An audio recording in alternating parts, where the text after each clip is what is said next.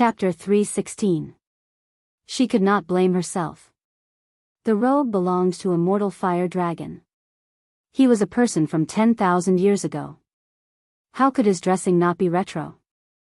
Moreover, the long robe was very tight on the body, and not even a speck of dust could touch it. It was obviously a treasure, so how could Zhang Xiaohua be willing to change it? But thinking about other people's eyes, Zhang Xiaohua still had the intention to retreat. Public opinion was powerful. She could not be too unconventional. While she was thinking, the waiter had already made the tea and waited at the side. Zhang Xiaohua was puzzled at first. When she was about to pick up the teacup to taste it, she suddenly thought that the waiter was asking her for a tip. It's all because of this robe. Why not just a cup of water? Why do you want Longjing tea? Alas, for this robe, I even have to spend money. This money grubber did not even think about the countless luminous pearl in his money bag. Even the treasures he got from the secret chamber in Shitsui Mountain were not much. Now he actually cared about being tipped by others. Zhang Xiaohua groped in her clothes for a long time. She frowned. The money bag was full of shocking things. She could not take out anything. What was in the money bag were the pieces of silver and a few banknotes that Zhang Xiaohu gave her when she came out of the Guozhuang house a few years ago. Where would she get the copper coins? After thinking for a while, she said to the waiter who had been longing for a long time, "Waiter, how much is this tea?" "Silver?" "Young master, you must be joking. It's only 14 copper coins." Zhang Xiaohua was helpless. She took out the smallest piece of silver from the money bag. It was about 2 copper coins. She threw it to the waiter and said, "Waiter, it's not that I don't want to give you a tip. It's just that I don't have any copper coins. This silver is the money for the tea and the tip. I'll give you a total of 20 copper coins. Give me the change later." When the waiter heard this, the smile on his face disappeared. He thought that this young master was generous and did not need the change. Who knew? The waiter impatiently took the money and handed it back. He said, "Dear customer, our tea house is a small business. How can we have so much loose change for you? Why don't you give me some copper coins?" Zhang Xiaohua laughed and said, If I had some copper coins, would have given them to you long ago. Why would I give you silver?" The shop assistant looked at him and said sarcastically, "Young master, the smallest piece of silver you have is 2 taels. You don't know that it's almost enough to buy our tea shed. You're really generous." Hearing the word generous, Zhang Xiaohua suddenly understood that this snobbish shop assistant wanted her to give him all the money without asking for change. How was this possible? Not to mention that his parents, elder brother, and elder sister-in-law were working in the fields all day long, and they might not even be able to earn 1 silver coin a day. He was working as a manservant in Huanxi Manor, and his monthly salary was only 3 silver coins. How could he casually spend these 2 silver coins? After all, he was a real country boy, not some hedonistic son of a rich family. Zhang Xiaohua looked at the shop assistant and took back the silver with a smile. He said, "It's okay. I haven't drunk a sip of this tea. You can take it back. Just consider that I didn't come in today." After that, he stood up and was about to leave. The shop assistant could not take it anymore. He hurriedly grabbed his hand and said, You. Today you bully people. Do you want to rely on your money to bully us poor people? You. Zhang Xiaohua heard that this guy actually said so and could not help but be annoyed. At this time, a manservant who was boiling water for the kettle hurried over and saluted, "Big brother Yao, this young master, don't worry. This young master, if you believe me, give this silver to me. I'll go to the front and help you change it into copper coins. What do you think?" Zhang Xiaohua was stunned. He looked at the manservant with a long nose and shabby clothes. However, his eyes were abnormally clear. He was not afraid to face Zhang Xiaohua's question. "Pei, Xiaohua ji, you manservant Xiaohua, hurry up and burn your fire." Be careful that I don't report you to the shopkeeper. Xiaohua. Zhang Xiaohua's eyes flashed with interest. He asked, your name is Xiaohua Ji, Little Flower? The manservant was a little shy and said, yes, this young master is Little Flower. Why isn't your surname Zhang? Zhang Xiaohua asked with interest. Xiaohua Ji saw that this young master was very amiable and also very respectfully replied, my father's surname is Ji and my mother's surname is Zhang. Naturally, I followed my father's surname. How can I follow my mother's surname? Zhang Xiaohua laughed and said, Xiaohua, how old are you? 9 years old, young master. Humph, your father died when you were 7 years old. Your life is really tough. Even your mother is sick because of you. The shop assistant said somewhat fiercely, in a few days, you will change your surname to Zhang Xiaohua. Hee, what a funny name. From Ji Xiaohua to Zhang Xiaohua, how unpleasant to hear. Shua, Zhang Xiaohua grabbed the teacup on the table and splashed it on the shop assistant's face. His face was ashen and said, shut up, did I let you speak? When Zhang Xiaohua was angry, there was a faint imposing manner. The shop assistant was so scared that he almost forgot to wipe the tea on his face. Fortunately, the tea had been dried for a while and was no longer boiling hot. Otherwise, at this time, the shopkeeper of the tea house heard the noise from outside and hurriedly came in. He didn't ask about the situation and immediately apologized. Zhang Xiaohua ignored him. He smiled and handed the silver to Xiaohua Ji and said, okay, this silver is for you. Help me exchange it.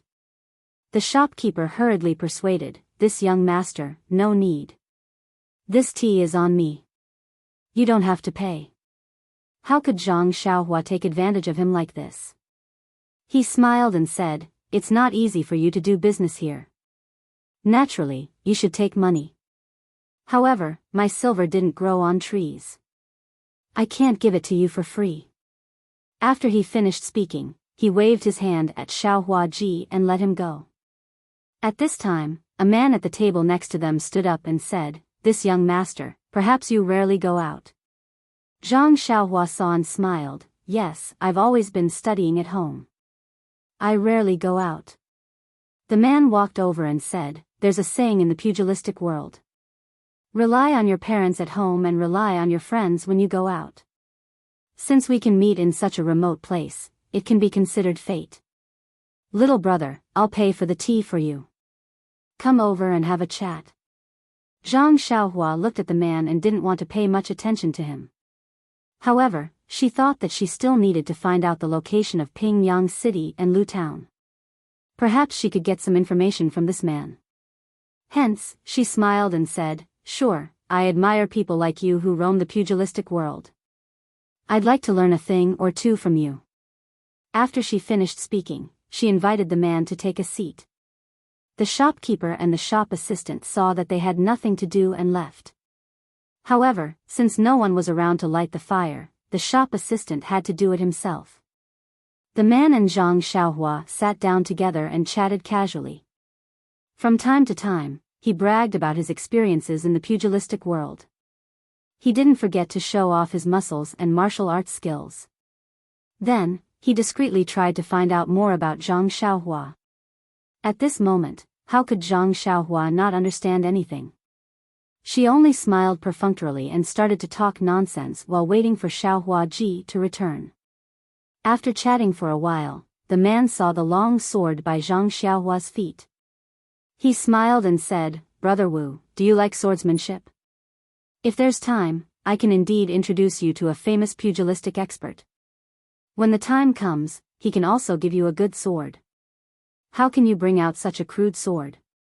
As he said that, he kicked it with his feet.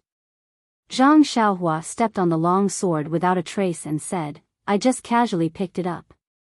Oh right, Brother Su, I have something to ask you. Just as she was about to speak, the scabby-headed Ji Xiaohua Ji came back from outside, panting. His hands were tightly wrapped around his chest. He ran all the way to Zhang Xiaohua's side and then heaved a sigh of relief. He took out an even smaller piece of silver and a large pile of copper coins from his chest and said breathlessly, "Young master, please wait. This is 1 tael of silver and 100 copper coins." Zhang Xiaohua asked, "Why did it take so long? Didn't you say it was just beside? I thought you took my money and ran away." Ji Xiaohuaji's face turned red and said anxiously, "How could I? The shops beside all have copper coins. I was afraid that it would be difficult for young master to take them, so I went to a few shops and finally found 1 tael of silver." "Oh, young master, please count it." Zhang Xiaohua smiled. He had already used his divine senses to scan the whole pile of copper coins. Not a single one was missing. He said, "No need, I believe you." Ji Xiaohuaji's face turned even redder. He smiled embarrassedly and continued to walk to the fire to boil water. Zhang Xiaohua kept all the copper coins on the table and did not take out a single copper coin. He then asked the man, "I want to ask Brother Su something. Do you know Pingyang City?" "Pingyang City?" The man was stunned and immediately said, I know. A few years ago, when I was running darts, I always went to Pingyang City. I'm very familiar with it." "I see. I heard that there's a scenery called Calm Lake and Autumn Moon in Pingyang City. I've admired it for a long time and really want to take a look. But I don't know how to get there." "Oh, I see. The scenery you mentioned is in the south of Pingyang City. It's really not bad.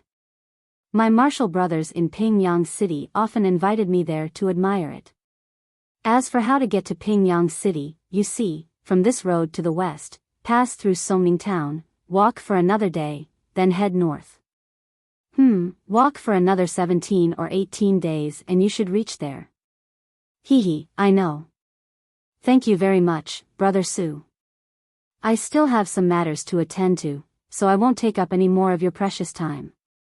With that, he cupped his hands and picked up the long sword at his feet. He shouted to the shopkeeper, "Shopkeeper, this Master Su has paid for my bill." Then, he walked out in big strides. He left the man who was sitting at the old table behind him. He raised his hand and opened his mouth. He wanted to say something but could not. He wanted to wave but could not. He looked awkward. The shopkeeper walked forward and smiled. "Thank you, Master Su. It's a total of 20 copper coins." The man shouted, "What nonsense is this, Longjing? It's no different from drinking plain water. Do you think I'm that white sheep? Here, it's 10 copper coins. Take it or leave it." With that, he threw out a large sum of money from his pocket. Just as the shopkeeper was collecting the money, the mangy-headed page boy who was boiling water also rubbed his hands and gritted his teeth. He seemed to have made a decision. When he saw that the shopkeeper was not paying attention, he ran out in a flash. Chapter 317. Zhang Xiaohua was able to drink a pot of top-grade Longjing tea without spending a single copper coin in the tea shed. Regardless of whether these tea leaves were truly Longjing tea or whether he really needed to drink tea, the feeling of taking advantage of others was very satisfying for Zhang Xiaohua. "Do you think I don't know what you're trying to do? Do you really think I'm an inexperienced young master? My face has been exposed to the wind and sun on this deserted island. Do you think I've become a pretty boy?" Zhang Xiaohua touched his cheek and was somewhat pleased with himself. Just as he was about to withdraw his divine sense, he suddenly saw the scabby-headed Ji Xiaohua hastily running out from the side of the tea shed. He was very astonished. He had a good impression of this manservant. Of course, without the comparison of the shop assistant, Zhang Xiaohua might not have been able to see how outstanding this manservant was. At the very least, he had exchanged 100 copper coins for himself and hadn't embezzled a single copper coin. He also hadn't been waiting to ask for a tip, right? Ji Xiaohua exited the straw shed and stood on the main road. He first looked around anxiously. After some thought, he ran in the direction of Songning Town.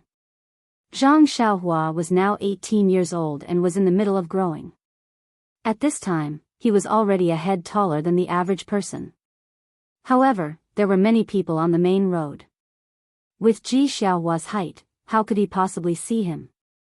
Zhang Xiaohua didn't know if this scabby-headed brat was looking for him, but he still slowed down his footsteps and revealed his figure through the gaps of the crowd.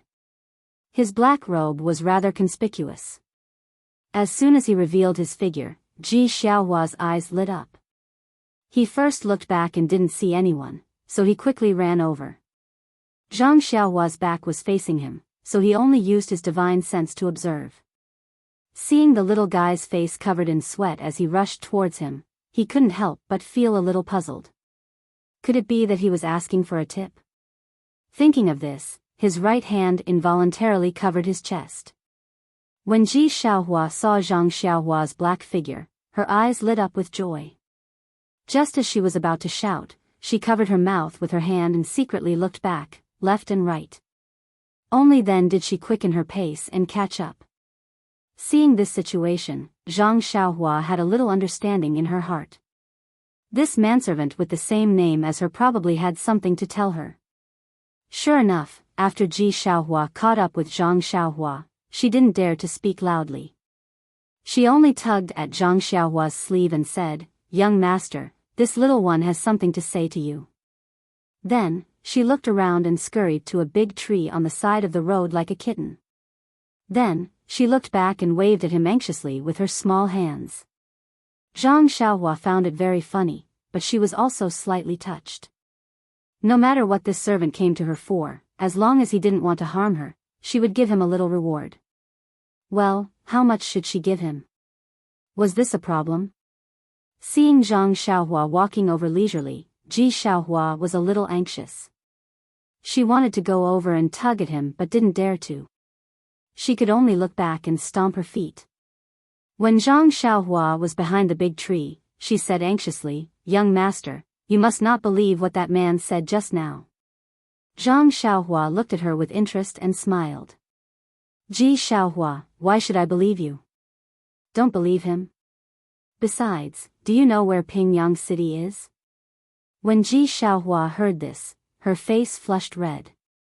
Her childish voice was a little high-pitched as she said, "It's okay if young master doesn't believe me. I also don't know where Pingyang City is. However, you must not believe him. Every time he gives directions here, he will first go west, pass through Songning town, and then go north. I think this Pingyang City might not be a place he has been to before. Besides..." Ji Xiaohua gritted her teeth and said, He often stays in the tea stall. I heard the shopkeeper call him Master Su.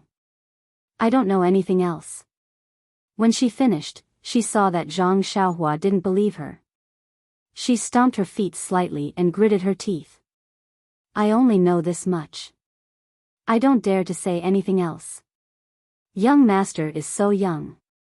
It's better for you to go home early. I'm leaving." When she finished, she turned and ran towards the main road. Zhang Xiaohua was quick to react. She grabbed his arm and said, "Ji Xiaohua, you spent so much effort to tip me off. Don't tell me you don't want me to reward you." When Ji Xiaohua heard this, there wasn't a trace of embarrassment on her face. She said mockingly, "Young master, since you don't believe me, why should I make a fool of myself? Instead, you will think that I'm lying to you." Zhang Xiaohua smiled. "Of course I believe you. That calm lake and autumn moon in Pingyang City is just something I made up." "Oh." Ji Xiaohua was first elated, then disappointed. He said, "Since young master knows that I'm lying to you, then I'm relieved. I still have to go back to tend to the fire. Young master, you should go home quickly." Zhang Xiaohua still didn't let him go. She asked, "I still want to know why you risked being found out to tell me this. Aren't you afraid that Master Su will find trouble with you?" Ji Xiaohua scratched his scabby head and said, "This, young master, I can't explain it clearly. Maybe it's because you splashed the tea on Gui Er's face just now. This guy always bullies me and even badmouths me in front of the shopkeeper." Following that, she said in a desolate tone, "How would Master Su notice someone like me? Even if he did, I only have a mother who has been ill for a long time at home. Even eating is difficult for her. How would he be able to do anything? Then, she shook off Zhang Xiaohua's hand with all her might and said, "Young master, I have to go back quickly. The shopkeeper already said that if he finds out that I did anything wrong, I won't be allowed to boil water in the tea shed. Hold on to me. I'm sure the shopkeeper has already found out by now." "Then what do you say?" "Hee, I'll say that I have diarrhea. I can control the heavens and earth, but I can't control my shit and fart. I'll beg and beg. At most, I'll kowtow a few times and suffer a few kicks from him. I'm sure he'll let me stay." At that moment, Zhang Xiaohua felt a lump in his throat. It was as if he saw himself coming out of the Guozhuang house and coming to Pingyang City. He thought that he had suffered enough at Huanxi Mountain Villa, Lotus Escort Agency, and Misty School. However, looking at this kind-hearted Ji Xiaohua who wanted to earn some money to buy food for himself and his sick mother, he was really too blessed. At least, he had his second brother Zhang Xiaohu to take care of him. At least, he had a warm and happy home in a distant village. Following that, Zhang Xiaohua asked gently, "Ji Xiaohua, how many copper coins do you get for boiling water in the tea shed for a day?" Ji Xiaohua smiled bitterly and said, "This tea shed manager is more stingy. It's only 3 copper coins. All right, young master, I'll go out quickly. If I'm any later, I won't be able to cover up this lie." After saying that, he wanted to run again. Zhang Xiaohua quickly grabbed him and said, "Don't panic, don't panic. It's been hard on you to come here. How about this?" Hearing this, Ji Xiaohua's eyes were filled with anticipation and shyness. Zhang Xiaohua looked at the child's round and clear eyes and said, "You go back to the tea shed first. Tell the tea shed manager that you want to take a few days off. As for me, there's something that I want you to help me with. I'll give you 10 copper coins a day. What do you think?" When Ji Xiaohua heard that he wanted him to go back to the tea shed first, his heart immediately sank. However, the words that followed made him extremely happy. He said, "Really? Young master, what do you want? You actually want to give me 10 copper coins a day? And you don't have to worry about this. Anyway, it's a very important matter. You go and take a leave first. This, young master, I won't do things like murder and arson. Do I look like that kind of person to you? Besides, can you do things like murder and arson?" Ji Xiaohua grinned and said, "Young master, please wait for a moment. I'll be back soon." Then, he ran out like a wisp of smoke. Not long after, he came back with a small cloth bag. Zhang Xiaohua smiled and said, "You took a leave so easily?" Ji Xiaohua said, "That Gue heir has been watching me for a long time. Before I could say anything about taking a leave, I was chased out. I didn't even have to say the words that I thought of just now." After saying that, he opened the small cloth bag and took out a half-eaten thing that was the size of a fist. He took a hard bite and swallowed it with difficulty. He said vaguely, "It's a pity that I can't drink the boiled water in the tea shed." When he said that, Zhang Xiaohua's tears almost fell down. He chuckled and said, "Ji Xiaohua, I'm also hungry. Can you give me some to eat?" Ji Xiaohua said in surprise, "Young master, this thing, you can eat so much?" Zhang Xiaohua reached out and took a bite. Even though he grew up in the countryside and was used to living a hard life, he had never eaten food that was so hard to swallow. It was astringent and somewhat painful to the teeth. With Zhang Xiaohua's more than 10 years of farming experience, this was made with several kinds of grains and vegetables, as well as chaff and the like. Zhang Xiaohua slowly ate one bite at a time. Ji Xiaohua was stunned at the sight. This was his ration for the day, and it was actually eaten by a young master who lived in luxury. Although he said to eat one bite at a time, in fact, that thing was less than half a fist. Zhang Xiaohua finished it in 2 or 3 bites, but it was very hard to swallow. Even an immortal like Zhang Xiaohua also swallowed his saliva and carefully swallowed it. He really didn't know how this child usually ate. Seeing Zhang Xiaohua finish eating, Ji Xiaohua still hadn't woken up from his shock. Zhang Xiaohua walked over and patted his scabby head without any trace of politeness. He said, "Let's go, kid. Follow me to the city to do something." Ji Xiaohua was just 9 years old. His body hadn't grown up yet, and his height was only below Zhang Xiaohua's chest. This head patting was very easy. No wonder second brother always likes to pat my head. It's really interesting. Zhang Xiaohua thought so. Ji Xiaohua hurriedly put away the small package and hung it on his small arm. He said with a smile, "Young master, I wonder what you're doing in the city? Tell me about it first. I've already thought of a place to bring you." "Oh, right. Young master, I'll help you carry this crutch." After he finished speaking, he reached out to take the long sword in Zhang Xiaohua's hand. Zhang Xiaohua waved his hand and stopped him. He said, "You can't carry this thing. Let me carry it." "Young master, don't look at my young age. I've been very strong since I was young. I'm also a little famous in the South City. Otherwise, why would that tea shop owner hire me? I even help them gather firewood." Chapter 318. You still collect firewood for them? Zhang Xiaohua was a little speechless. When he was young, he also went up the mountain to collect firewood. However, his eldest brother and second brother took turns to follow him and only gave him a small bundle of firewood to carry. That feeling was still fresh in his memory. That's right. Otherwise, their tea stall would have to spend another 2 copper coins to buy firewood. Xiaohua said with a smile. Seeing that there weren't many people around, Zhang Xiaohua's childlike innocence was aroused. He put the long sword on the road and said with a smile, "Then you carry it. If you can carry it, I'll give you an extra copper coin every day. However, if you can't carry it, I'll deduct a copper coin every day." "Ah. Really? Young master can't trick me." Zhang Xiaohua said, "How can I trick you? Carry it for me." Xiaohua went forward ecstatically. His small hand grabbed the middle of the long sword and tried to lift it up. However, the long sword didn't move at all on the ground. Xiaohua was shocked. He took the small bundle from his shoulder and walked to the side of the long sword.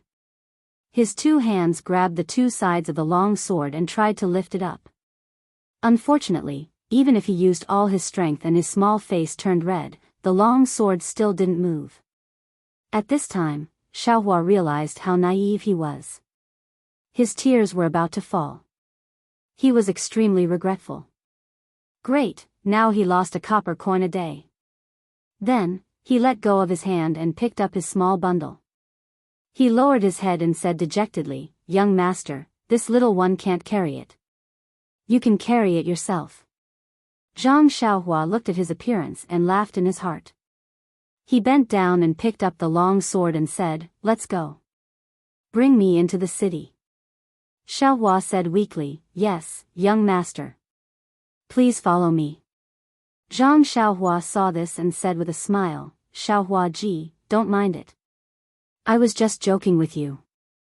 Now I officially announce that I'll give you 11 copper coins every day." "Ah. It's true." Ji Xiaohua beamed with joy and said, "Young master is such a good person." When Zhang Xiaohua heard this, she frowned slightly and said, "Can you not call me young master? That's why it sounds so weird." Xiaohua asked curiously, "Young master, if I don't call you young master, what should I call you?" Zhang Xiaohua scratched her head and felt depressed. That's right. What should Ji Xiaohua call her? Forget it. Call me if you want. Zhang Xiaohua waved his hand helplessly. "All right, young master, please come with me." With that, Ji Xiaohua happily led Zhang Xiaohua along the main road towards Songning town. However, just as they entered the town, Zhang Xiaohua keenly noticed the sweat on Ji Xiaohua's forehead. Zhang Xiaohua found it very strange. They had just walked for a while. Logically speaking, this child often walked, so how could he be so tired? While she was puzzled, Xiao Huaji stopped and wiped the sweat on her forehead. She turned around and asked, "Young master, we're already in the city. What do you want to do?" As she spoke, the fragrance of a steamed bun wafted over from a nearby store. The child couldn't help but look over and secretly spit. "Io." Zhang Xiaohua instantly understood and couldn't help but secretly want to hit herself. That thing just now must be Xiaohua Ji's ration for today. He hasn't eaten yet, but I ate it first. I wanted to let him have a good meal at noon, but I didn't expect that he hasn't eaten in the morning. The sweat on his forehead is probably from hunger. With this thought, Zhang Xiaohua smiled and said, "The first thing to do after entering the city is of course to eat. This young master hasn't eaten breakfast yet. Let's go, I'll treat you to some steamed buns." With that, she walked towards the steamed bun store first. Although Xiaohua Ji was young, she had been outside for a few years. How could she not know Zhang Xiaohua's thoughts at this time? Looking at Zhang Xiaohua's back, she gratefully followed. Unfortunately, she didn't know that the young master in front of her was just a fake. Otherwise, she would have dragged him to a restaurant long ago. The vendor selling steamed buns was also a perceptive person. Seeing Zhang Xiaohua's dress, she hurriedly shouted, "This young master, do you want to eat some steamed buns? Come and have a taste. You're used to eating fish and meat. Eat some of our vegetable buns. It's good for the body." After that, she looked at the dirty little table awkwardly. She didn't know if she should let Zhang Xiaohua sit down. Zhang Xiaohua didn't mind and sat down. Xiaohua Ji followed and stood beside Zhang Xiaohua. She didn't know whether she should sit or stand. Zhang Xiaohua smiled and said, "Sit down, Ji Xiaohua. Don't be polite. Thank you for calling me young master several times. Today, I'll treat you to some steamed buns." Ji Xiaohua sat down obediently. She sat at the end of the bench far away from Zhang Xiaohua. To be honest, it was one thing to work for a young master and another to eat with him. She heard that rich families had rules when eating. This was the first time she ate with a young master. Moreover, they were eating meat buns that she had been craving for. How could she not be careful? Seeing this, Zhang Xiaohua didn't say much. She said to the vendor, "Give me 4 steamed buns and 6 steamed buns." The vendor happily said, "Okay, I'll give it to you right away." After that, she took 2 trays from the top of the 2 tower-like steamers. She picked them up and gave them to the 2 of them. Zhang Xiaohua saw Ji Xiaohua staring at the fragrant steamed buns. She smiled and pushed the 4 steamed buns in front of him. Ji Xiaohua's eyes were a little disappointed. She reluctantly looked at the steamed buns in front of Zhang Xiaohua. She swallowed her saliva and asked, "Young master, you eat first." Zhang Xiaohua smiled and said, "Let's eat together." After that, she picked up a pair of chopsticks from the table. Seeing this, Ji Xiaohua hurriedly said, "Young master, wait." Zhang Xiaohua was stunned and looked at Ji Xiaohua strangely. Ji Xiaohua took the chopsticks from Zhang Xiaohua's hand and skillfully picked up the tea from the table. After it was slightly hot, he handed it to Zhang Xiaohua. Zhang Xiaohua was a little helpless. Why was this young master not reliable at all? That's right, when did Zhang Xiaohua eat so delicately? Seeing Zhang Xiaohua pick up a steamed meat bun, Ji Xiaohua quickly picked up the chopsticks from the table, picked up a steamed vegetable bun, and took a bite. The steamed bun had just been taken from the fire. Although the outside was cold, the inside was very hot. Ji Xiaohua had very little experience in eating steamed buns. How could he know that it was so hot that his mouth kept sucking in cold air? Even so, he was reluctant to spit out the steamed bun in his mouth. Zhang Xiaohua looked at him and smiled. She reached out and poured a glass of water for him and said, "Drink some water and it won't be hot." Ji Xiaohua quickly stood up and muttered, "Young master, how can I let you pour water?" Zhang Xiaohua raised her hand and motioned for him to sit down and handed the water to him. Ji Xiaohua took it and quickly drank it, then drank it in one gulp. Although he was boiling water in the tea shed, he didn't dare to casually drink the water. He had been busy from morning until now and hadn't had a sip of water. How could he not be thirsty? Ji Xiaohua blew on the steamed vegetable bun while eating it. He was about to eat the second one when Zhang Xiaohua smiled and pushed the steamed meat bun beside her to him and said, "Eat the meat bun now." Ji Xiaohua was stunned and didn't understand what was going on. Zhang Xiaohua smiled and said, "You eat first. We'll talk while eating." After receiving the order to eat, how could Ji Xiaohua still be reserved? He picked up the meat bun and began to eat. Fortunately, he had the experience of eating the steamed vegetable bun just now, so his mouth wasn't scalded by the meat bun. Zhang Xiaohua saw that he was eating happily and said, "When I was young, the first time I ate a meat bun, I scalded my mouth and had diarrhea. Later, I heard people say that if the stomach doesn't eat meat for a long time, it's best to eat some vegetables first and then eat meat. That's why I let you eat a meat bun first." Ji Xiaohua suddenly understood. With a meat bun in his mouth, he muttered, "Young master knows a lot." Zhang Xiaohua curled her lips. Nonsense, how could he not know the experience that was exchanged with diarrhea? After Ji Xiaohua ate 3 meat buns, Zhang Xiaohua didn't let him eat anymore and said, "Okay, if you eat too much, your stomach will feel uncomfortable. Pack up the rest of the buns. It won't be too late to eat when you're hungry later." Ji Xiaohua was overjoyed and hurriedly and carefully put away the rest of the buns.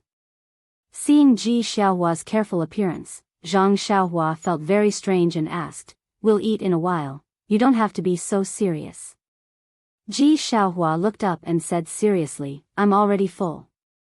I want to bring this back for my mother to eat." The word "mother" made Zhang Xiaohua's nose sour again. She didn't know who was missing her, or who thought that she had already passed away and was sadly missing her mother. He waved his hand and said to the vendor, "Waiter, pack up 2 more trays of steamed buns for me, 1 for vegetables and 1 for meat." Ji Xiaohua curiously asked, "Young master, you didn't eat a single one just now. Could it be that you're waiting to eat on the road?" Zhang Xiaohua smiled and said, "This is for you to bring back to your mother." "Ah." Ji Xiaohua couldn't believe her ears and said, "Is this true?" "Yes, why would I lie to you? This is 40 copper coins." "Young master, you're so generous." "Ah. 40 copper coins, ah. I thought it was 36 copper coins. AI, this world is not like the old days. Forget it, I'll be generous this time." Zhang Xiaohua paid the bill. Xiaohua nimbly packed up the steamed buns and asked, "Young master, it's time to get down to business." Zhang Xiaohua looked at the things in his hands and said with a smile, "Don't worry, my business is very easy. Take back the things in your hands first, then we'll talk." "Okay, mother probably hasn't eaten anything either. It's just right to send it back now." Xiaohua was overjoyed at this turn of events. Ji Xiaohua's house was in the south of Songning City. Although it was in the city, it was a shabby little courtyard with leaky little houses everywhere. It was even worse than Zhang Xiaohua's Guozhuang house. Zhang Xiaohua didn't enter the house and just stayed in the courtyard. He didn't feel any discomfort, but Ji Xiaohua wouldn't let him in no matter what, saying that it would be too slow to treat Zhang Xiaohua. Zhang Xiaohua's divine sense had already swept through the shabby house. There was only a middle-aged woman with grizzled hair inside. She was curled up on the bed and coughed from time to time. Although she tried her best to endure, how could she endure it? In Zhang Xiaohua's divine sense, he seemed to see that woman spit out traces of blood. Zhang Xiaohua sighed and thought of his grandmother. Wasn't she like this in the past? Therefore, the peak of martial arts should be comparable to the 5th or 6th layer of the Immortal Path's Qi refining stage. Moreover, the Qi of heaven and earth was insufficient now, so magic could not display its power. Of course, it was inferior to martial arts. Of course, Zhang Xiaohua now felt that he couldn't compare with O Peng, Chang Gung, and the others, but he was belittling himself. He already had the earth escape, the fire escape, and the flying sword. He was already in an invincible position. If he couldn't beat them, he could escape. There was also a tourist who said that Zhang Xiaohua's strength was amazing. It should be the effect of the wrist guard. Why didn't I mention it in the book? I think that other books write it so clearly. It's obvious that it's like some TV dramas nowadays, treating the audience as everything needs to be explained or narrated. I'm afraid that the audience doesn't understand or know, so I didn't write it. Actually, the readers are very smart. Even if I didn't mention it, wouldn't the tourists know? Oh right, I also forgot the martial arts moves. First, it highlighted that Zhang Xiaohua's martial arts practice was different. Second, if a few words could explain the moves, then there would be no need for a master to teach. Especially, if the men's football team was given a training manual, they would have dominated the World Cup. It seems that the so-called training in the country should be world-class. Chapter 319. Zhang Xiaohua held a long sword in her hand and crossed her hands in front of her body. She looked up at the many white clouds floating in the sky. No one knew what she was thinking. Xiaohua Ji took the steamed buns and happily walked into the small house. "Mother, look what I brought back for you." Just as she stepped into the small house, Xiaohua Ji shouted. "Xiaohua, why did you come back so early?" Ji Xiaohua's mother asked strangely, ignoring her question. "Mother, I met a young master in the tea shed. He asked me to take him to do something. He also said that he would give me 10 coins a day." "Oh, it's 11 coins. Look, these are the steamed buns he invited me to eat. He also asked me to bring back 2 trays for you." "What? Who told you to run out of the tea shed so easily?" "I asked Father Hao, who was on the streets, to find it for you. It was not easy." "This, mother, I know, but, no buts. You really have guts. Who dares to believe you? If others deceive you, how do you want mother to live?" "Mother, this young master is really good, and the shopkeeper of the tea shed already doesn't let me go there anymore." You, Xiaohua, why don't you let mother worry?" After speaking, she struggled to get up from the bed. Xiaohua Ji hurriedly stepped forward to support her and said, "Mother, you rest, I will feed you steamed buns." Xiaohua Ji's mother didn't know whether to laugh or cry. She said, "You, Xiaohua, why can't you grow up? What's wrong?" "Mother." Xiaohua Ji was very puzzled. Xiaohua Ji's mother lovingly looked at her son, who was just 9 years old. She knew that he was still very childish. She explained, "He is the young master of a large family. He came to our house and gave us something to eat. No matter what, we have to meet him and thank him," and, after pausing for a moment, she continued, "In the end, he is a stranger. Mother also needs to meet him. Don't let him deceive you." Ji Xiaohua sensibly nodded her head. She helped her mother get her outer garment and shoes, and then helped her mother out of the room. When Zhang Xiaohua saw him come out, she quickly went forward and wanted to greet him. The woman rushed to greet him and said, "Young master, this lowly concubine Zhang greets young master." Zhang Xiaohua hurriedly returned the greeting and said, "Auntie, you're welcome. You're not in good health, so you should rest in the house." Madame Zhang was in her 30s, but her hair was already white. At first glance, she looked even older than Guosufei a few years ago. It was no wonder that Zhang Xiaohua called her auntie the moment she arrived. In fact, he didn't know what to call her. Mrs. Zhang smiled bitterly and said, "Young master, don't be like this. This lowly concubine can't afford it. Just call me Mrs. Zhang." As he spoke, he coughed a few more times. Zhang Xiaohua smiled and said, "Then it's better to call you Aunt Zhang." Madame Zhang repeatedly said that she didn't dare. Then, she carefully sized up Zhang Xiaohua and thought to herself, this young master is not bad. He is very approachable and doesn't have the air of a young master. Look at the long robe he is wearing, which is unique in Songning City. Moreover, he looks very kind and doesn't have a trace of darkness. Just looking at him makes people feel at ease. Nonsense, this fellow was originally a kind-hearted country boy. How could he have the misgivings in Madame Zhang's heart? Madame Zhang coughed for a while and said, "What does young master want Xiaohua to do for you? If it's convenient, can you tell this lowly concubine?" When Zhang Xiaohua heard the two words, Xiaohua, he felt both strange and familiar. He smiled and said, "It's nothing. Aunt Zhang, I'm not from here. Just now, I was almost cheated in Ji Xiaohua's tea house. Thanks to Ji Xiaohua's reminder, I thought that I might encounter some trouble in Songning town, so I wanted to find a local to guide me and help me bargain so that people wouldn't cheat me. I saw that Ji Xiaohua is very clever and dutiful, so I wanted him to help me. However, I also caused him to be fired by the tea house owner.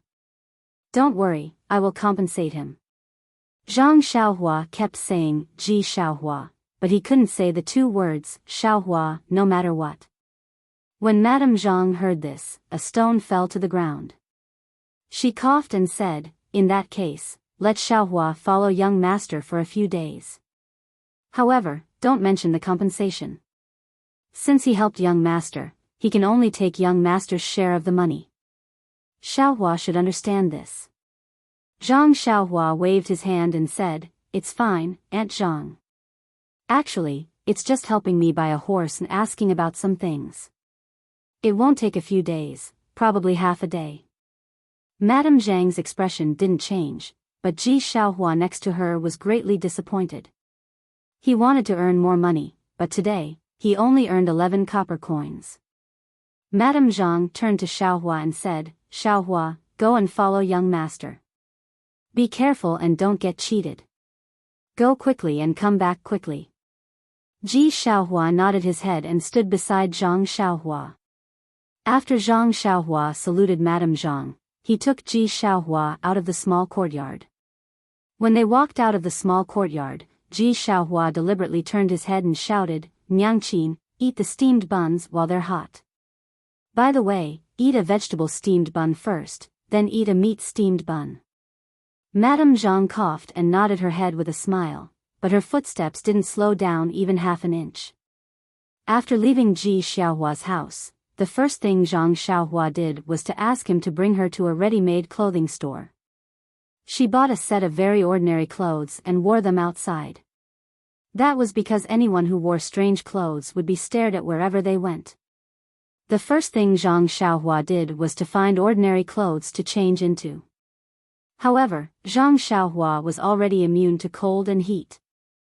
That black robe was obviously a good thing. He took it and was willing to take it off. He just wore it inside. As the saying goes, people rely on their clothes and horses rely on their saddle. When Zhang Xiaohua changed into ordinary clothes, he immediately became ordinary. He no longer had the aura of a young master. Ji Xiaohua praised from the side, "Young master, you're really amazing. After changing your clothes, you look like an ordinary person and not a young master."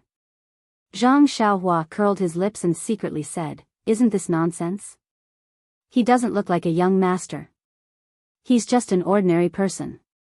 Where did this young master come from?" After changing the clothes, the effect was obvious. On the street, no one looked at the two ordinary young people. Even when Zhang Xiaohua and others came to the horse market to choose horses, no one paid attention to them. Fortunately, Xiaohua was a local and was very familiar with this place. Not long after, he helped them find a shop with a good reputation. The shop assistant's attitude towards the two was average and didn't discriminate too much. This made Zhang Xiaohua very satisfied. However, when it came to choosing horses, the shop assistant was very dissatisfied. Why? No matter what horse the shop assistant recommended, the tall and seemingly inconspicuous young man shook his head and didn't even take a step closer.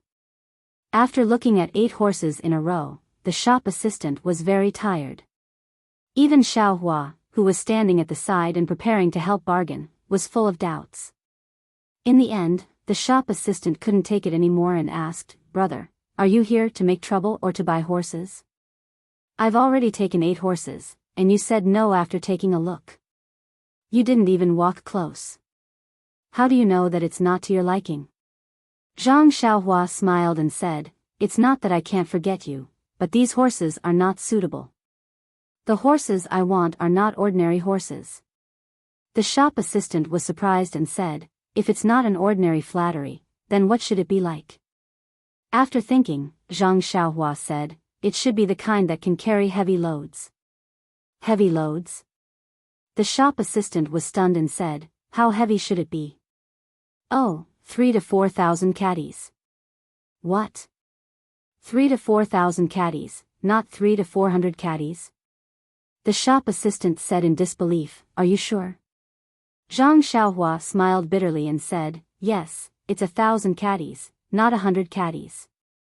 The shop assistant shook his head like a rattle drum and said, "That's impossible. I've never heard of a horse that can carry 3 to 4,000 caddies." "You want a cow, right?" "Oh, no, the legendary camel."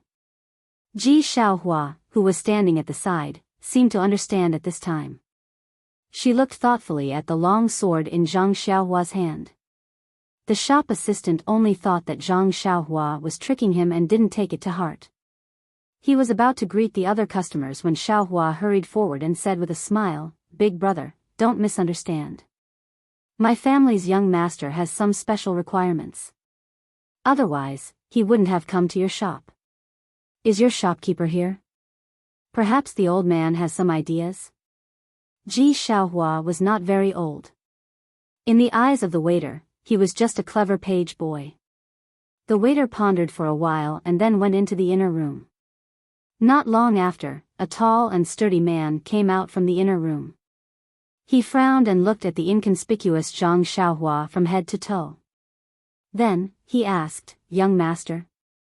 The horse you want is really not available in this shop. Why don't you go to another stables to look?" Zhang Xiaohua thought for a moment and cupped her hands and said, "Then I'll have to trouble shopkeeper. By the way, can you let me see your best horse?" "This." The sturdy man hesitated. Ji Xiaohua smiled and said, "Shopkeeper, don't be afraid. If it suits my family's young master, you will be rewarded. Quickly go and bring it over." When Zhang Xiaohua heard this, she also understood the shopkeeper's meaning. She wanted to take out the banknotes from her purse and show it to the shopkeeper, but he didn't know how much the best horse cost. If she rashly took out the banknotes, if it was less, wouldn't it be very embarrassing? Seeing Ji Xiaohua deal with it so calmly, she pursed her lips and smiled without saying anything. The sturdy man hesitated for a moment and said with a smile, "It's okay. I just want to take a look. Young master, please follow me to the back to take a look." Zhang Xiaohua looked at Ji Xiaohua with satisfaction and followed the sturdy man to the back. After turning a few small aisles, they entered a large courtyard. At a glance, there were dozens of tall horses in this courtyard. However, they couldn't use their divine sense to recognize the horses. Otherwise, wouldn't Zhang Xiaohua be able to sweep them away? Just when Zhang Xiaohua was overwhelmed, the sturdy man turned around and said, "Young master, please come with me." After that, he brought Zhang Xiaohua to a stable in the corner facing the sun. He saw that there was a tall and beautiful date red horse tied to the stable. Although Zhang Xiaohua didn't know much about horses, he could roughly tell whether it was good or bad. This horse was obviously not on the same level as the one the shopkeeper brought over. "Please add it to your collection, please give it a tip, thank you." Chapter 320. Zhang Xiaohua smiled and said, "Shopkeeper is really hiding something. Compared to what I saw just now, it's much better." The man was not embarrassed as he laughed and said, "This kind of horse is my favorite, how could I casually give it away? If it wasn't for the fact that young master really loves horses and sincerely asked for it, how could I bear to part with it? Bullshit, isn't it just to buy more money? How do I look like someone who loves horses? I just want to find a horse that can carry a sword." Hey hey. Zhang Xiaohua silently cursed in her heart. Zhang Xiaohua smiled and said, I don't know if this one can come closer to take a look. The man said, of course, but young master should be careful. This horse's temper is very fierce and it won't submit to people. It wasn't easy for this one to subdue it. Zhang Xiaohua waved her hand, indicating that it was fine. She slowly walked closer. This was a good horse with a fat body. It could be seen at a glance. Seeing Zhang Xiaohua walk closer, the horse's eyes revealed a vigilant look. Its hind legs also trembled, eager to try. When Zhang Xiaohua saw this, she stopped and turned her head to ask, Shopkeeper, can I touch it? The man smiled and said, of course you can. He quickly walked in front of the date red horse and took the reins. He used his hand to comb the horse's mane and the horse immediately became docile. However, its hooves kept kicking the ground as if it was warning Zhang Xiaohua. When Zhang Xiaohua saw this, she walked in front of the horse and stroked the back of the date red horse. The mane was very soft and very comfortable to touch.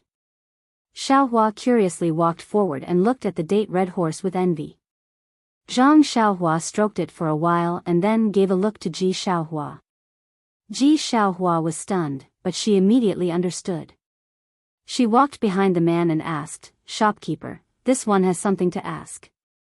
When the man heard this, he unconsciously turned around and said, Little brother, what is the problem? But please tell me. While he was turning around, Zhang Xiaohua exerted force with her hands. The date red horse's legs went soft and it almost fell to the ground. Then it raised its head and let out a sad neigh. Zhang Xiaohua quickly pulled back her hands and put them behind her back. Before the burly man could finish his question, he heard the neigh of a horse. His expression changed and he quickly turned around. At this time, the date red horse had already stood up. Its forelegs were slightly trembling and its head was shaking uneasily. It looked at Zhang Xiaohua with eyes full of fear. Zhang Xiaohua stood aside with her arms folded, looking like she had nothing to do with it. The burly man looked at the restless date red horse and then looked at Zhang Xiaohua's tall and thin figure. She looked harmless to humans and animals. He was a little puzzled and quickly comforted his beloved BMW. Ji Xiaohua, on the other hand, saw everything clearly, and her heart couldn't help but be filled with astonishment. On the side of the road in Songning town, he couldn't even pick up that unremarkable sword even after using all of his strength. Just now, this thin and weak youth's two hands pressed down on the tall horse until it almost went limp. In addition, he had just said that he could carry a horse that weighed several thousand jin. He wasn't a fool, so how could he not know about this youth's strange state? When the burly man turned around, Ji Xiaohua's heart calmed down a little. Little brother, do you have any questions that I need to answer? This. Ji Xiaohua had an idea and said, I wonder what price the shopkeeper will give for this divine horse. When the shopkeeper heard this, he immediately became spirited and mysteriously stretched out a finger. Ji Xiaohua let out a sigh of relief and said with a smile, 10 taels of silver. Although Ji Xiaohua also grew up in the southern part of the city, she had only seen other people's transactions from afar and didn't know the specific market price. She only felt that the high price of 10 taels of silver was already out of her expectations. Zhang Xiaohua had never bought anything before, but the last time he bought a long sword from Tianshu, he had spent 7 taels of silver. How could this handsome date red horse only be worth 10 taels of silver? However, she already didn't plan on buying this horse, so she didn't say anything. When the shopkeeper heard this, his expression slightly changed and he said with a smile, Little brother really knows how to joke. A mere 10 taels of silver can only buy a mule. How can it buy this BMW? Could it be that you want 100 taels? Ji Xiaohua clenched her teeth and said a number that she couldn't imagine. No. The shopkeeper shook his head. Oh, it's less than 100 taels. Little brother, you're wrong. It's 1,000 taels. The shopkeeper said to Ji Xiaohua with a smile, but his eyes looked at Zhang Xiaohua. Zhang Xiaohua was also shocked and secretly said, "It's quite dark. It's better to rob." You. Ji Xiaohua didn't know what to say and only used her little finger to point at the brawny man. Seeing this, Zhang Xiaohua didn't plan to stay any longer. She smiled and cupped her hands. "Shopkeeper, thank you for showing us such a divine horse. It's a pity that I don't have enough money. It's better to go to another store to have a look." After saying that, he smiled and led Ji Xiaohua back the way they came. Seeing this, the shopkeeper hurriedly followed and said, "Young master, if you don't have enough cash, you can let the waiter follow you back to get it." Seeing that Zhang Xiaohua ignored him, he said, "Well, seeing that young master really wants to buy it, I have to reluctantly give it up. 800 taels, I can't go any lower. Young master, what do you think?" After that, he actually followed Zhang Xiaohua and lowered the price again and again until it was 200 taels. Zhang Xiaohua actually didn't know how much the horse was worth. She just made up her mind not to buy it. She let the shopkeeper keep lowering the price, but she didn't say anything. Finally, when they reached the door, the shopkeeper was anxious and said, "Young master, how much are you willing to pay?" Zhang Xiaohua stopped and wanted to haggle with him for 10 taels. But after thinking about it, why bother? It wasn't easy for others to buy it. She didn't plan to buy it. Why did she have to tease him? Thinking of this, she shook her head with a smile and went straight out. Seeing Zhang Xiaohua like this, the shopkeeper didn't chase after her. He shrugged, changed his expression, and continued to do his business. Zhang Xiaohua walked for a while with Ji Xiaohua. Suddenly, she stopped and asked, "Ji Xiaohua, aren't you leading me? Why did you let me walk in front?" When Ji Xiaohua heard this, she hurriedly smiled apologetically and said, "Young master walked very fast. This little one couldn't catch up." After saying this, she hurriedly walked in front and led Zhang Xiaohua to another place. At this moment, in Ji Xiaohua's eyes, Zhang Xiaohua was no longer a kind-hearted and good-natured hedonistic son of rich parents. Instead, he was a person covered in a mysterious halo. After walking for a while, as expected, there was the sound of a horse neighing again. However, Ji Xiaohua turned around and said, "Young master, the Jade Gate Horse Company we just went to is the largest in Songning Town and has the best reputation. If there isn't anything to your liking, I reckon that the other two places don't have it either." Zhang Xiaohua nodded and said, "I was careless. I didn't think that the horse couldn't bear the weight." Ji Xiaohua was speechless. This sentence sounded a bit like a young master's. Indeed, the other two places didn't have as many horses as the previous one. The horses didn't look as good as the previous one and the starting price was even higher. Zhang Xiaohua couldn't be bothered to try it out. After a few words, he left. When Ji Xiaohua saw that she didn't help Zhang Xiaohua, she was unhappy and walked with her head lowered. Looking at the sun in the sky, Ji Xiaohua forced a smile and said, "Young master, what do you think is next?" Seeing that Ji Xiaohua wasn't happy, Zhang Xiaohua smiled and said, "The next thing is simple. I want to know how to get to Pingyang City or Lu Town. Where do you think I should go?" When Ji Xiaohua heard this, she thought for a while and said with a smile, "This little one knows. Young master, please follow me." After saying this, she brought Zhang Xiaohua to the front of a tea house. Zhang Xiaohua didn't understand and said, "Can this kind of information be found in this tea house?" Ji Xiaohua smiled and said, "Young master, don't be anxious. In this Jing city, there are only tea houses and wine shops that are well informed. But if you have to follow along, it's better for you to go by yourself. Why would you need me? Please take a seat in this tea house, brew a pot of good tea and enjoy it carefully. Wait for me to go and find out for you. What do you think?" "Ah, is that so?" Zhang Xiaohua really didn't enjoy such treatment.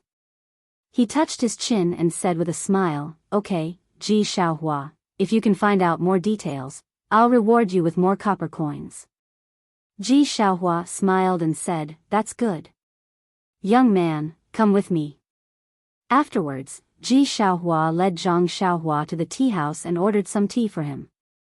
She asked around in the tea house and then quickly ran out again. Zhang Xiaohua sat under the sun, basking in the warm sun as he tasted the fragrant tea and waited quietly. It seemed that at this moment, he finally understood the true meaning of silver. In his mind, he removed the equating sign between silver and food. Sigh. He sighed and looked away from the steam rising from the teacup to the bustling crowd on the street outside the tea house. He couldn't help but feel a sense of realization. Humans, in the blink of an eye, Zhang Xiaohua seemed to be in a trance. His consciousness rose up high and watched the people on the street. Gradually, there were more and more people on several streets.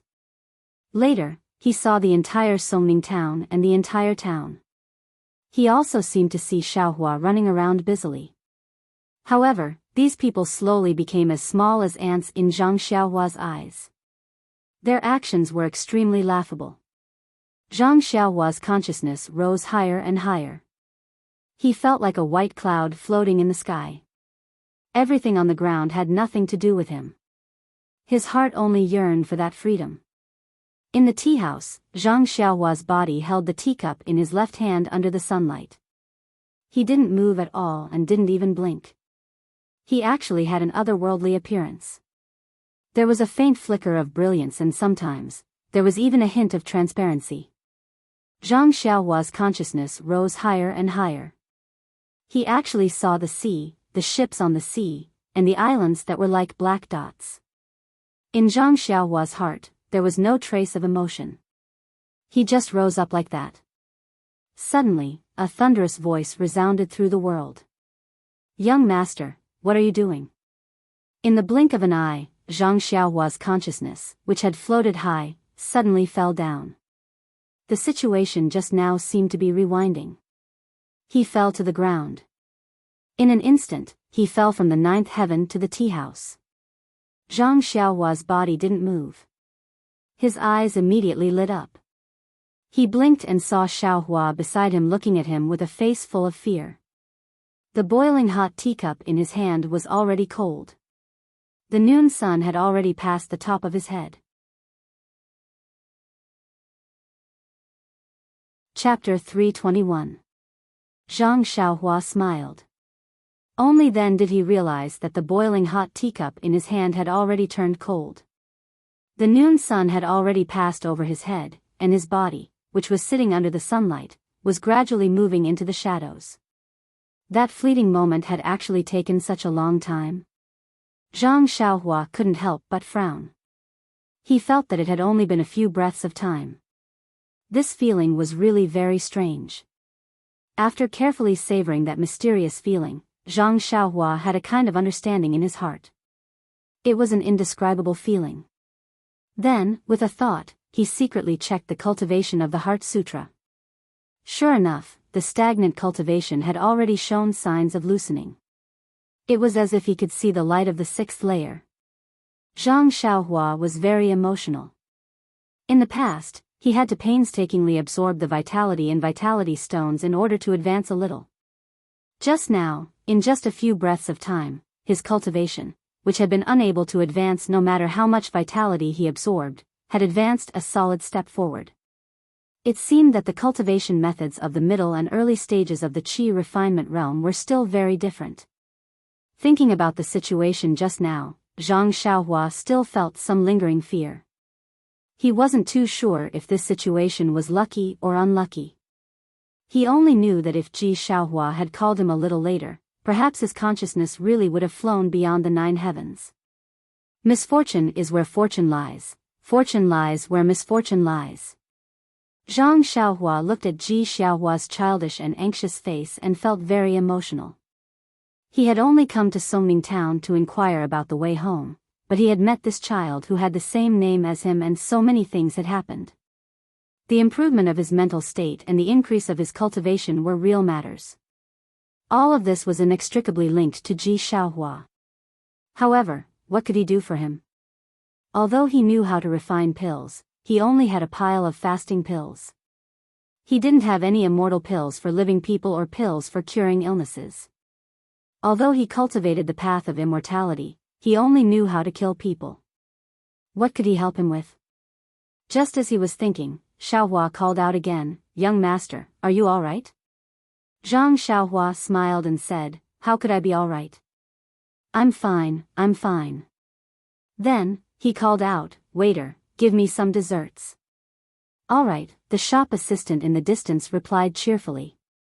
But in his heart, he secretly thought, this guy must be a fake young master. He didn't even drink a cup of tea and sat there for the whole afternoon. Isn't it because he's afraid of eating too much snacks? When he saw that his companions were here, he quickly ordered one. Hee, I've seen a lot of people like him. Zhang Xiaohua pointed at the stool and said, "Ji Xiaohua, have a seat. You look exhausted. Drink some water first and have some snacks later." After that, he picked up the teapot and poured some water for Xiaohua. Ji Xiaohua didn't dare to sit down and rushed to pour herself. Zhang Xiaohua smiled and said, "You'd better do it. I want to thank you with this cup of water." Xiaohua said shyly, "Young master, you're welcome. Didn't you want me to do something for you?" Zhang Xiaohua reached out and patted him on the shoulder to let him sit down. She put the poured tea in front of him and said, "I have something else to thank you for." "Ah." Xiaohua said in surprise, "Young master is amazing." "You already know?" Zhang Xiaohua asked curiously, "What do I know? Is this not what young master is talking about?" Xiaohua said as she carefully took out a piece of white cloth. "What is this?" Zhang Xiaohua asked. "So young master doesn't know." "Know what? How would I know? If you don't tell me, of course I don't know. Only if you tell me will I know." Zhang Xiaohua was in a good mood and chatted with Ji Xiaohua. At this moment, the waiter served the fragrant pastries. Zhang Xiaohua pointed at the pastries and said, "This is also to thank you. Eat to your heart's content." Xiaohua stuck out her tongue and swallowed her saliva. She said, "Young master Xia, you should take a look at this first." Zhang Xiaohua took the white cloth and unfolded it. On the upper right corner were the words Songning Town, and on the lower left corner were Pingyang City and Lu Town. In the middle were a few other names. In between these names, there were many lines drawn. Could this be the route from Songning Town to Lu Town and Pingyang City? Looking at Zhang Xiaohua's surprised expression, Ji Xiaohua was very pleased. As he ate the desserts, he said, "Young master, the Pingyang City that you mentioned is really far away. I've asked a few people and they all told me different things. However, this route is what most of them said. Moreover, it's really a coincidence that someone in Lu Town had gone there to sell silk before and found out about it." "Silk? Why didn't I know that Lu Town produces silk?" "Hee, young master, it's just fake silk." "Oh, I see." Subsequently, Xiaohua continued, "I could have come back earlier, but I thought that if I told you, you might forget in a while. I wanted to draw one myself, but it was like a cat scratching. I had no choice but to find a street artist to help me draw it." Following that, she took a big bite of the crispy pastry and said angrily, "That guy actually took advantage of the situation to increase the price and asked me for 3 copper coins. It's more expensive than a New Year's painting." "Oh, young master, I'll pay for these 3 copper coins. You don't have to worry about it. I didn't even manage to buy a horse just now. I feel sorry for making you come here for nothing."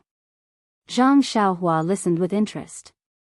"Hee, if you paid for it yourself, why did you tell me the price of this white cloth? This guy is really clever. He's much better than me when I was young." However, looking at the very detailed lines drawn on the white cloth, why would Zhang Xiaohua care about this little trick? It was smart of him to only do this little trick. There were many lines on the white cloth, but Zhang Xiaohua already understood them with just a glance. They were deeply imprinted in his mind. However, he still carefully folded the white cloth and kept it in his arms. Seeing this, Xiaohua smiled even more brightly, as if she had received the biggest reward for her hard work. After eating half of the pastry, Xiaohua stopped eating. Zhang Xiaohua asked curiously, "It's already noon. Is this enough for you?" "It's enough, it's enough. I'm small and my stomach is small. I'm already full." Okay. Now that you're full, come with me to do something else." After Zhang Xiaohua finished speaking, he got up and was about to leave. At this moment, Xiaohua asked softly, "Young master, can I take the rest of the pastry away?" Zhang Xiaohua stared blankly and said repeatedly, "Yes, of course you can." Xiaohua hurriedly took out a very clean handkerchief from his arms and carefully wrapped up the remaining pastry, keeping it in his arms. Zhang Xiaohua smiled and didn't say anything, letting the waiter settle the bill. After leaving, Xiaohua asked, "Young master, where are we going next?" A bank. Songning Town was different from Lu Town. It was close to the harbor and had a very developed business. There were several banks alone. Zhang Xiaohua didn't care about it, so Ji Xiaohua went to the nearest one. This bank wasn't big and had few customers, which suited Zhang Xiaohua very well. Unlike other places, the bank didn't have any waiter to serve customers, only a tall counter. It was Zhang Xiaohua's first time coming to this kind of place. Looking at Ji Xiaohua, who was also looking around, it must be her first time as well.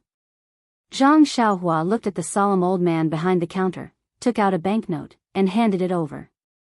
The old man with a grizzled beard was expressionless. He reached out to take it, but when he opened it, he frowned. That's right. Most of the customers who came to the bank would exchange large amounts of silver for banknotes for convenience of carrying around, or exchange banknotes for silver. The bank would take a cut from each transaction. Only when the amount was large would it be worth it.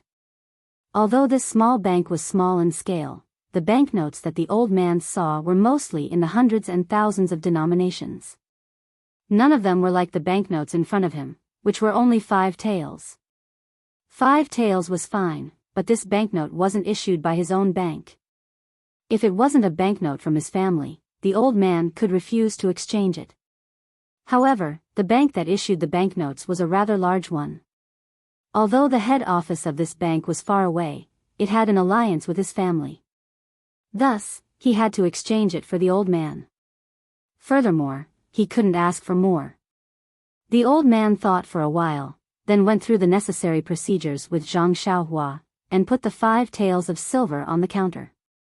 Zhang Xiaohua was about to say something, but the old man said first, "I'll have to trouble this customer to pay a fee of 1 tael of silver first." 1 tael of silver? Fee? Zhang Xiaohua was stunned and said, "I give you banknotes, and you give me silver. Why should I pay you a fee?" The old man was helpless. Seeing that there weren't many customers in the bank, he patiently explained the details. After listening to the old man's general financial knowledge, Zhang Xiaohua was enlightened. This banknote was convenient to carry, but the price was not small. Zhang Xiaohua sighed.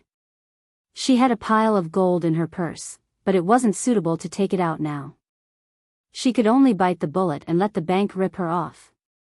Zhang Xiaohua smiled and said to the old man, "This old man, I want to exchange this 5 taels of silver for 1 tael of silver.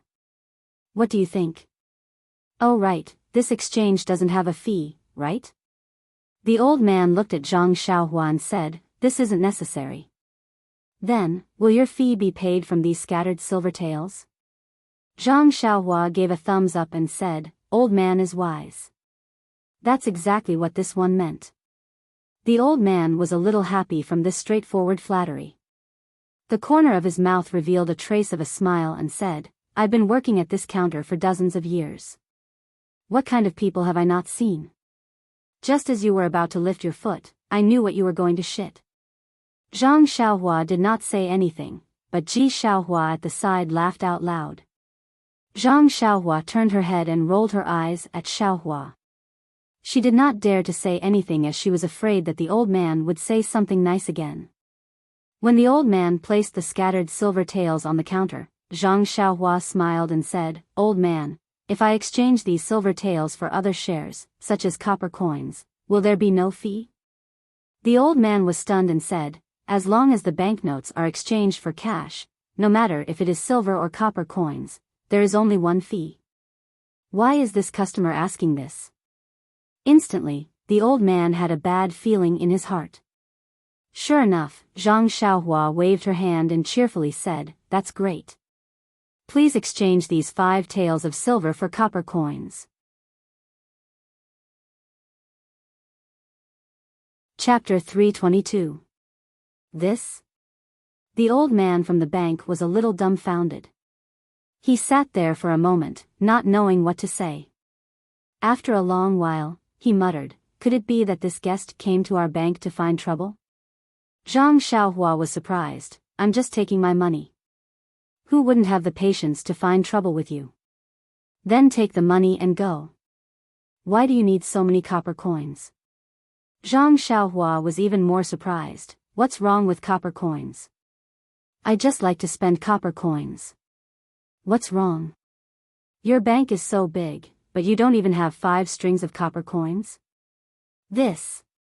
The old man was also choked by her words. Zhang Xiaohua was right. The bank was famous for money. How could they not have some copper coins in reserve? However, the transactions in this bank were usually gold and silver. If you took a large amount of silver or gold notes, it was very normal. But the person in front of them took 5 taels of silver notes and wanted to exchange them for 5 strings of copper coins, which was a big sum of 5,000 copper coins.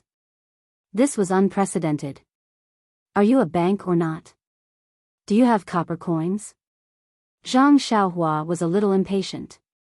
The old man came to his senses and confirmed, "Guest, do you really want to exchange them for copper coins?" "Yes, I want to exchange them for copper coins." The old man still persuaded, "Guest, when you go to the market to spend, you can just use the scattered silver. Why do you have to go through so much trouble?" Zhang Xiaohua insisted, "Isn't the wall of your bank written, 'Above guest'? Can't you satisfy this small request of mine?" The old man looked at the 4 big words on the wall and had no choice but to stand up and say, "Xiao San, Xiao Si, go and give this guest 5 strings of copper coins." "Wait." Zhang Xiaohua thought of something and took out 2 banknotes from his bosom. "By the way, old mister, can I trouble you to exchange one of these banknotes for a copper coin and the other for a copper coin?" "Ah." The old man was stunned. "Why do you want to exchange them?" "Yes. Don't tell me your bank doesn't have any copper coins?" Sigh. The old man sighed helplessly. He waved his hand and said, "Xiao Si, you 2 go to the back and see if there are enough copper coins in our treasury." Fortunately, it didn't take long for them to hear groaning and groaning behind them. The 2 of them carried out a bunch of copper coins and walked to the back of the counter with great effort. They then used a lot of strength to place the coins on the tall counter. At this moment, the 2 of them had never complained more about who designed such a tall counter. Seeing the small mountain of copper coins on the counter, Zhang Xiaohua felt a little dizzy. He had never thought that 10 taels of silver could be exchanged for so many copper coins. Looking at the dozens of small pieces of silver on the side, they were also worth half of this mountain of copper coins. In an instant, Zhang Xiaohua's almost zero knowledge of finance was added with another thick stroke. Looking at so many copper coins, Zhang Xiaohua smiled and asked, "Old man, can your bank give me a big gunny sack?" The old man was already depressed enough from her harassment. He didn't say anything and waved his hand at Xiao San. Xiao San casually took out an old gunny sack from under his feet and threw it on the pile of money. Zhang Xiaohua didn't mind and happily took it. He put the 10,000 copper coins into the gunny sack and carried it with his hand. Then, he turned his hand and grabbed the dozens of small pieces of silver on the counter and put them into his bosom. Then, he quietly stood there. The old man saw that Zhang Xiaohua still didn't leave and frowned. "Guest, is there anything else?" Zhang Xiaohua was a little surprised. He opened his mouth to say something, but the old man quickly said, "Guest, you should hurry up and do your own things. Our bank really doesn't have any spare copper coins. Even if you want to exchange, you can't." Hearing this, Zhang Xiaohua chuckled and said, "Since you really don't have any, I won't exchange." However, your bank should carry more copper coins. Maybe I will exchange them tomorrow. The old man sat behind the counter and rolled his eyes. He almost fainted. He repeatedly waved his hand and said, "Guest, please walk slowly. I still have things to do, so I won't stand up." Zhang Xiaohua smiled and said, "You really want me to leave now?" "Yes, guest, you should hurry up and leave." At this time, the old man no longer cared about the guest is above all shop rules on the wall and said what was in his heart. "Okay, I will leave now." After that, Zhang Xiaohua easily picked up the big sack and turned to walk out of the bank. Behind him, Xiaohua was also puzzled. As soon as they walked out of the bank, Xiaohua quickly caught up with Zhang Xiaohua and whispered, "Young master, did you make a mistake just now?" "It seems that." Before Ji Xiaohua finished speaking, Zhang Xiaohua looked back and took Ji Xiaohua to run. He didn't care about the direction. After turning several intersections, he stopped and said with a smile, "I made a lot of money. I made a lot of money today. Today's money is worth a month of my time in Huanxi Mountain Villa." "Young master, what are you talking about? Why can't I understand?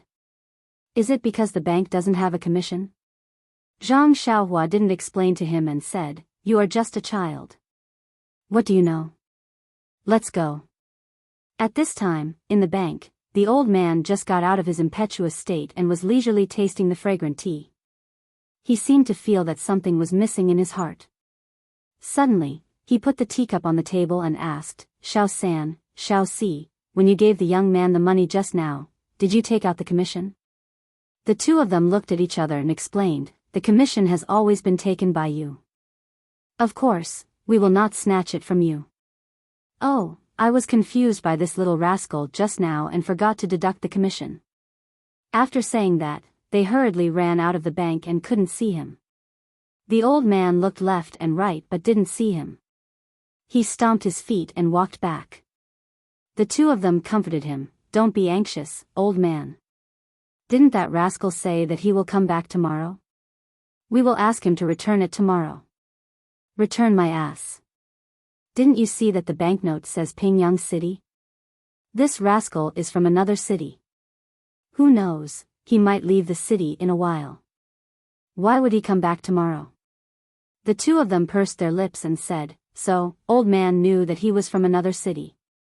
That's why you said that the commission was 1 copper coin. It's not like you don't have a share in it. What's there to be indignant about? Forget it, forget it. You have been hunting geese every day. Today, you have been pecked in the eye by the geese. Go. Where do you want to go now, young master?" Xiaohua Ji asked very responsibly. Zhang Xiaohua held the long sword in one hand and the sack in the other. She didn't have a third hand to rub her chin. She thought for a while and said, "Let's go to your house first." Go to my house?" Xiaohua Ji didn't understand. However, she still listened to Zhang Xiaohua Ji's words and turned to lead the way. At this moment, an old man wearing a felt hat and ragged clothes slowly walked over from the side. Behind him was a sluggish animal that looked neither like a mule nor a horse. The animal carried a pile of dry firewood on its back. Its fur was messy and dirty. There was even a large bald patch. An unpleasant smell could be smelled from afar. When Xiaohua Ji saw the old man, she smiled and shouted from afar, "Old man, how did you go out to collect firewood again?" When the old man heard the voice, he raised his wrinkled old face and opened his turbid eyes.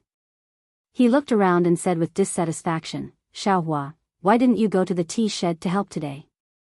Xiaohua Ji blushed and argued, "Old man, how? It's not that I didn't put in effort.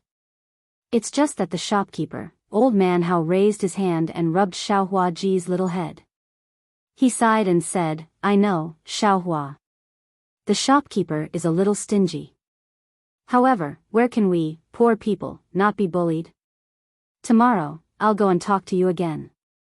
With my face, the tea house owner might be able to recognize me.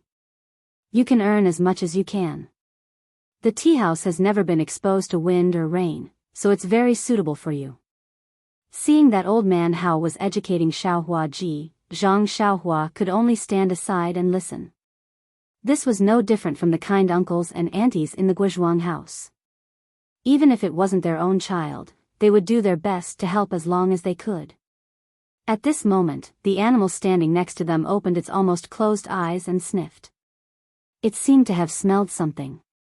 When it saw Zhang Xiaohua, its eyes seemed to brighten. Therefore, it dragged its feet and walked to Zhang Xiaohua. It raised its head and put its strange head in front of her. Although the animal smelled a little strange, Zhang Xiaohua grew up in the countryside. How could she be afraid of this? Zhang Xiaohua threw the sack on the ground and raised her hand to stroke the animal's head. The animal seemed to enjoy it very much. It even stuck out its tongue and licked Zhang Xiaohua's hand. Zhang Xiaohua felt itchy and very comfortable. When she looked at the animal's eyes again, Zhang Xiaohua was stunned. The animal's eyes seemed to be filled with longing, desire, and expectation. Zhang Xiaohua couldn't believe it. She rubbed her eyes with her hand. When she looked carefully again, sure enough, the half-closed and listless eyes were now wide open and quietly looking at her. The animal's eyes seemed to be intelligent and seemed to be transmitting its thoughts. At this moment, Zhang Xiaohua remembered to look carefully at the strange animal. The animal's face looked like a horse's. It was long, but there were two protrusions on its head, which seemed to be like antlers. Its hooves were large, similar to a cow's, or even larger. The big tail behind it was like a donkey's. This strange animal looked like a deer, but it was not a deer. It looked like a horse, but it was not a horse. It looked like a cow, but it was not a cow. It looked like a donkey, but it was not a donkey. What was it? Xiaohua listened to Father Hao's lecture. When she saw the animal licking Zhang Xiaohua's hand, she quickly went up and said, "Young master, stay away. Don't dirty your clothes." But when she saw that Zhang Xiaohua didn't seem to mind at all, she smiled and said, "Young master, Huan is the cutest. It's gentle and won't bite. You probably haven't come into contact with animals. Huan seems to like you very much." Then, she said embarrassedly, "Although Huan smells, it will be very clean after washing. If you don't like it, I can wash it away now." Only then did Father Hao notice Zhang Xiaohua next to Xiaohua. He asked, "This young master is?" Ji Xiaohua told him the purpose of Zhang Xiaohua's visit. Father Hao smiled and nodded. Chapter 323. Huan. Zhang Xiaohua looked at this dirty, strange animal with several bald patches of fur. She couldn't help but smile. She stroked the horns on Huan's head. Those were two bald horns. Ji Xiaohua saw that Zhang Xiaohua didn't dislike Huan and became happier. Zhang Xiaohua was about to ask him, but old man Hao said, "Xiaohua, you accompany the young master. I'll take Huan back." Xiaohua smiled and said, "The young master said he wanted to go to my house. Let's go together." Then she turned to Zhang Xiaohua and said, "Young master, put your sack on the firewood. Huan is very strong. She can carry it." Hearing this, Zhang Xiaohua's heart moved. She didn't show anything strange on her face. She reached out to pick up the sack from the ground and put it on Huan's back. Sure enough, the animal didn't seem to feel anything. As the three walked, Ji Xiaohua told Zhang Xiaohua about Huan. It turned out that Huan didn't belong to old man Hao. Last year, when Xiaohua went to the mountain forest outside the city to collect firewood, she picked it up from a ravine. When Ji Xiaohua met Huan, the horns on Huan's head had been cut off. There were also a few arrows on its body, leaving a lot of blood. It didn't look like it would live. Ji Xiaohua happened to have some wound medicine with her. She applied it on Huan and brought it back little by little from the mountain forest. However, Ji Xiaohua and Madame Zhang weren't good at raising animals, so they handed it over to old man Hao. After treatment, it was finally saved. Ji Xiaohua named it Huan. Xiao Hua's family didn't usually need this animal, so they left it with Old Man Hao. Every day, it would help Old Man Hao carry some things. During the busy farming season, it would also help other people in the fields. At this point, Xiao Hua's heart also moved, and she said sincerely, "Young master, Huan Huan is very good at carrying things, but I don't know if it's to your liking. However, it's not like a horse, it's good at running, and if you ride it." At this point, he couldn't continue. He really hoped that his Huan Huan could help Zhang Xiaohua, but if Zhang Xiaohua really rode this thing that was neither a donkey nor a horse, wouldn't she be ridiculed to death? Huan Huan seemed to be able to understand Xiaohua's words and was extremely unhappy. She struggled against the reins in his hands and let out a long cry to express her objection. Xiaohua Ji quickly patted Huan Huan's back to express her sympathy. Zhang Xiaohua was also depressed. Yes, who didn't like to wear bright clothes, ride a tall horse, and swagger through the streets? But even a tall horse couldn't carry a long sword. Even if Huan Huan could carry a long sword, if it couldn't run as fast as a tall horse, what use would he have for it? Right now, I just want to find a proper way to go home. Carrying such a heavy sword, even if I take a carriage, it's still inconvenient. I can only travel alone. Since I can't buy a horse, I can only travel alone. Alas, it's easy to use lightness skills in the forest where there's no one, but it's extremely inappropriate to use lightness skills along the main road. I've never heard of people in the martial arts world using lightness skills to travel along the official road in broad daylight. Yes, they don't use lightness skills to travel because they're afraid of exhausting their internal strength, but I'm not afraid. I have primordial stones to replenish the energy of heaven and earth. Why would I be afraid of running out of vital qi? Thinking of this, Zhang Xiaohua's eyes unconsciously lit up. But then he thought, if I used the levitation skill to travel from Songning Town to Luzhen Town, my name would have spread throughout the martial arts world. Forget it, I'll keep a low profile. If I'm looking for trouble for no reason, it's better to use the usual method to go back. There must be a reason why people in the martial arts world don't use lightness skills to travel. There must be a reason. Then, Zhang Xiaohua touched his chin and looked at Huan Huan. He didn't know if this monster could carry a long sword. Well, the most important thing was, could it run fast enough? As for whether riding this monster was ugly or not, he threw that thought to the back of his mind. He had ridden a donkey in the Guozhuang house before, so it didn't seem to be a bad thing. Thinking of this, Zhang Xiaohua asked tentatively, "Xiaohua Ji, how heavy can Huan Huan carry?" "Young master, you have to ask Old Man Hao about this. I've never used Huan Huan like this." Old Man Hao, who was walking slowly in front, turned around and said, "Young master, I'm not boasting, but Huan Huan is really the best animal I've ever seen." The mule squeaked when it carried a little bit of firewood, but Huan Huan didn't respond at all. It's even good at plowing the fields. Not only can it walk steadily, but it also plows deeply. It often does the work of other cows for 2 days. Several farmers near the city want to buy it, but Xiaohua is unwilling to part with it. That's why I've been keeping it. After saying that, he sighed and said, "Actually, young master, to tell you the truth, how can this old man not know Xiaohua's thoughts? My house is so bare.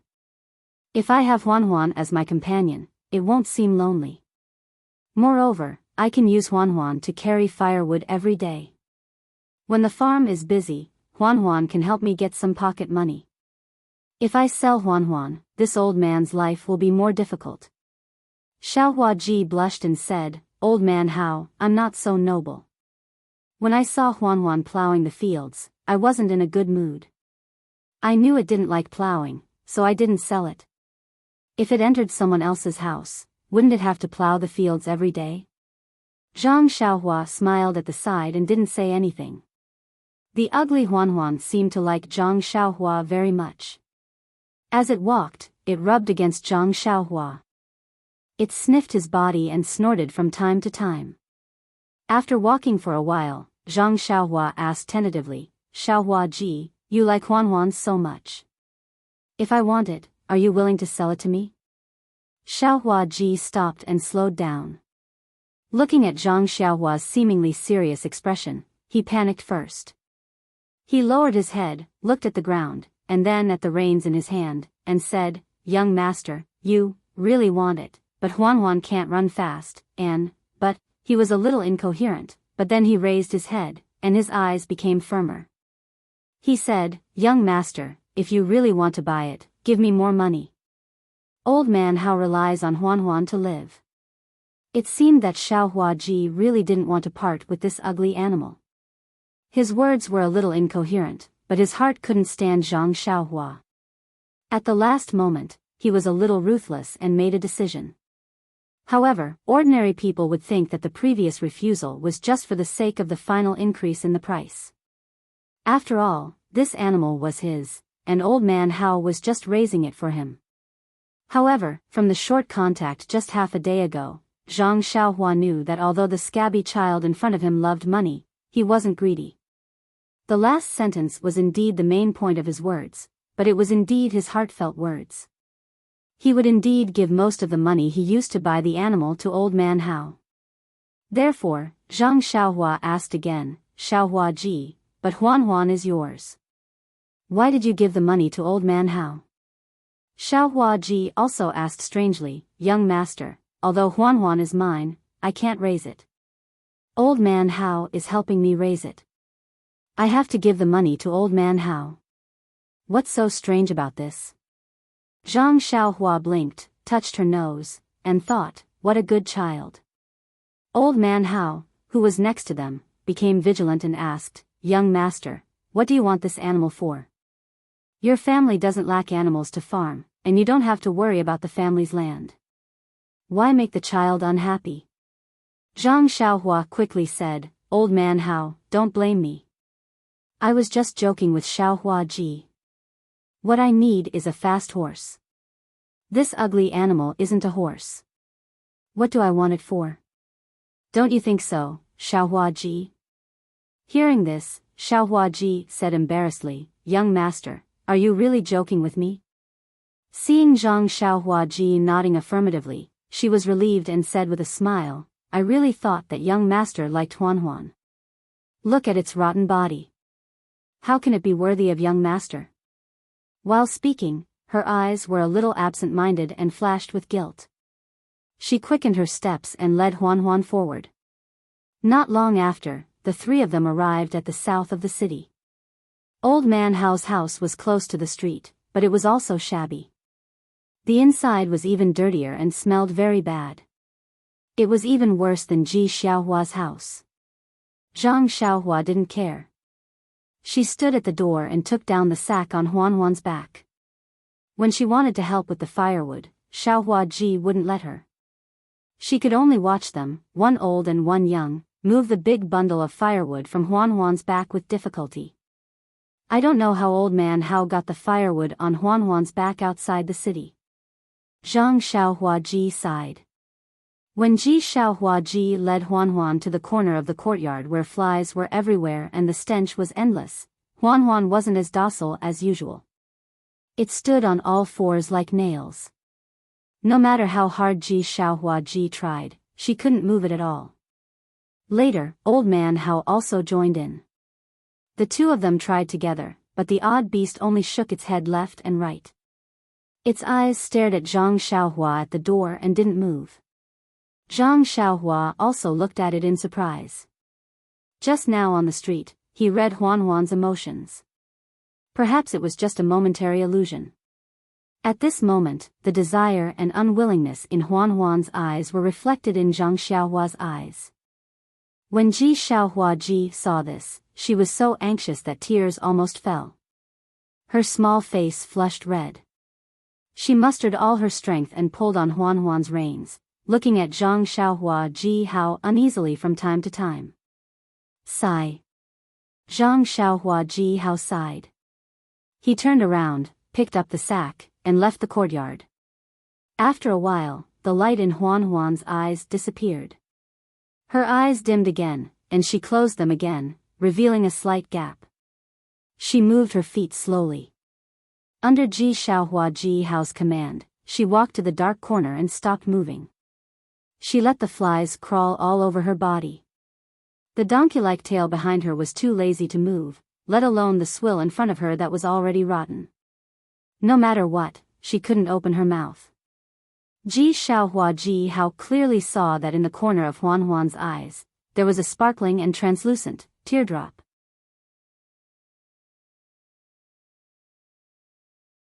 Chapter 324. Zhang Xiaohua waited outside Father Hao's door for a long time before Ji Xiaohua arrived. Ji Xiaohua looked very listless.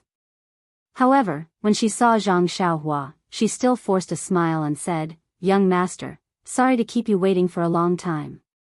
Zhang Xiaohua waved her hand and said, "It's okay, it's okay." So Ji Xiaohua led Zhang Xiaohua back to Ji Xiaohua's shabby house. When they arrived at the door, Ji Xiaohua turned around and asked, "Young master, we're at my house. Do you want to go in?" Zhang Xiaohua nodded and said with a smile, "Yes, let's go in and talk." Ji Xiaohua was a little absent-minded. She pushed the door and went in without saying hello. Madame Zhang heard the movement inside and forced herself to be alert. She asked in a weak voice, "Xiaohua is back?" Ji Xiaohua was a little flustered and hurriedly responded, "Mother, it's me. I'm back." Madame Zhang coughed for a while and scolded, "You child, you didn't say anything when you entered the house. That young master has already left. Later, you and mother will go to Father Hao and let him talk to you again. The young master only gave you 10 or so coins, which can't be compared to the long-term income of the tea shed. You'd better go to the owner of the tea shed and admit your mistake. You can be beaten and punished, and then boil water for him. That." "Mother, the young master hasn't left yet." With that, Ji Xiaohua looked at Zhang Xiaohua apologetically and walked into the shabby house. "What? He hasn't left yet, and you're back? Did you do something wrong again?" Ji Xiaohua's little face was a little red and said, "Mother, I didn't do anything wrong. The young master insisted on coming to our house." "Hey, the young master is here again. Why didn't you say so earlier? Xiaohua, come and help mother up." When Zhang Xiaohua heard this, she wanted to stop him, but after thinking for a moment, she stood there with a smile and didn't move. At this time, she heard Ji Xiaohua's voice inside the room, "Mother, why haven't you eaten the buns from this morning? It's already noon, you must be starving. I'll heat it up for you now." Then there was a burst of coughing, and then a gentle voice said, "Xiaohua, you must be hungry. Go and heat up the buns. You can eat them. Nyangqin just drank last night's corn. I'm not hungry at all. Mother, that rice stubble has been there for several days. It has a rancid smell. Didn't you say that you would throw it away today? That's why you didn't let me eat it?" "It's okay." Nyangqin originally wanted to throw it away, but after smelling it, it was still edible. "That's why I casually ate it. It can resist hunger and thirst. Xiaohua hasn't eaten buns for a long time, so eat a little more. Nyangqin's body is the same, but you're different. You're growing." The mother and son's voices weren't loud, but Zhang Xiaohua heard everything clearly. She was moved, and carefully tasted the affection of licking her child. In this world, the mother's love for her son was really the same. She couldn't help but think of her distant mother. Inside the room, Xiaohua said again, "Nyangqin, try it. This is a snack from Tasting Tea Pavilion. The young master ate it at noon. I brought back the rest. Nyangqin doesn't want to eat. You eat it. Nyangqin ate it when she was young. It's a pity that you haven't eaten it yet. I ate at noon. Nyangqin, the young master didn't eat a bite at noon. I ate it all. Nyangqin, quickly eat a bite." After saying that, Xiaohua took out a piece from the neatly wrapped handkerchief and put it in front of her mother's mouth. Mrs. Zhang shook her head and said, "Xiaohua, you eat it. Otherwise, you can eat it at night. Nyangqin doesn't feel well and doesn't want to eat it." Xiaohua was a little angry, so she said, "Nyangqin, I know you can eat, but you want me to eat more. However, I'm already 9 years old. I'm no longer a child. Don't lie to me. If you don't eat, I won't eat. Seeing Xiaohua like this, Mrs. Zhang's tears almost fell. She forced a smile and said, "Okay, Xiaohua, good girl. Niangqin will eat a bite, okay? Xiaohua, good girl." Inside the room, Ji Xiaohua didn't feel much, but outside the room, Zhang Xiaohua's heart was touched. When she was young, didn't her grandmother call her like this? For a moment, Zhang Xiaohua's eyes were blurred. Her homesickness became stronger. She wished she had wings on her back. With just one flap, she could return to the Guozhuang house and plant new soil for her grandmother's lonely small grave. Therefore, Zhang Xiaohua coughed a little in the courtyard and said, "Auntie, can you come out for a moment and talk in the courtyard?" When Mrs. Zhang heard this, she hurriedly said, "Young master, please wait a moment. This lowly concubine will go out immediately. Young master has been waiting in the courtyard for a long time." Xiaohua also whispered, "Io, Niangqin, I forgot that young master was in the courtyard." Mrs. Zhang sighed and said, "Xiaohua, you are still young. Did you offend young master in the morning? Quickly, help Niangqin out." "How could that be? Niangqin, there is no such thing." Xiaohua felt very wronged. You are just a child. If you didn't offend him, would young master come here?" Mrs. Zhang didn't believe Xiaohua. As soon as they went out, Mrs. Zhang apologized, "Young master, did Xiaohua offend young master in the morning? Or did she do something wrong? This lowly concubine will apologize on her behalf." Zhang Xiaohua hurriedly returned the courtesy and said, "Auntie is too polite. I really didn't. Xiaohua is a good child. I am very satisfied with her. I came here to say goodbye to you. I also have something to tell you."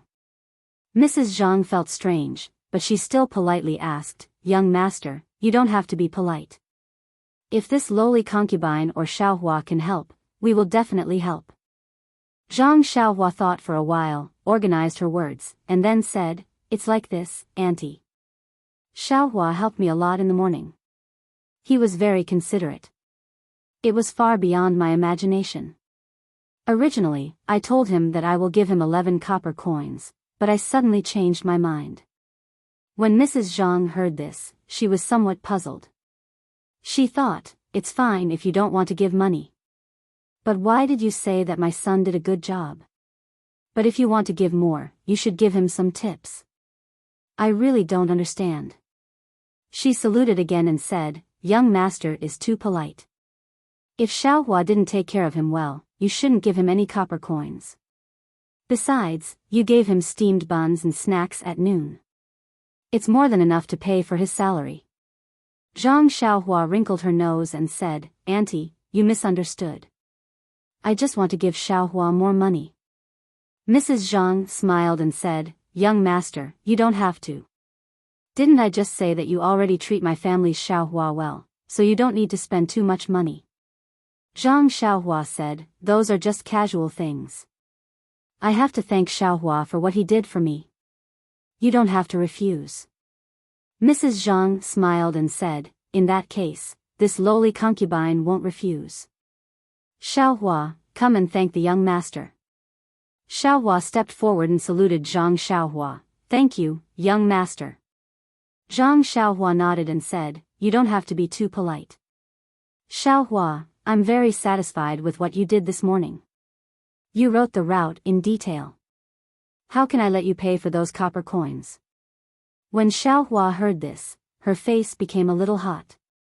Zhang Xiaohua continued to say, "Your mother's health isn't good, so you have to take care of her at home. That's right, it's best to let the doctor in the medical hall diagnose your mother. If she's always like this, how can her body withstand it?" When Mrs. Zhang and Xiaohua heard this, they both smiled bitterly. Then, Zhang Xiaohua threw the huge sack in her hand in the courtyard with a peng sound. She took out the small bag of silver coins that she just exchanged and handed it over. She said, "Auntie, this is what I want to give to Xiaohua. You can take it. Ah. Mrs. Zhang and Xiaohua were dumbfounded. Zhang Xiaohua looked at them and explained, I originally wanted to give Xiaohua banknotes, but I thought that it would be suspicious for a child to take out banknotes. Moreover, if you have ingots of silver at home, wouldn't it be easy to attract trouble? That's why I went to the bank with Xiaohua and exchanged them for copper coins. There are 10 strings of coins in this sack and 5 taels of silver coins in this small cloth bag. Oh, when we were exchanging, Xiaohua was also present. He knows that these small taels of silver won't bring you any trouble. That's right. Based on Zhang Xiaohua's experience in Lu Town and Pingyang City, there were bound to be sinister people in this world. If Ji Xiaohua and Madame Zhang went out with 5 taels of silver, they would probably be targeted by some bullies or scoundrels before they could spend it. She was kind enough to help them, but she did not want to bring disaster to them for no reason. Young master, you went to the bank to exchange copper coins for me? Xiaohua looked at the unfamiliar young master in front of her in disbelief. She did not even know his name. Yes, do you think that I have nothing better to do and exchange copper coins for fun? This thing is very heavy. It's 10,000 copper coins and you didn't even help me carry it. Zhang Xiaohua said jokingly. Young master, Xiaohua did not know what to say. No. Young master, we can't accept this money. When Mrs. Zhang saw this, she did not hesitate and said resolutely, I still want to bring Xiaohua with me. Please don't be like this. Zhang Xiaohua knew that Mrs. Zhang had misunderstood and smiled, Auntie, you misunderstand. I have no intention of bringing Xiaohua with me. He also knows that my home is not here and I still have a long way to go. Moreover, to be honest, I'm not some rich young master and don't need anyone to serve me. So don't worry, Xiaohua will still be by your side. But, young master, you are so kind to us. Why, are you doing this for us? Mrs. Zhang really did not understand. If it was an older person, she could understand that it was because he coveted her beauty. Not to mention that her appearance was not outstanding, this young master was still too young. If he wanted to buy her child was not worth so much money. She didn't want to take the money, but the poor had no ambition. She deeply understood the difficulties of a poor family. It was one thing for her to suffer, but she had to watch her child go out before dawn every day and come back late at night. Her child was bullied in other people's tea shed. Although he didn't say anything, she still heard his cries at night and felt pain in her heart.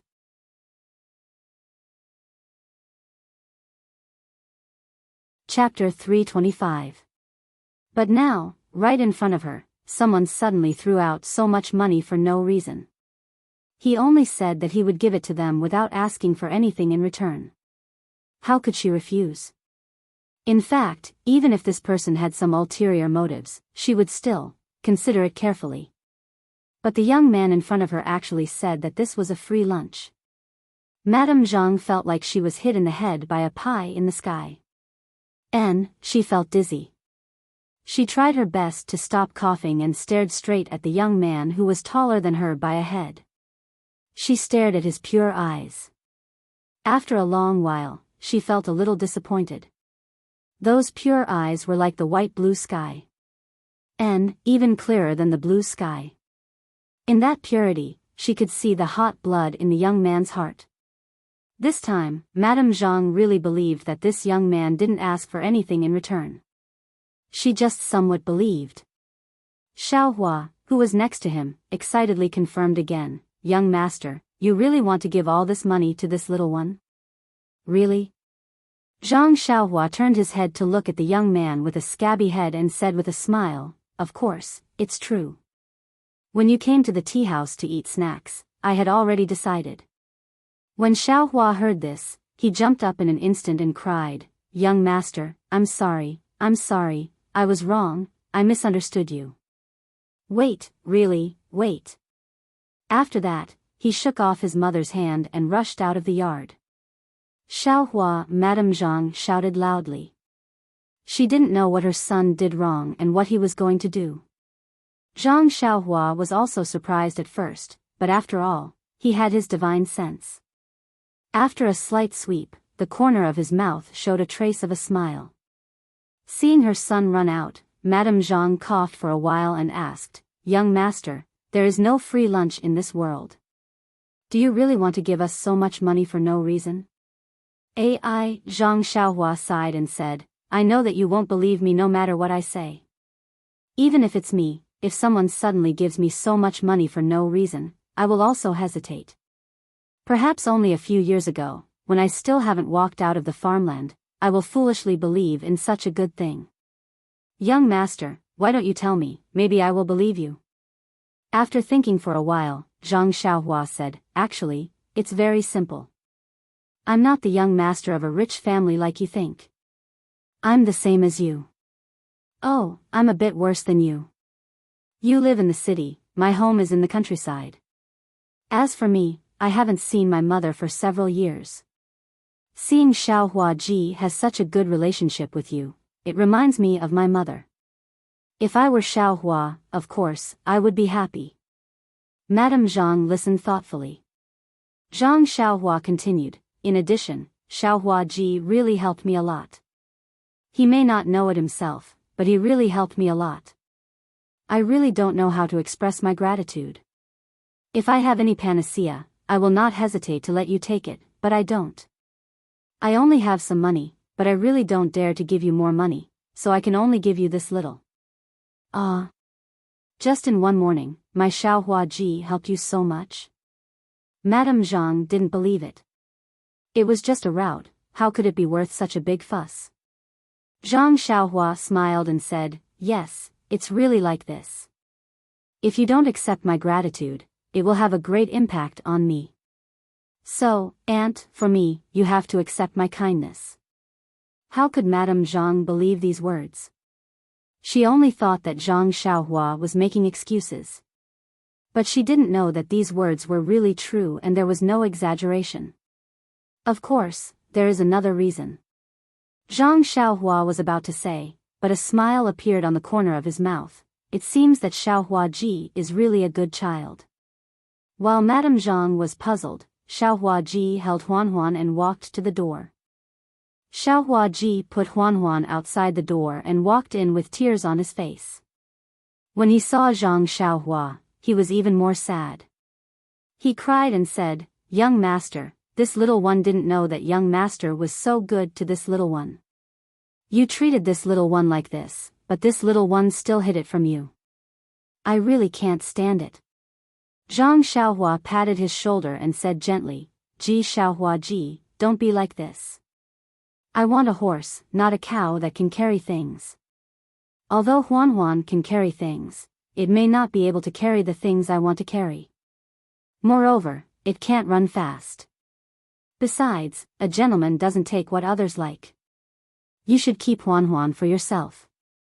"No, young master, Huan can run.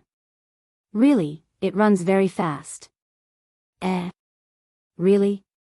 Zhang Xiaohua looked at Huan who had just been washed outside the courtyard and didn't dare to believe it. "Yes, last year, Huan and I met a wild dog outside the city. It wanted to bite me, so Huan carried me back. It ran so fast that even the wild dog couldn't catch up with it. It runs really fast." Seeing that Zhang Xiaohua didn't believe it, Xiaohua Ji pulled Zhang Xiaohua and said, "Young master, if you don't believe me, you can ride it and see." Hearing this, Zhang Xiaohua immediately became interested. In fact, he really hoped to have something to ride on. If this David's deer could be made, it would really solve a big problem for him. Walking in front of Huan seemed to know Xiaohua's intention. Her eyes were wide open and she sniffed Zhang Xiaohua's scent affectionately. Zhang Xiaohua looked at Huan's broad back and pressed her hands on it. Huan didn't seem to feel anything. Overjoyed, Zhang Xiaohua looked at Huan and smiled. "Huan, I'm going to press harder. Can you do it?" Huan understood Zhang Xiaohua's voice and blinked her eyes. Zhang Xiaohua laughed and pressed down hard. With Zhang Xiaohua's strength, Huan's legs went soft, but she immediately stood up strong. There was a trace of unyielding and grievance in her bright eyes. Zhang Xiaohua was overjoyed again. He used a lot of strength this time. His arms had the strength of more than 10,000 pounds. This was beyond Zhang Xiaohua's expectation. Moreover, looking at Huan's eyes, the weakness in her legs was a kind of humiliation. Thinking about it, how could he be treated well in Father Hao's house? It was good enough to be able to eat the rancid swill. Then, Zhang Xiaohua picked up the long sword in the yard and put it on Huan's back. Huan's back only sank a little, but her 4 legs were still standing firmly. Zhang Xiaohua kicked off and her body floated up. Huan's 4 legs moved and she ran toward the street. Although she wasn't as fast as a galloping horse, her speed was still very impressive. I've really picked up a treasure. Zhang Xiaohua muttered in her heart as she rode Huan back. At the door of the small yard, Xiaohua Ji, with tears on her face, and Zhang Xiaohua, with a happy expression, were waiting for Zhang Xiaohua's return. Zhang Xiaohua jumped down from Huan's back and walked into the yard. He smiled and said, Xiaohua Ji, it seems that you and I are really fated. You, as an oddball, can be of great help to me. Xiaohua Ji said embarrassedly, young master, don't praise me. In fact, when you went to buy the horse, I thought of Huan, but I didn't dare to believe you and couldn't bear to part with her. In the end, this little one still had selfish motives. However, young master still treats this little one so well. This little one is really sorry. Zhang Xiaohua waved his hand and said, don't have the heart to harm others, but don't have the heart to guard against others. This saying is right. How can I blame you? However, now that you've given me Huan, you've given me another problem. Xiaohua Ji asked curiously, why is that? Zhang Xiaohua said, originally, I could repay your help by giving you some money. If you give me Huan, won't I owe you a lot? But if I give you more money, won't I be causing trouble for you? Xiaohua Ji was very puzzled and said, young master, I don't understand. It's naturally good to have more money. How can it cause trouble? Young master, I didn't mean to ask you for money. You've already given us so much. Just take Huan as a gift from me. Zhang Xiaohua Ji thought for a moment and took out 2 banknotes from his arms. He handed them to Ji Xiaohua and said, I don't deserve a reward without any effort. I'll use these banknotes to exchange for your Huan. How could Ji Xiaohua Ji accept them? He repeatedly refused. Even Madame Zhang coughed and tried her best to stop him. Seeing this, Zhang Xiaohua Ji was moved. He took out a banknote and said, since it's like this, I won't give it to you. I'll trouble you to go to the ox and horse market with this banknote and help Father Hao buy a cow or a mule. Didn't you say that Father Hao needs Huan to live? If I take Huan away, how will Father Hao live? This. Xiaohua Ji was a little hesitant. At that time, he only felt guilty and didn't think too much. Now that Zhang Xiaohua Ji mentioned it, it was really a problem. However, he looked at the big sack on the ground and said, young master, didn't you already give so much money? It's enough to buy animals. Zhang Xiaohua Ji shook his head and said, that's for you. If you use these copper coins to buy a mule, you won't be able to carry it. You can find a place to put the copper coins and use them for daily use. I pawned these banknotes. You can directly buy a mule and say that you exchanged it with Huan. I think there won't be any problems. Xiaohua Ji still looked at his mother, who was coughing non-stop. Madame Zhang sighed and said, young master gave too much. Zhang Xiaohua Ji said with a smile, if you don't accept the banknotes, I don't want Huan. Seeing his mother's tacit agreement, Xiaohua Ji still raised his hand to take it. Then, Zhang Xiaohua Ji said, Auntie, is there a spare room in the house? Madame Zhang was stunned. She pointed to a shabby shed next to them and said, young master, is that okay? It's a stove used for cooking. Zhang Xiaohua Ji said with a smile, okay, wait a moment. After saying that, Zhang Xiaohua quickly walked into the courtyard, leaving Ji Xiaohua and his wife standing in the middle of the courtyard with a puzzled look on their faces.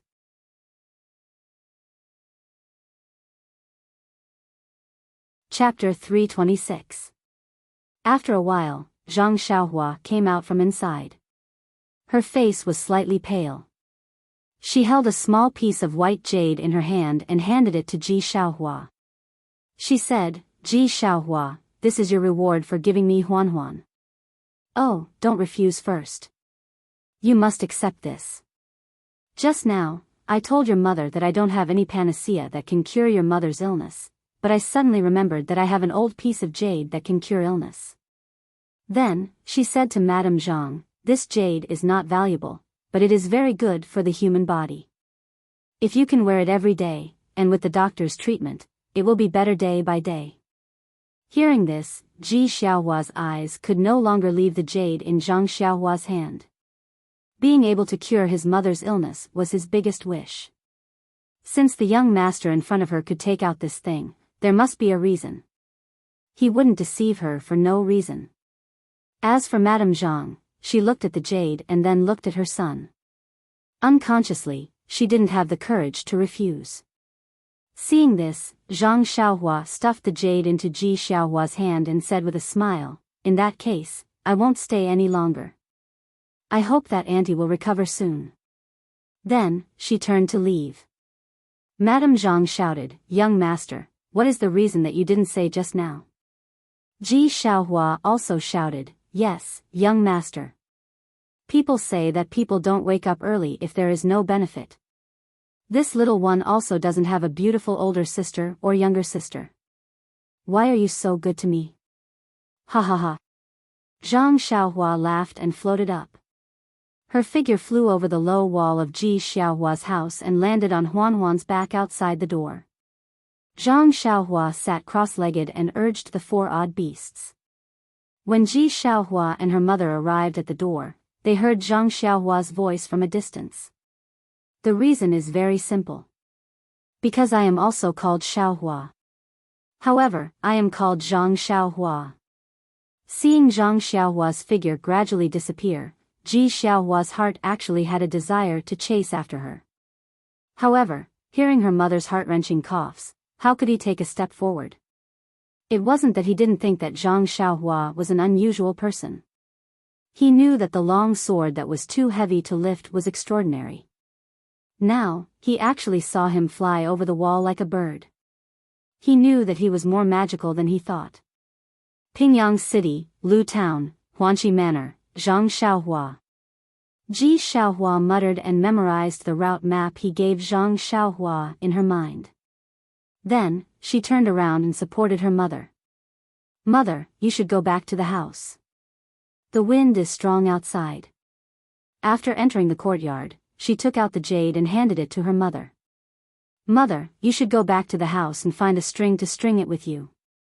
"Young master, yes, young master." Zhang said that it is useful, so it must be useful. Madame Zhang had seen Zhang Xiaohua's qigong before, so she naturally believed in Zhang Xiaohua's words. She reached out to take the money, but their gazes immediately fell on the large pile of copper coins in the courtyard. With Ji Xiaohua, a 9-year-old child, and Madame Zhang's body that had been ill for a long time, it was extremely tiring to move these 10,000 coins into the house and hide them in a secret place. However, doing this kind of work was tiring but happy. Zhang Xiaohua sat cross-legged on Huan's back. Huan was so happy that it could jump up and walk quickly along the main street of Songning Town, heading out of the city. Huan walked very steadily. Zhang Xiaohua didn't feel any bumps at all on its back. Huan walked very quickly, not much slower than an ordinary horse. However, the people on the street were all pointing fingers at Zhang Xiaohua. That was because Huan, which didn't look like anything, carried a large pile of firewood back from outside the city every day. Many people had seen it with their own eyes. Huan's stinky body and strange appearance were obvious to all. Now, there was a young person sitting on it, and Huan was running quite happily. How could people not be surprised? There were even people who covered their mouths and sneered. However, this is also good. So many people saw me ride Huan out of the city. When old man Hao or Xiaohua go to buy a mule or a cow, it'll be a good excuse. At this time, Zhang Xiaohua was still thinking about the safety of Ji Xiaohua and the others. It had to be said that Zhang Xiaohua had indeed matured and grown up. She was worthy of his tall and thin stature. Zhang Xiaohua had already memorized the route on the white cloth that Ji Xiaohua gave him. When they arrived at the city gate, he got off the odd duck. After asking the passers-by carefully, he sat on the odd duck again and patted Huan's head. The odd duck immediately galloped away, leaving behind many people at the city gate who were pointing and gesticulating. On the spacious road, there were few pedestrians, but Huan ran very happily. Its eyes were full of excitement, and its 4 hoof-like feet kept exerting force. It seemed that this kind of galloping days was the life it wanted. However, after a long while, Huan's speed didn't slow down, but there were some slight beads of sweat on its neck. Zhang Xiaohua was very considerate and noticed it. He patted its head slowly with his hand. Huan really understood his meaning and slowed down its pace, moving forward leisurely. This Huan is really a strange creature. No, what kind of animal is this odd duck? Not only can it carry thousands of kilograms of things, but its speed is also not much slower than a horse. The most rare thing is that Huan seems to understand my intentions. I don't need to speak. As long as I pat its head, it immediately knows my thoughts. Can such an animal still be called an animal? Even if it's called a spiritual beast, it's still worthy. It's just that this spiritual beast has been spoiled by old man Hao. It only knows how to carry firewood all day long. What it eats is even worse than a pig's. God has pity on it. It's really a pearl covered in dust. If I didn't happen to meet it, wouldn't Huan die of old age in the pigsty? Thinking of this, Zhang Xiaohua couldn't help but stroke the back of Huan's neck. Huan seemed to understand Zhang Xiaohua's meaning. It let out a long howl that split the sky, full of joy. Zhang Xiaohua smiled and said, "Let's go, Huan. I'll call you Huan in the future. If you follow me, I won't treat you unfairly. Oh, I forgot to ask Xiaohua what to feed you. You haven't eaten properly for many years, so I have to take good care of you. Otherwise, you'll collapse from exhaustion before we reach the Guozhuang house. That would be very bad."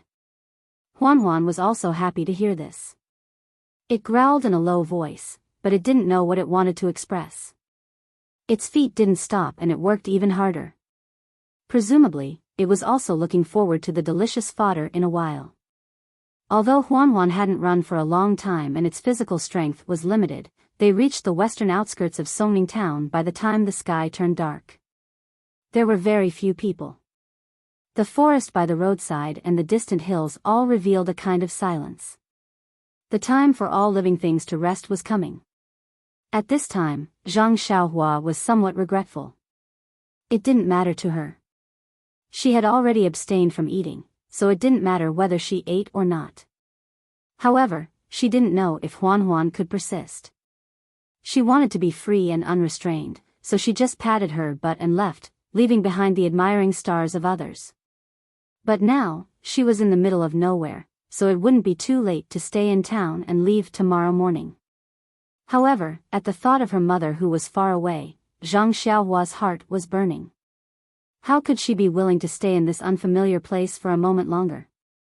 Just as she was thinking, she heard the crisp sound of a bell from the turning mountain on the quiet main road. Then, there was the noisy sound of horse hooves and a few people talking loudly. "Old man Su, don't tell me you've made a mistake. We've been waiting at the intersection for a whole day. If that kid didn't leave earlier than us or stayed in town, it's also possible that he didn't fall for your trick and left by the side road." A voice that Zhang Xiaohua was familiar with sounded, "That's impossible. That kid walked when he was young.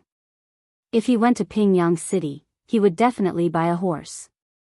I came straight to you after coming out of the tea shed. I've been waiting here since early morning. How could I let him leave in advance? It's also impossible to leave by the side road. When I passed by the pub, I asked the bystanders and they said that this is the way to Pingyang City. It's almost the same as what I said. However, the road that I gave him in the end was to head north and the correct route was to head south. But this fork in the road is still the same. From what old man Su said, he must still be resting in one of the inns in town.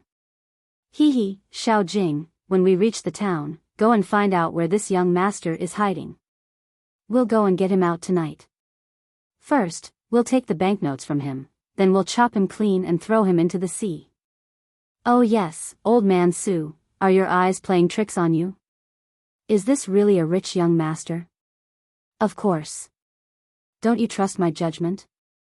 Just based on the retro robe that he's wearing, it's estimated that it's worth dozens of silver taels.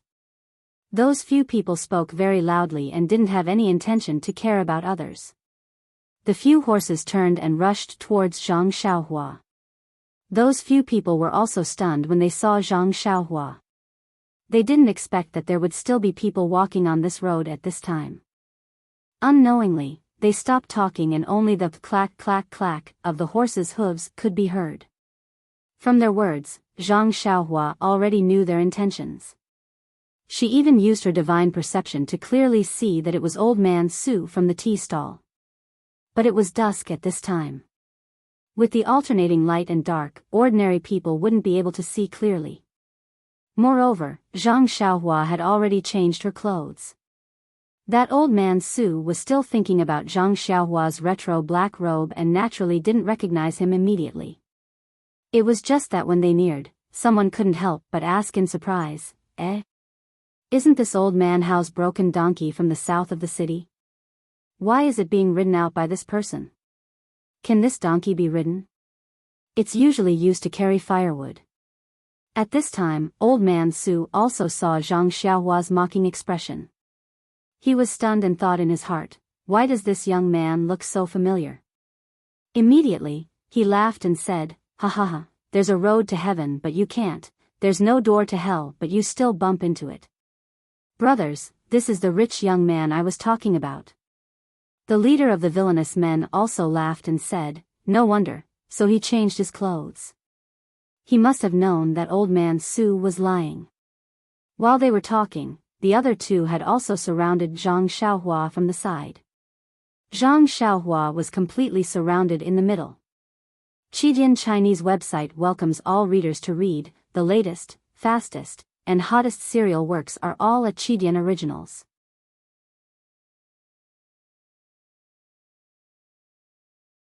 Chapter 327.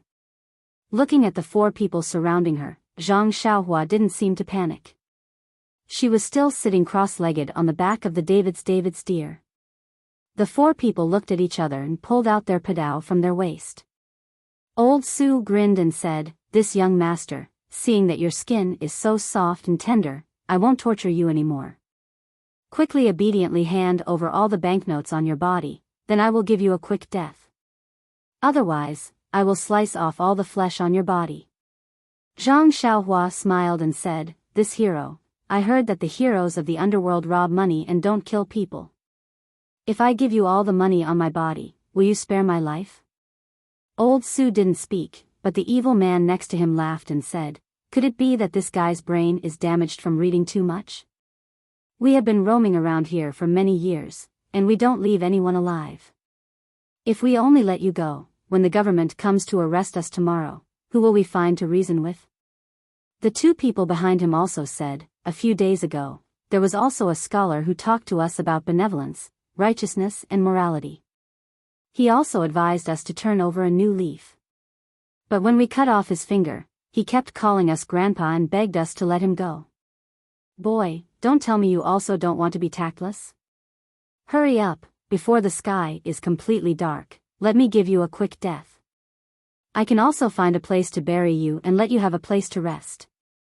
Seeing that Zhang Xiaohua was still calm and collected, the evil man said, Xiao Jing, you go and help this young master on his way. We are in a hurry. Most likely, the banknotes are on his body. We will find them in a while. The people behind Zhang Xiaohua raised their padao and chopped over without hesitation. Seeing this, Zhang Xiaohua didn't move. He only took out an item from his bosom. It was hard to see clearly in the darkness. Moreover, the item disappeared as soon as it was taken out. Then, Xiao Jing, who had raised his saber to hack at Zhang Xiaohua, fell to the ground with a put-ong sound. The pedao also fell to the ground with a clang sound. The evil man and old Su were on the other side, so they couldn't see clearly. However, the person next to Xiao Jing clearly saw a black light fly from Zhang Xiaohua's side and hit Xiao Jing's throat. Xiao Jing immediately fell off his horse, and the black light shot towards him like lightning. The evil man was shocked and said, "What kind of sorcery is this?" Before he finished speaking, the black light was already in front of his eyes. He didn't have time to dodge and immediately fell to the ground. Seeing the two people opposite them fall from their horses, how could the evil man and old Su not know that they met a tough opponent? They immediately turned their horses around and didn't care about each other. They patted their horses and left. Zhang Xiaohua laughed at the back and said, "Since you came, why leave?" She pointed her finger. The black light changed direction and stabbed at the evil man's throat. It was the small sword in his hand. Using an immortal's flying sword to kill a bandit was really using a sledgehammer to crack a nut. The evil man didn't resist at all and immediately fell from his horse. But this delay allowed old Su to run far away. The David's deer couldn't hear Zhang Xiaohua's signal. It had already swung its hooves and directly chased after them. Unexpectedly, it wasn't the slightest bit slower than the fierce horse. Zhang Xiaohua laughed and said, "You are really anxious. Dealing with this kind of person, are you afraid that he will run away?" "It's just that, since it's convenient, you can run away." Hearing this, Huan ran even faster. Not long after, it had already caught up. Zhang Xiaohua sat steadily on the back of the David's deer and said slowly, "Old Su, you have killed so many people. Don't tell me you are not afraid of retribution." How could old Su dare to slow down his horse? While running, he begged for mercy, "Young master, I have eyes but failed to recognize Mount Tai. Today, please spare my life. I will immediately put down my butcher's knife and become a Buddha. Tomorrow, I will accumulate virtue and do good deeds. I will be a good person. What do you think?" Zhang Xiaohua said, "When you killed people, did you think about today? When you wanted to kill me just now, did you think about today? Heaven is watching. It's not that you won't get retribution, it's just that the time has not come. When the time comes, you will definitely get retribution." After saying this, Zhang Xiaohua patted the head of the David's deer again. Huan ran even faster. It had already passed old Su and went forward. Old Su was overjoyed. He immediately pulled the reins of the horse and slowly moved away from Zhang Xiaohua. He cupped his fists and said, "Many thanks to the hero for letting me go. I will go back. Tomorrow, I will open the barn to provide food to the poor." In his heart, he thought, "This person is really strange. Do you think this is a horse race? Once I stop, you will overtake me." Who knew that Zhang Xiaohua's leisurely words came from the front? "You bastard, when did I say I will let you go? If I let you go, what will the scholar who was tortured to death by you 2 days ago think? What will the people who were killed by you all think? I have already said that it's not that you won't get retribution, it's just that the time has not come. Today is the day you will be beheaded." When old Su heard this, he did not care about anything else. He turned his horse around and ran back. Seeing that he was about to reach the foot of the mountain, he was overjoyed. Suddenly, he saw a black light rushing towards his throat. Before he could react, he felt a chill in his throat. His vision turned black and he immediately lost consciousness. Just like the 3 people before him, he fell into the dust. However, he was even more miserable. When his body fell, his feet were still in the stirrups. The horse was still running until it reached the city gate. Who knew how many sins old Su had committed? How could he still have a human form? At that time, Zhang Xiaohua naturally did not know about this. He just sat on the back of the David's deer and muttered in a low voice, This group of people is really hateful. They don't have any manners. I just said a few words and they want to fight. This young master still wants to make them take out the banknotes in their arms first. And Zhang Xiaohua, this guy, actually became addicted to being a young master. He even changed the way he addressed himself as this young master. The corpses of the 4 people were all discovered the next day. Seeing that the 4 people were killed with a single sword strike, the officials knew that it was a vendetta in the Jianghu. After a little investigation, they discovered that these 4 ordinary people who usually did not show themselves in Songning town were actually the murderers of many murders. This set off a huge wave in Songning town and strengthened the government's determination to clean up. In one fell swoop, several underground forces in Songning town were swept clean. This was not to say that this was not Zhang Xiaohua's good karma. And Ji Xiaohua, who knew the truth of this matter, worshipped this young man who had the same name as him as a god. Zhang Xiaohua walked along the road. They had just left Songning town and there was no inn by the side of the road. After a long journey, Zhang Xiaohua felt that Huan was tired and wanted to rest. He knew that he would definitely fall asleep at midnight. And Huan had just gotten rid of the life that did not belong to it. Its body was far from being adjusted. If he forced himself to continue on the road, he would definitely kill the goose that lays the golden eggs. Seeing a mountain forest in front of him, Zhang Xiaohua made up his mind. The mountain was not high, but the trees were abnormally lush. With a sweep of his spiritual sense, he had already chosen a tree with an extremely strong crown. Patting Huan's head, he leaped up and flew to an extremely high place. He sat down cross-legged and took out a primordial stone, quietly circulating his energy to absorb primordial qi. Huan, on the other hand, let out a low hiss, extremely dissatisfied. If you want to rest, why don't you take the sword down too? Aren't you afraid that it will tire me out if you leave it on my back? Then, he shrugged his back and the sword fell to the ground with a clang.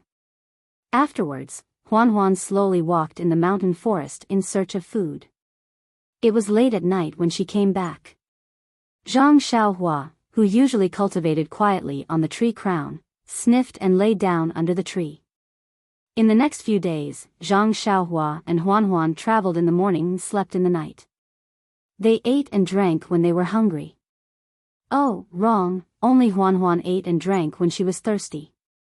When Zhang Xiaohua saw inns, tea sheds, and the like, he only asked the waiter to serve Huan well while he only had a cup of water. Huan did not seem to be very interested in fodder and other things, but she had to force herself to eat.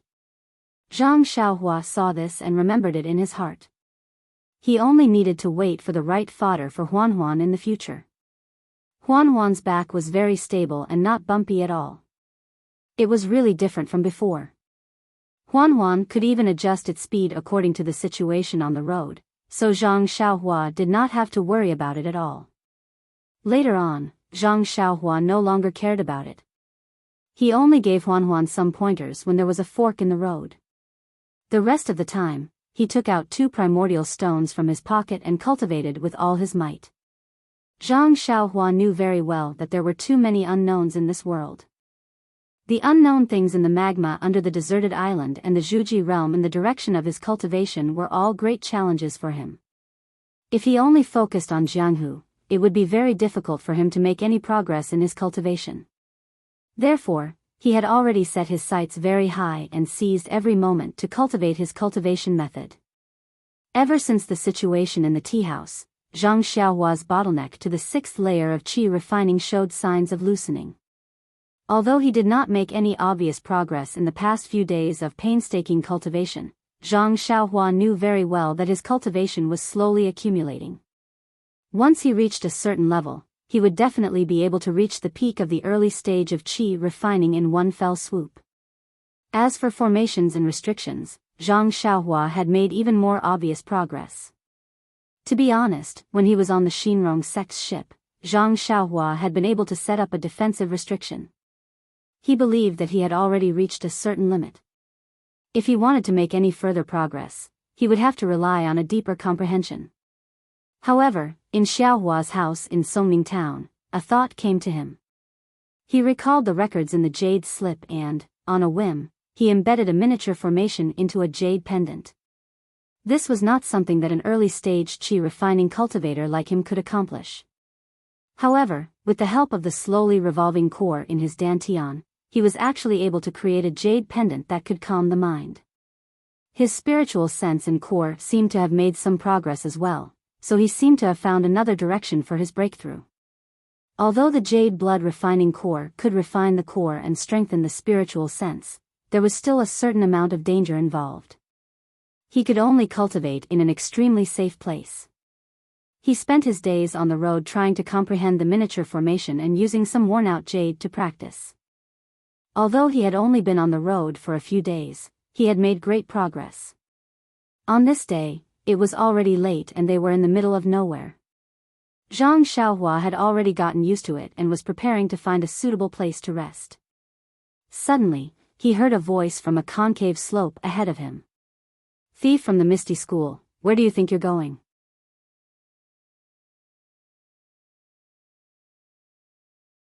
Chapter 328. Misty School? Slipped through the net. Thief.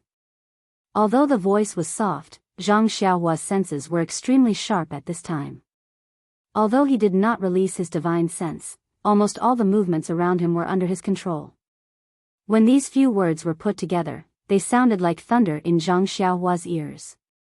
Although Zhang Xiaohua did not join the Misty School, ever since he left the Guozhuang house and entered Pingyang City, everything about him was closely related to the Misty School. Even the immortal skills he had were obtained from the library of the Misty School. It was impossible for him not to have deep feelings for the Misty School. At this moment, someone actually dared to call a disciple of the Misty School a thief in front of him. How could he tolerate this? Moreover, the word "slipped through the net" piqued his curiosity even more. He didn't make any movements. Instead, his figure drifted down from the back of the David steer. Then, he straightened his body and went straight to the top of the slope. There wasn't the slightest trace of worldly affairs during the whole process. Zhang Xiaohua landed on the top of the hill and blended in perfectly with the surroundings. If not for the people beside him who saw it with their own eyes, they would not have noticed or felt that someone had just appeared on the hill. Zhang Xiaohua crouched on the hill and quietly poked his head out. On the other side of the hill, there was a large open space. There were 3 people dressed in martial arts attire, holding swords and padao. They surrounded a young man of about 24 or 25 years old. The young man was holding a long sword and the tip of the sword was trembling slightly. His brocade robe was already in tatters and flesh could be seen in many places, revealing blood-red wounds. The clothes around the wounds were also stained with blood. The young man was already at his limit under the siege of the 3 people, but he still did not give in. At this moment, the 3 people seemed to be interrogating him for something before they could take a break. One of them laughed and said, "Misty School boy, we've been following you for so long.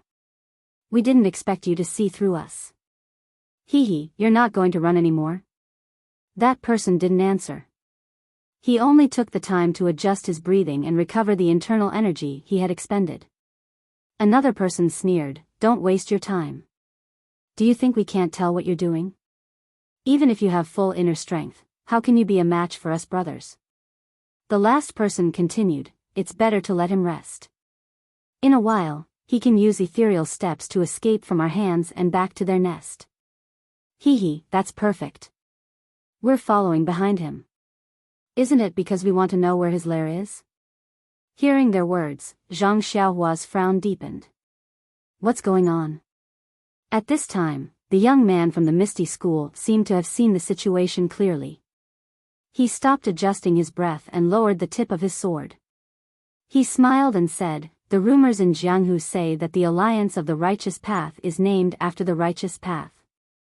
Presumably, they all say that they do things righteously and reasonably. Unlike today, they are outnumbered and have no sense of shame." Rumors in Jianghu? When the 3 heard this, they laughed and said, "Are you blind? How can you believe the rumors in Jianghu? Moreover, Jianghu has always respected strength. If your Misty School's strength was strong enough, the rumors in Jianghu would naturally revolve around your Misty School. How can you let others have something on you and let us destroy your entire school? Buzz. Zhang Xiaohua's head was about to explode when he heard the sound. Destroy the school? Don't tell me the entire Misty School was destroyed by others. Then what happened to second brother? In an instant, Zhang Xiaohua thought of his second brother, Zhang Xiaohu. He was about to straighten his body and go down to ask about it. But his mind changed. The Misty School's destruction wasn't something that happened today. What's the use of being anxious now? It's better to wait and see. Sure enough, the disciple of the Misty School sorrowfully said, if you want to condemn someone, you can always find a pretext. You've been drooling over my Misty School for a long time. You're just looking for an excuse to annex it. What martial arts secret manual? It's all a lie you made up. Hee hee, whether or not there are martial arts secret manuals is not something small people like us can know. In any case, your Misty School's destruction is an indisputable fact. Sigh, as expected of a school with an inheritance. Even when surrounded by us, you still managed to escape from Misty Mountain Villa.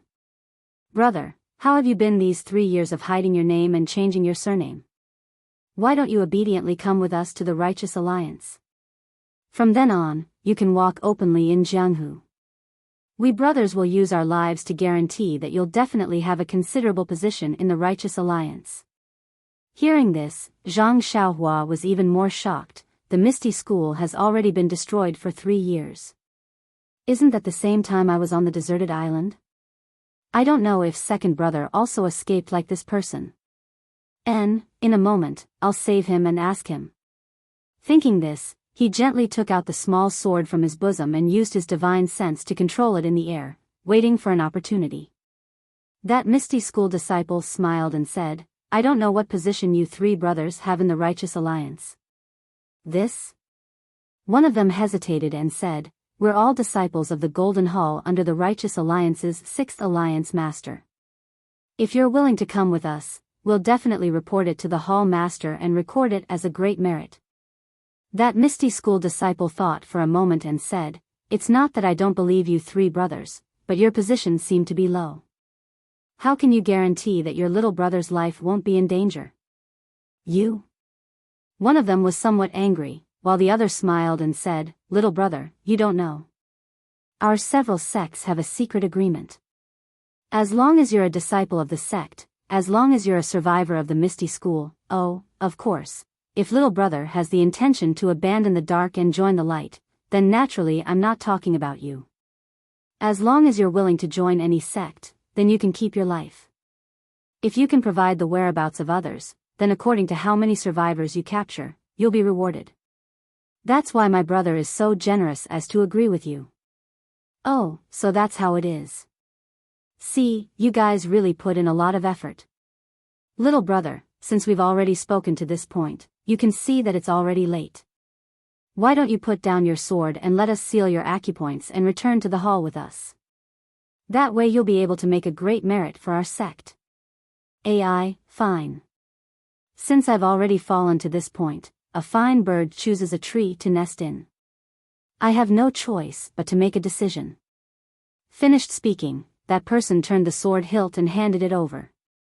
That person in front of him smiled and said, little brother is really smart. If you've already done this, then why did you let us chase you for so many days? Finished speaking, he stretched out his hand to take the sword hilt. Seeing this scene, Zhang Xiaohua was a bit surprised. This Misty School disciple was able to escape for so many days. He must be a person with a strong will. How could he give up so easily? Sure enough, before Zhang Xiaohua finished thinking, she saw a change in the situation. That disciple's hand that was holding the sword tip suddenly gripped it. His entire hand was covered in blood. That disciple did not seem to know pain as he held the sword and chopped down at that person's arm. At such a close distance, that person could not react. His face changed greatly. Seeing that his arm was about to be cut off, at that moment, a sword suddenly appeared from the side and blocked that person's arm. A dang sound was heard as that misty school disciple's sword was blocked. That disciple felt pain in his hand and lost his grip on the sword, causing the sword hilt to turn around. The misty school disciple stretched out his left hand to grab the sword hilt as if he did not care about the blood flowing from his right hand. The Righteous Alliance disciple who used his sword to block the attack laughed and said, "Good brat, I knew there was something fishy going on. After being chased by us for so many days, how could he just surrender like that?" That disciple who almost had his arm cut off gritted his teeth and fiercely said, "Senior brother, don't talk nonsense. As long as we keep him alive, what can't we get out of him? Even if we can't get anything out of him, that's because of the other people's ability. As long as we take him down, it will be a great merit." The other two also laughed and said, "Junior brother is right." That misty school disciple saw that there was no turning back and did not reply. Holding the sword in his left hand, he thrust it forward. The three people from the Righteous Alliance were already prepared. How could they let him have the chance? Both the sword and saber arrived. In just a few moves, that disciple's body had a few more wounds. If it was not for the fact that they wanted to capture him alive, he would have already died. Seeing this, that misty school disciple swung the sword in his left hand and used a night battle in 8 directions to force the three people back. Then, looking at the night sky, he bitterly smiled and said, "Leader O, this little one is a disciple of the misty school in this life. I hope to be your subordinate in the next life." Saying this, he pulled the sword in his left hand back and was about to cut his own throat. Seeing this, the three people surrounding him were shocked.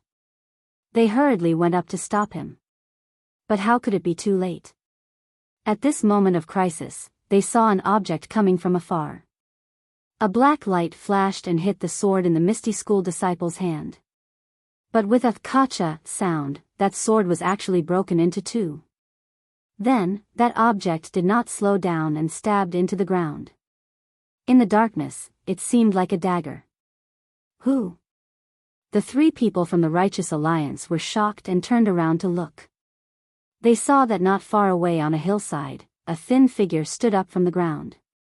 Then, he actually used qigong to fly on grass. Like a gust of wind, he floated down and in an instant, he was in front of everyone. At this time, everyone saw clearly that this was a slightly tall youth around 15 or 16 years old. That person entered the field and did not pay attention to the three people from the Righteous Alliance. Instead, he stared at the Misty School disciple and asked, "What did you say? What happened to the Misty School?" The ethereal sect disciple's sword was first broken by the flying dagger and the web between his thumb and index finger on his left hand was cracked. Then, he was shocked by the young man's superb lightness skill. Most importantly, the young man was so young. Seeing him staring at him and asking questions, he did not know what to say. At this time, the three people surrounding the Misty School disciple moved slightly and expanded their encirclement. They quietly surrounded the youth. Then, one of them clasped his fist and asked, "May I know which sect this Xiaoxia is from? I am a disciple of the Righteous Alliance's Jin Yu Hall. I am here to handle some matters." Xiaoxia.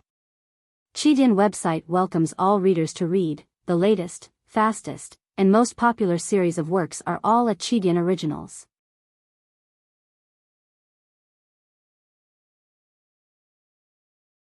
Chapter 329. Shut up. Without waiting for that person to finish speaking, the young man shouted. That person was startled, but before he could finish his sentence, the three of them looked at each other and clenched their weapons tightly, secretly on guard. Zhang Xiaohua saw that he had frightened the Misty School's disciple, so he cupped his hands and bowed. "Senior brother, I used to work at Huanxi Mountain Villa, and my name is Zhang Xiaohua. Yes, I used to work with He Tianshu from the pharmacy hall, planting medicinal herbs. When I heard senior brother's words, I was very puzzled, so I came out." "Senior brother, please explain in detail." "He Tianshu from the pharmacy hall?" The disciple frowned. There were thousands of people in the Misty School, how could he know each and every one of them? But soon after, he pondered for a moment, and said mockingly, "Yes, I don't know people like He Tianshu. There are so many people in the Misty School, you can just make up a name, and there might not be no one in the sect. Righteous methods are useless against me. After saying that, his eyes looked at the small sword stuck in the ground. Zhang Xiaohua was stunned, but immediately understood. He smiled without saying anything, and slowly walked forward. The disciple was surprised and stepped back. What are you doing? Zhang Xiaohua ignored him and walked straight to the small sword, bending down to pull it out. In fact, if he directly moved the sword, how could it be so laborious? He just didn't want more people to know that he cultivated the way of immortality, which would attract unnecessary trouble. Seeing Zhang Xiaohua pick up the small sword, the three people from the Righteous Alliance couldn't hold back. They had just used psychological tactics against the Misty School's disciple, but not only did they not win easily, there was also a tiger blocking their way. If they hesitated, there might be unexpected changes. In the current situation, 2 against 3, they still had the confidence to win, but after a while, that might not be the case. Although just now they were shocked by Zhang Xiaohua's qinggong, but when they heard that this young man was only a herb grower in the Huanxi Manor, and was only the subordinate of a Misty School's pharmacy hall's disciple, they couldn't help but look down on him. Thinking of this, a disciple from the Righteous Alliance sneered. "Ha, another survivor of the Misty School, but your weight seems to be a lot lighter, just a servant. Huanxi Manor seems to be a branch of the Misty School, so your weight is also a bit lighter. But this merit is delivered to our door, how can we brothers reject it?" After saying that, the other 2 people guarded the space behind Zhang Xiaohua and the Misty School disciple, preventing them from escaping. The other person held a long sword and stabbed towards Zhang Xiaohua's face. Zhang Xiaohua's long sword was placed on the back of the David's deer and did not bring it along. Seeing the opponent's long sword stabbing towards her, her body swayed, using the ethereal steps to dodge the sword. At the same time, she passed the small sword to her left hand and pushed forward with her right hand, using the fist of the Big Dipper.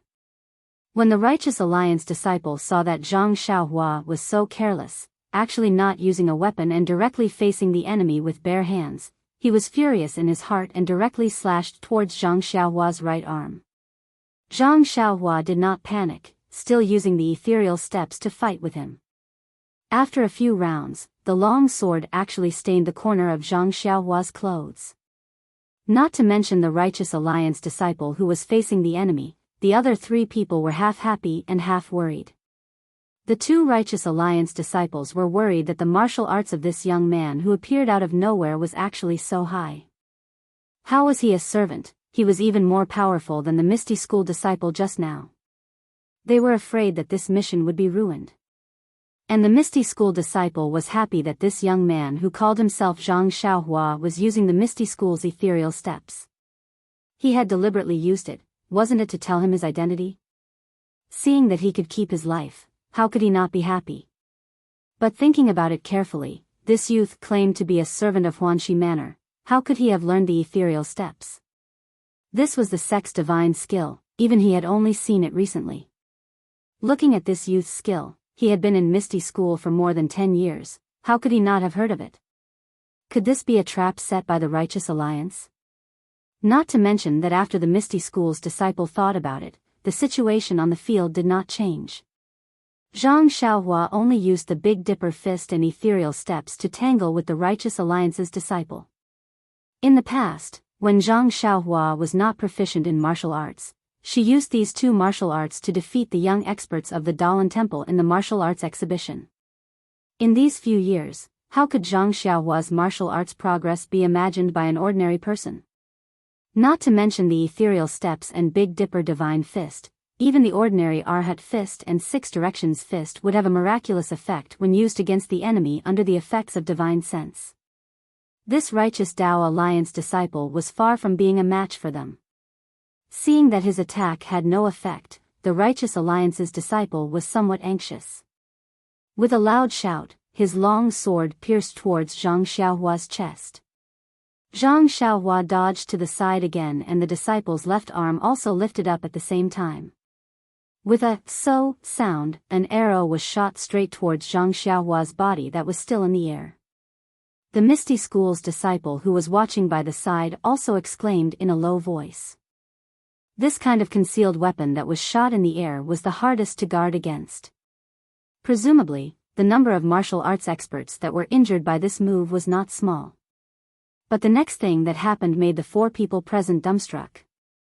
They saw that Zhang Xiaohua did not make any other movements. She only stretched her right hand forward like she was picking up a flower. Very gently, she pinched the arrow between her thumb and forefinger.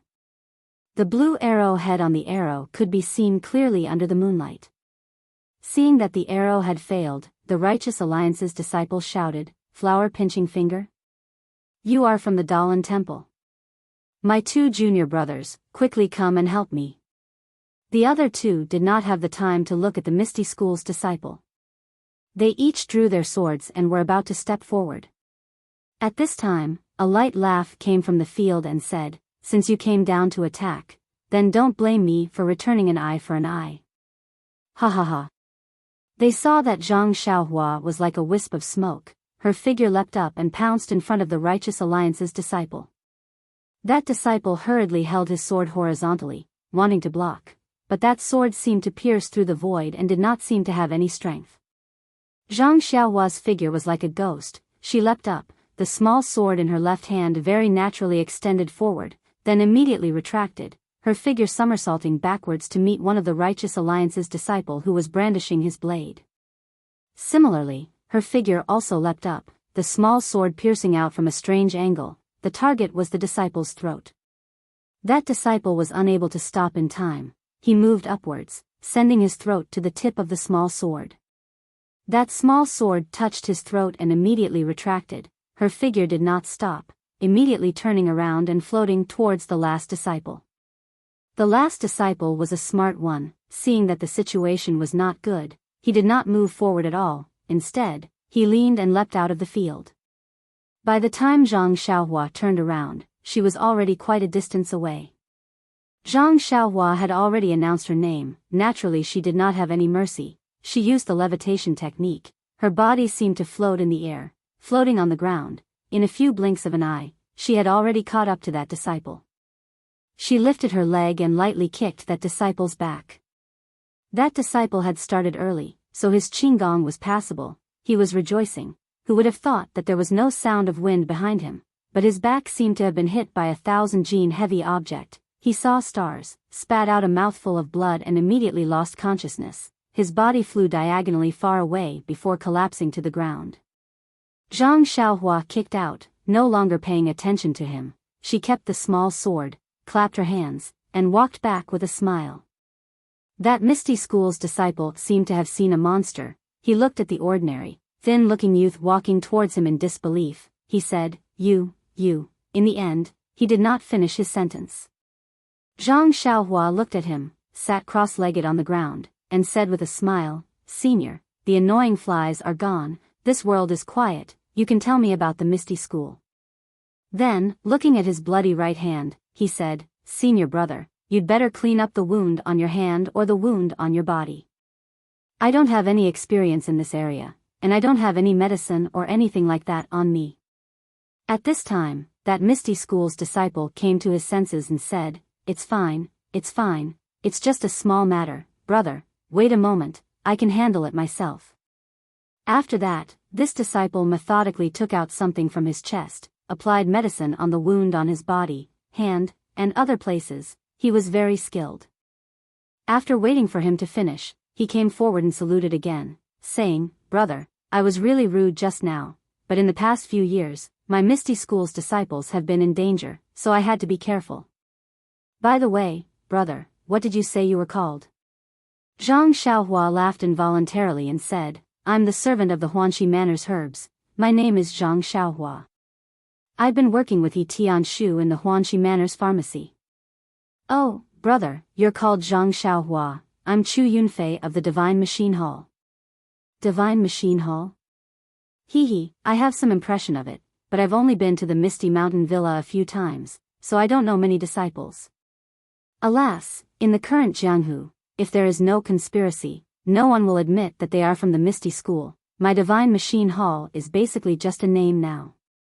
Oh, by the way, brother, are you really the servant of the Huanxi Manor's herbs? But how can your martial arts be so high? Moreover, you can even use the ethereal steps of our Misty School? This? Zhang Xiaohua was a little hesitant. Seeing that Zhang Xiaohua was a little hesitant, Chu Yunfei quickly said, Brother Zhang, if you have any difficulties, you don't have to say it.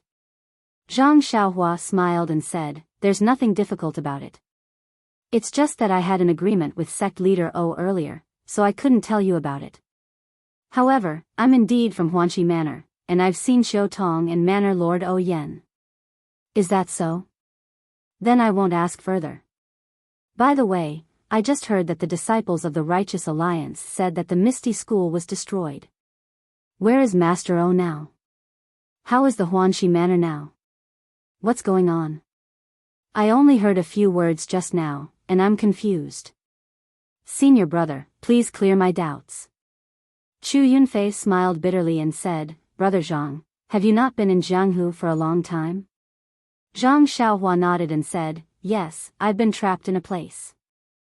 After leaving the Huanxi Manor, I haven't been in Jianghu for 4 or 5 years. Alas, I see. Brother Zhang, the Misty School was destroyed 3 years ago. Master O.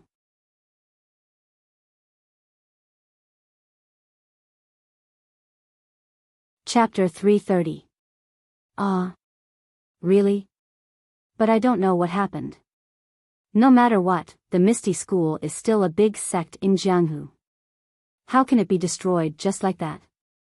Moreover, all the thousands of disciples in the Misty School died for the sect? Chu Yunfei bitterly smiled and said, in this world, there is no sect that can stand forever. My Misty School has been declining for a long time. To be able to stand for 10,000 years in this unpredictable Jianghu is already a miracle. I heard that a long time ago, there was an extremely powerful Shindao sect. It seemed to be 100 times stronger than my Misty School, but wasn't it also destroyed before us? However, less than half of the elite disciples of the sect managed to escape. The rest of the disciples died on the spot. Buzz! Zhang Xiaohua suddenly stood up and said in a trembling voice, only less than half of the elite disciples managed to escape. The rest died for the sect? Then did a disciple called Zhang Xiaohu manage to escape? Zhang Xiaohu? Chu Yunfei was dazed for a moment and said, Zhang Xiaohu, this name is very familiar. Let me think. Oh, I know. He used his connections to enter my Misty School. Later, he got lucky and was accepted by Martial Uncle Wen. Yes, it's that lucky guy. Did he also manage to escape? At this time, Zhang Xiaohua didn't care what other people said about her second brother. She hurriedly asked. No. Chu Yunfei decisively replied. Ah! Zhang Xiaohua exclaimed. She clenched her teeth and clenched her fists. Just as she was about to ask which sect attacked the Misty Mountain Villa, Chu Yunfei said another sentence. Zhang Xiaohua almost fainted. However, Zhang Xiaohu doesn't seem to have died. Ah! Zhang Xiaohua nearly fell to the ground with a thud. He thought to himself, Senior brother, can you not speak like that? Can't you finish your sentence in one sentence? Zhang Xiaohua stepped forward and asked, then, where is Zhang Xiaohu now? Well, I'm not sure if Zhang Xiaohu is dead or not. This time, Zhang Xiaohua fell in front of Chu Yunfei. Even the Righteous Alliance's 3 experts hadn't been able to force back Zhang Xiaohua. But Chu Yunfei had done it. Zhang Xiaohua forced herself to get up and thought to herself, my senior brother from Misty School, can we be more specific? Although this little sweetheart of yours has been tempered with immortal cultivation techniques, it still can't withstand your torment. Seeing Zhang Xiaohua lose her composure, Chu Yunfei felt embarrassed and said, little brother, are you too tired? Those 3 Righteous Alliance's disciples are not ordinary experts. They have been chasing me for several days. If you are tired, you should take a rest first. Zhang Xiaohua waved his hand and said, Senior Brother Chu, it's better if you don't. If you have the time, please tell me about the Misty Sect. I will be very grateful. So it's like this. Actually, what happened at Misty School that day is known by everyone in Jianghu. You can find anyone to inquire about it. Sigh, sad things should be told to sad people. Brother, listen to Senior Brother tell you about the sad things. Thus, the two of them sat on the ground. With Chu Yunfei's tireless narration, Zhang Xiaohua learned about the events of that year. It was an autumn 3 years ago. It was the day when all things were competing with each other. But in this day of harvest and looking forward to the future, Misty School's sect leader O Peng was sitting on a chair with a headache. He had the urge to use his thumb to fiercely rub his temples. Ever since he subdued Shui Yupeng a year ago and gave her the position of vice sect leader of Misty School, he firmly controlled the Luo Shui gang under the Misty School. The strength of the entire Misty School greatly increased. The results greatly stimulated the ambitions of the 6 Misty Tigers. They all wanted to make contributions that no one had ever made in their lifetime. However, just as O Peng finished organizing the resources of the Luo Shui gang, coordinated the water and land forces of the Misty School, and prepared to revive the Immortal Tao and once again set his sights on Jianghu, he felt that it was difficult to move forward. Moreover, he had suffered an inexplicable setback. Let's first talk about the revival of the Immortal Tao. Since he already knew that the heaven and earth yuan qi in this world was recovering, and at this time, he also discovered Zhang Xiaohua's Big Dipper Fist, which seemed to be an inheritance of the Immortal Tao, and at this time, O Peng almost thought that he was the godfather of the Immortal Tao. He excitedly used an extremely cheap price to exchange for the manual of the Big Dipper Fist. At that time, he sent his eldest disciple, Zhang Qingyue, to impart the Big Dipper Fist to the only son of the deputy chief, Shui Tiantian. Although Shui Tiantian was only 4 years old, but he was considered to be a genius. In a short period of time, he was proficient in the Big Dipper Fist, and practiced the Big Dipper Fist no less than 5 times a day. Of course, since Shui Tiantian was a genius, and when O Peng persuaded Shui Yupeng to join the Misty School, he also promised to teach him all the divine skills of the Misty School. At this time, he naturally couldn't hide anything from Shui Tiantian. Everything that could be taught was picked out for Shui Tiantian. Shui Yupeng was beaming with joy as she watched, and worked even harder for the Misty School. Shui Tiantian was like a sponge absorbing water, seriously absorbing the essence of the inheritance of the Misty School. Regarding the Big Dipper Fist, Shui Tiantian was quite knowledgeable. Although Shui Tiantian was only 4 years old, but he was also considered to be a genius. In a short period of time, he was proficient in the Big Dipper Fist, and practiced the Big Dipper Fist no less than 5 times a day. Of course, since Shui Tiantian was a genius, and when O Peng persuaded Shui Yupeng to join the Misty School, he also promised to teach him all the divine skills of the Misty School. At this time, he naturally couldn't hide anything from Shui Tiantian. Everything that could be taught was picked out for Shui Tiantian. Shui Yupeng was all smiles as she watched, and worked even harder for the Misty School. Shui Tiantian was like a sponge absorbing water, seriously absorbing the essence of the inheritance of the Misty School. Ethereal steps, etc. Therefore, other than practicing 3 times a day in the morning, noon, and night, Shui Tiantian spent the rest of his time comprehending the ethereal steps and ethereal divine art. Although Shui Tiantian's progress in the latter two had exceeded Zhang Qingyue's and O Peng's expectations, the two's attention was not on this. Instead, it was on the seemingly ordinary and error-filled Big Dipper magical fist technique. Shui Tiantian had been practicing the Big Dipper magical fist technique for more than half a year, but there was nothing abnormal about it. Other than his arm strength being slightly stronger than an ordinary child's, there was nothing else that could be seen. And you want to say that Shui Tiantian did not try his best to practice the Big Dipper magical fist technique? That was not right. The Big Dipper magical fist technique was the fist technique that he had learned. After mastering it, he did not give up and practiced it 3 or even 5 times a day. If it was any other fist technique, not to mention 3 times, even 1 or several times a day would not be a small number. After all, the people of the martial arts world still emphasized on internal strength. Could it be that this arm strength was the effect of the Big Dipper magical fist technique? Thinking about how Zhang Xiaohua's arms were different from an ordinary person's, Peng sometimes could not help but come to this conclusion. Later, when the Misty School recruited young disciples again in the 2nd year, Peng specially requested Zhang Qingyue to select a group of disciples with good talent and teach them the Big Dipper magical fist technique as a compulsory fist technique. However, the results were still not very obvious. It was similar to Shui Tiantian's situation. His arm strength had increased a lot, but there were no other abnormalities. In his disappointment, Peng thought of the missing Zhang Xiaohua. If Peng had not seen the exquisite moves of the Big Dipper magical fist technique, which were different from the current fist techniques, and the entire fist technique's attack and defense, Peng would not have felt sorry for the 1,000 taels of silver he had spent. This Zhang Xiaohua actually went missing as soon as she left the Misty School.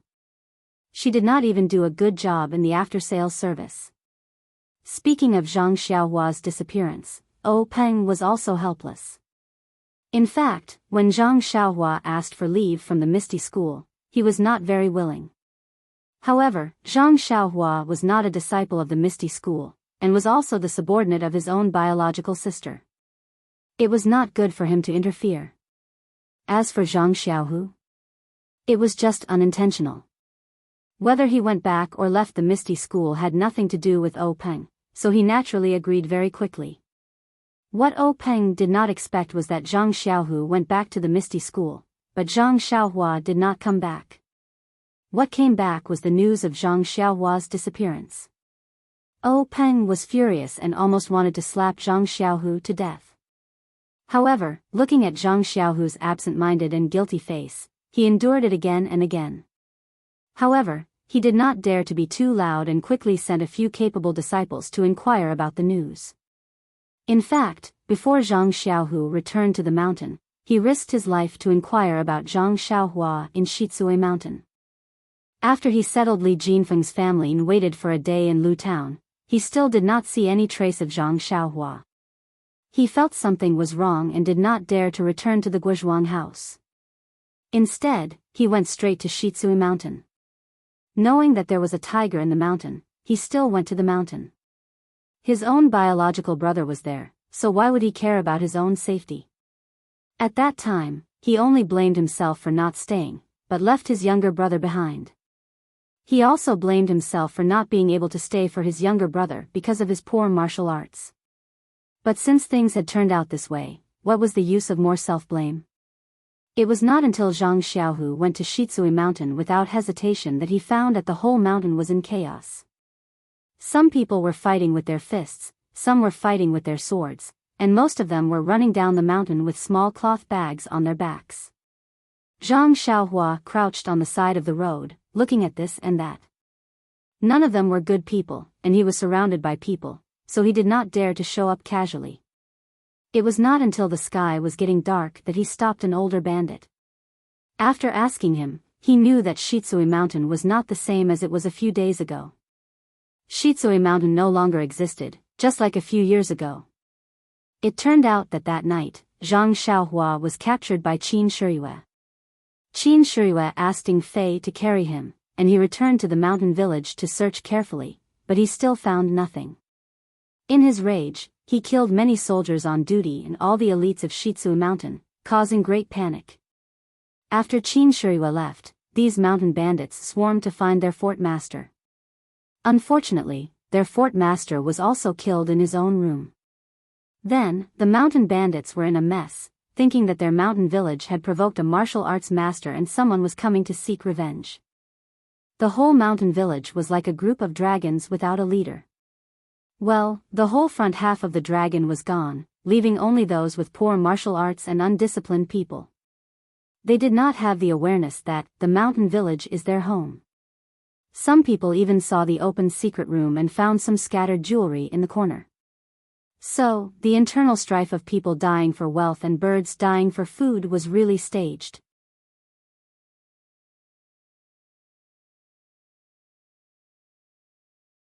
Chapter 331. After fighting and killing, the result was really seen. The property of Li Jinfeng's family was found, and the private goods hidden by other people were also found.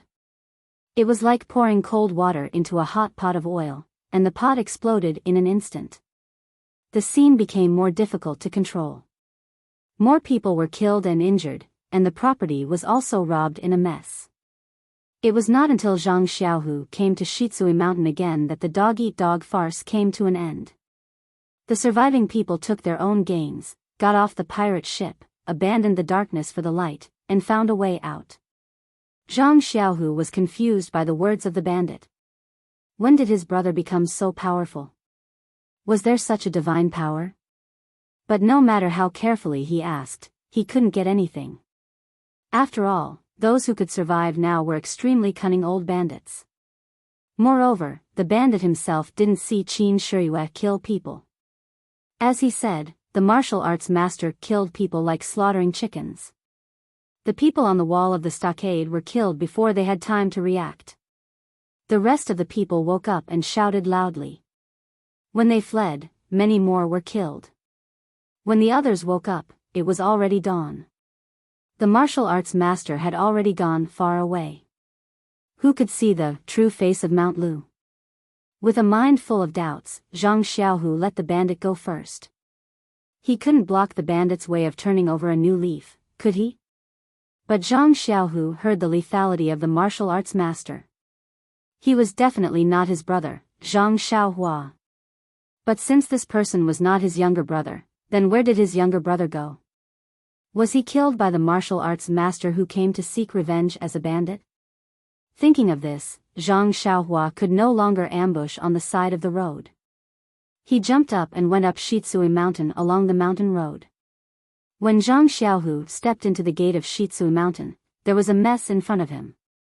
Fortunately, the bandits in the stockade were used to disbanding. They robbed in an orderly manner and didn't set fire to the stockade. It seemed that they planned to go up the mountain again. There were only worthless corpses scattered all over the ground. Many bandits in the stockade had already run away. The rest were the old, weak, sick, and disabled, puppies and kittens. No one cared that a stranger would come to the stockade. Moreover, this person only looked at each corpse carefully. They thought that this guy just came to take the wealth of the dead. They all sneered in their hearts. Why did this guy only think of it now? The corpses underground have been swept away by us countless times. How can there be any surplus wealth? Then they were busy with their own things and went crazy for the last time. There were hundreds of corpses on the ground. Zhang Xiaohu looked through them one by one, regardless of their body shape or dress, for fear of missing something. Every time he turned over a corpse, he was afraid to see a familiar face. But after examining all the corpses, Zhang Xiaohu was overjoyed. Since there were no corpses, there must be hope of survival. So he worked hard again to look through all the places in the stockade, but still found nothing. At this time, he was completely relieved. Thinking of his brother's lightness skill, he must have run away. Right, at that time, Zhang Xiaohu suddenly had a thought. Did Xiaohua go back to the Guizhuang house first? The steady Zhang Xiaohu did not immediately return home. Instead, he looked through all the corpses again until the sky brightened. After working all night, he was full of energy and rode back to the Guizhuang house. He was really looking forward to when he returned to the Guizhuang house. His younger brother would be holding a bowl of rice and squatting under a tree, laughing at him for coming back so late. How could he be so stupid that he didn't know to go back to the Guizhuang house first? But when he rushed back to the Guizhuang house and saw his mother and sister-in-law waiting for him at the village entrance, he knew that something was wrong. His heart turned cold. Xiaohua really did not come back. Zhang Xiaohu's mind turned countless times, but he did not have any good excuses. If he said that Zhang Xiaohua went back or did something else, how could he explain the empty date red horse beside him? But if he told his mother about Zhang Xiaohua's disappearance, how could he open his mouth? Guo Sufei, who was at the village entrance, was also bitterly waiting for her two sons to return. First, she comforted herself that Li Jinfeng's family was warm and wanted them to stay for one more day. But 2 days had passed. Which family would have such a reason to keep their guests? As a result, Guosufei could no longer sit still. She had been waiting at the entrance of the village the night before yesterday, hoping that her son would return. Last night, she also did not sleep well. At dawn, she had been waiting at the entrance of the village. When it was close to noon, she saw a familiar date red horse appear. Her heart was filled with joy, but she immediately saw an empty horse. That horse was missing her heart.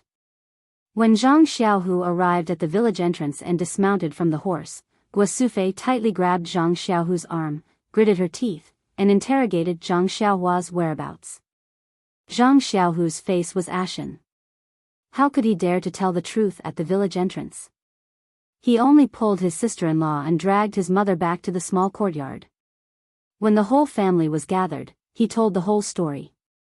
When she heard that her own son, who was trying to save someone, had ended up missing, Guosufei could not help but feel sad. She knew that her son's actions were the actions of a man and were righteous. But after all, the person he saved was a stranger she had never seen before, and the one who went missing was her son, who she was worried about. How could she not cry? Zhang Kai and Mr. Liu had different feelings. After all, they were both born as strict fathers. They felt that for a child to do such a righteous and awe-inspiring thing, it was exactly what a man should do. They were quite proud. Even if they were on the side, they would still encourage and gladly go forward. Moreover, they still had not received the most serious grievous news. And Zhang Xiaohua had acted for righteousness, so she must be loved by heaven and earth. How could she die so easily? Alas, how could they know that heaven and earth were heartless and treated all living things like straw dogs? In this world, how much righteousness could be preached and how much good intentions could be rewarded? If Zhang Xiaohua had not been coincidentally lucky, she would have been captured and taken to the Dragon God sect long ago. Who knew what her ending would be? Everyone tried to persuade Guosufei, but they could not ease the knot in her heart. In the end, it was Mr. Liu, who was not involved in the matter, who probed, "Could we ask the Misty School to help Zhang Xiaohua?" This sentence was like an epiphany, waking Zhang Xiaohu up. Yes, his abilities were limited, but he had a powerful sect behind him. With such a great resource, how could he not make full use of it? After thinking about it, Zhang Xiaohu did not have the mood to stay at home. He packed his luggage and immediately set off from the Guozhuang house. He rushed back to the Misty School in Pingyang City overnight. He also made an appointment with his family. Once there was any news, he would ask someone to inform them immediately. After Zhang Xiaohu rushed back to the Misty School, he did not know how to ask for help. He could not possibly ask sect leader O directly and say that his younger brother was missing and see if he could help look for him. Zhang Xiaohu could imagine that he would definitely be chased out by O Peng. Therefore, he could only ask his master, Wen Wenhai, for help. Wen Wenhai was also rather helpless. Although he was O Peng's personal disciple, he did not hold any real power in the sect. He did not have the right to mobilize the disciples of the Divine Mechanics Division. Therefore, Wen Wenhai also took the time to find an opportunity to tactfully convey this request to eldest senior brother Zhang Chengyue, hoping that Zhang Chengyue would extend a helping hand on the account that they were fellow disciples of the same sect. Zhang Chengyue naturally knew the importance of Zhang Xiaohua. When he heard this, he did not even say a second word to Wen Wenhai. He immediately rushed out of the door and hurriedly informed O Peng of this news, leaving Wen Wenhai stunned at the side. He thought that eldest senior brother was angry over this small matter. Just as Wen Wenhai apologetically told Zhang Xiaohu that he might not be able to help and that he could look for O Yan, Zhang Xiaohu hurriedly rushed over to look for Zhang Xiaohu. When Zhang Xiaohu arrived at the meeting hall and repeated the matter of Zhang Xiaohua's disappearance, Zhang Xiaohu's reaction was far beyond his expectations. Sect leader O immediately sent 10 disciples of the Divine Mechanics Division to Shitsue Mountain to find Zhang Xiaohua's whereabouts. They wanted to see her alive or dead. Zhang Xiaohu was touched. He did not expect sect leader O to be so benevolent. A professional was a professional. Not long after, the disciples of the Divine Mechanics Division brought back the news. Although they did not find Zhang Xiaohua's whereabouts, they found out that Shitsui Mountain was related to the Dragon God sect. On the day of the incident at Shitsui Mountain, there was a special envoy from the Tenryu sect present in the stronghold.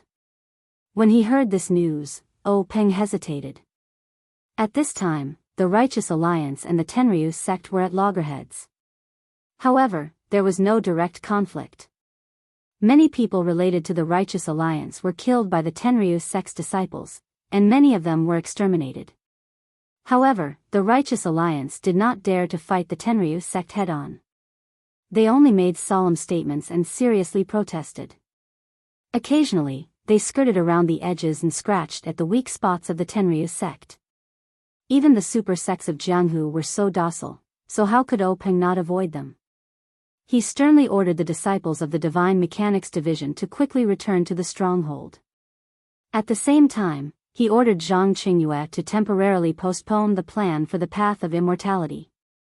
He was afraid that the Tenryu sect had other intentions for kidnapping Zhang Xiaohua, or that they had learned the importance of the Fist of the North Star from Zhang Xiaohua. As for Zhang Xiaohu, O Peng only said that the disciples of the Divine Mechanics Division had not found any news about Zhang Xiaohua and were half-heartedly brushing him off. As for Zhang Xiaohu, he did not have any news about his younger brother.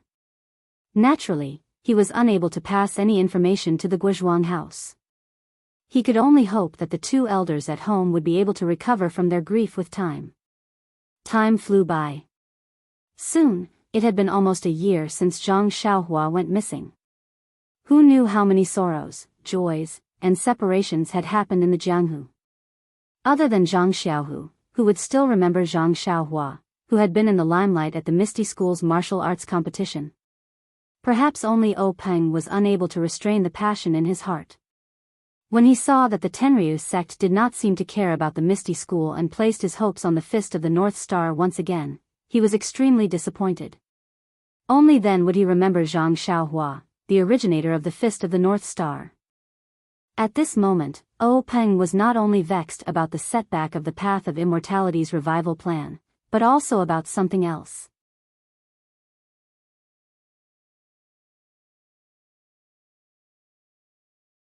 Chapter 332. In the past month, all of the ethereal sect's branches, strongholds, and even escort agencies had been wiped out by an unknown force. Many of their elite disciples had gone missing, forcing sect leader O to slowly withdraw his forces to the vicinity of Pingyang City. However, the Divine Secrets Hall's disciples that he had sent out to gather information either never returned or did not receive any news at all. Left with no choice, O Peng sent out the fourth of the 6 ethereal tigers, Shengguan Fenglu, and the 6th, Su Peihua, to lead a group of elite disciples to personally investigate the matter. With such a crisis hanging over his head like a sharp sword, how could O Peng not be vexed? Who was the mastermind behind this series of events? This was a question that had always troubled O Peng. O Peng felt like he was scratching an itch. He knew that it was extremely itchy, but he just couldn't reach out to scratch it. He couldn't even scratch his ears and cheeks. Suddenly, a thought appeared in O Peng's mind. Could it be the Dragon God sect? Could it be that after Zhang Xiaohua was captured by the Tenryu sect, he was tortured to extort a confession? Why torture him? He's just a village boy. The Tenryu sect has plenty of ways to make him talk. So, Zhang Xiaohua revealed everything about his Fist of the North Star. The Tenryu sect is a great sect with a heritage similar to the Misty School. If I can see through it myself, Di Shi Tian of the Tenryu sect must also be aware of it. Could it be that the Tenryu sect is trying to cover up the revival of the Immortal Tao? Or is it because they want to leave before my Misty School that they suddenly attacked my Misty School? Sigh, I shouldn't have been soft-hearted back then. O Peng's eyes flashed with a hint of sternness. But after a while, there was a burst of confusion in his eyes. This is also not right. Even if Sakura knows the secret of the Big Dipper magical fist, whether or not this Big Dipper magical fist is actually the big heavenly cycle of stars fist is still two different things. He didn't settle the matter first and cultivate his own immortal Tao disciple. Besides, the Tenryu sect's strength is comparable to the combined strength of the three super sections. They have always been restrained by the three super sections. If they were to harm my Misty School, the other three sects would definitely react. Why is there no news at all? Could it be? Oh, Peng's heart, which had been tempered to be strong, suddenly jumped. He instantly thought of another possibility, unless, right at this moment, someone rushed into the assembly hall in a hurry. Oh, Peng was startled. He looked up and saw that it was his eldest disciple, Zhang Qingyue. Oh, Peng frowned slightly. Zhang Qingyue's face was pale and he was very flustered. Zhang Qingyue had always been experienced and steady in handling matters. He had never been so rude. Therefore, he didn't have the intention to scold Zhang Qingyue and asked, "Qingyue, why are you so flustered?" "Big sect master, there's a big disaster." Hearing Oh Peng's dissatisfied tone, Zhang Qingyue already knew that he was being rude. However, it wasn't the time to pay attention to it. Big disaster? Oh Peng's heart jumped and he blurted out, "Did the Tenryu sect besiege my Misty Mountain Manor?" "No, big sect master, no enemies appeared around our Misty School. It's just that." Zhang Qingyue's tone was somewhat hesitant. Then, he looked at Oh Peng's gaze and said with gritted teeth, "Big sect master, 4th martial uncle and 6th martial uncle." Oh Peng couldn't help but ask, "What happened to them?" Zhang Qingyue said with some sorrow, 2 martial uncles were killed and their corpses were brought back by the disciples of the sect." "What?" Oh Peng exclaimed and immediately stood up from his chair. 4th martial uncle, Shengguan Fenglu, was quick-witted and resourceful. 6th martial uncle, Su Peihua, was the best in Jianghu. When the two of them were roaming Jianghu, they were always together and had been through a lot. Now, the two of them had taken elixirs to increase their power. There were few opponents in Jianghu who could match them. But now, they were both killed at the same time. This was something he never expected. "Quick, where are the corpses of the 2 martial brothers?" Reporting to Big Sect Master, "It's in the square in front of the conference hall." This disciple doesn't dare to act rashly. Hearing this, Oh Peng stomped his right foot and his body floated up. He flew like a gust of wind to the entrance of the conference hall.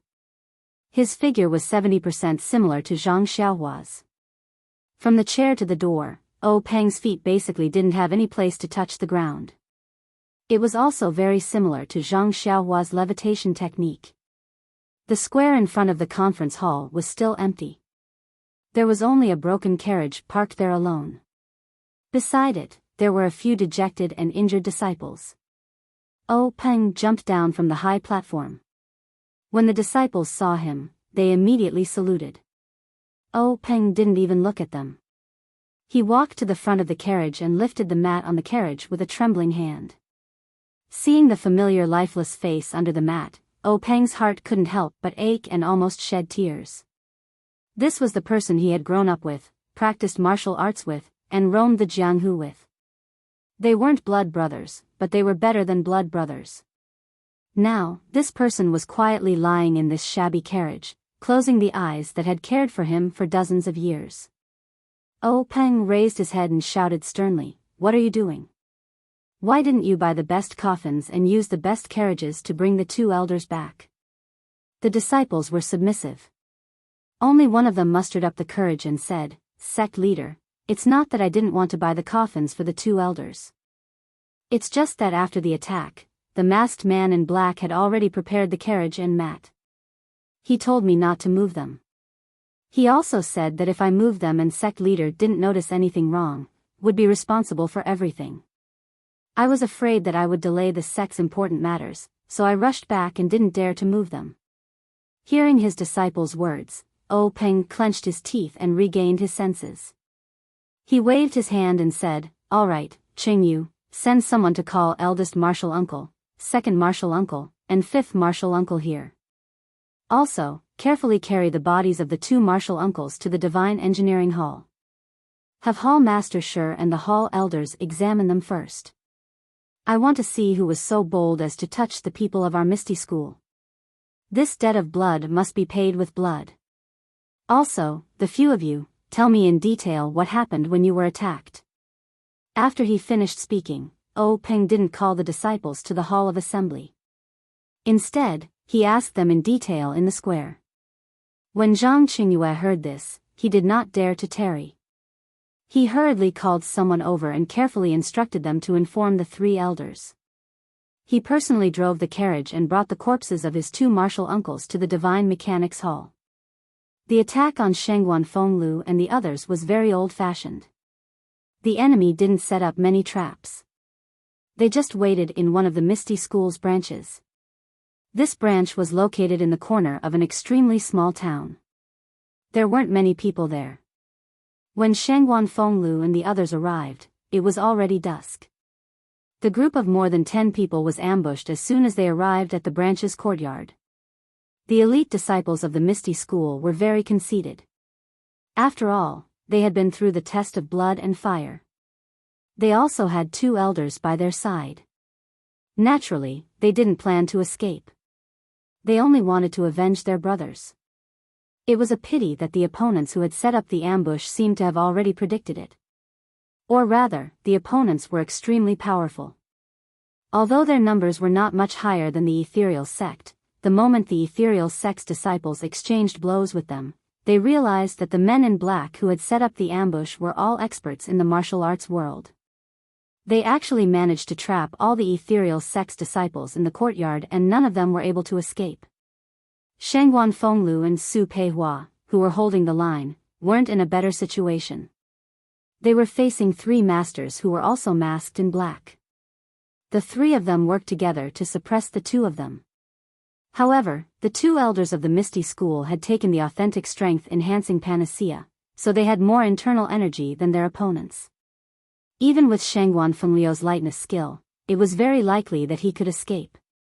However, if he ran away, Su Peihua, who was left behind, would die. Therefore, Shengguan Fenglu could only fight side by side with Su Peihua, hoping that they could fight their way out. Although the battle was divided into 2 groups, it was equally fierce and bloody. By the time night fell, the disciples of the Misty School had been completely annihilated. Only a few who were waiting to be used were left with their acupoints sealed. Shengguan Fenglu and Su Peihua were also seriously injured. They were barely holding on. At this moment, a yellow-faced old man who hadn't been seen before floated over. Seeing the situation, he was very surprised. What's wrong? These 2 people are so difficult to deal with. Why haven't they succeeded yet? Shengguan Fenglu and Su Peihua were shocked and they saw this person. Just as they were about to call out his name, the yellow-faced old man came in and hit their chests with his palm. In an instant, the 2 of them spat out blood and fell to the ground, dead before they could even say a word. The yellow-faced old man looked around and said proudly, "Act according to the original plan. Get someone to bring these 2 bodies back to the Misty School." Then, he floated away. When the injured disciple finished telling the whole story of the attack, Peng's frown deepened. These disciples' kung fu was weak. They were the ones who were supposed to contact and guide the disciples. When they were attacked, they could only take care of themselves. How could they have the time to observe and collect other information? Moreover, when their acupoints were sealed, they only heard a few words and knew that a master of the masters had arrived and killed the 2 elders in one move. How could they know who this master was? At this moment, another disciple whispered, "Grand Gang Leader, this disciple secretly saw something." "Tell me quickly," Peng said anxiously. Among the 3 people who besieged the elders, one of them was wearing a felt hat. It was very strange, so I took a few more glances at him. Moreover, when they let us go, I took another glance at that person. At this time, his felt hat was gone. I reckon that the 2 elders had taken it away, but he was bald.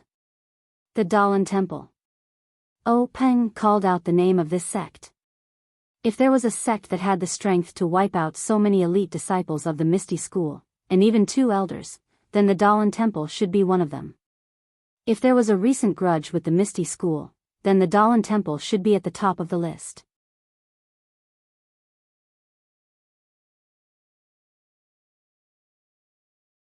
Chapter 333.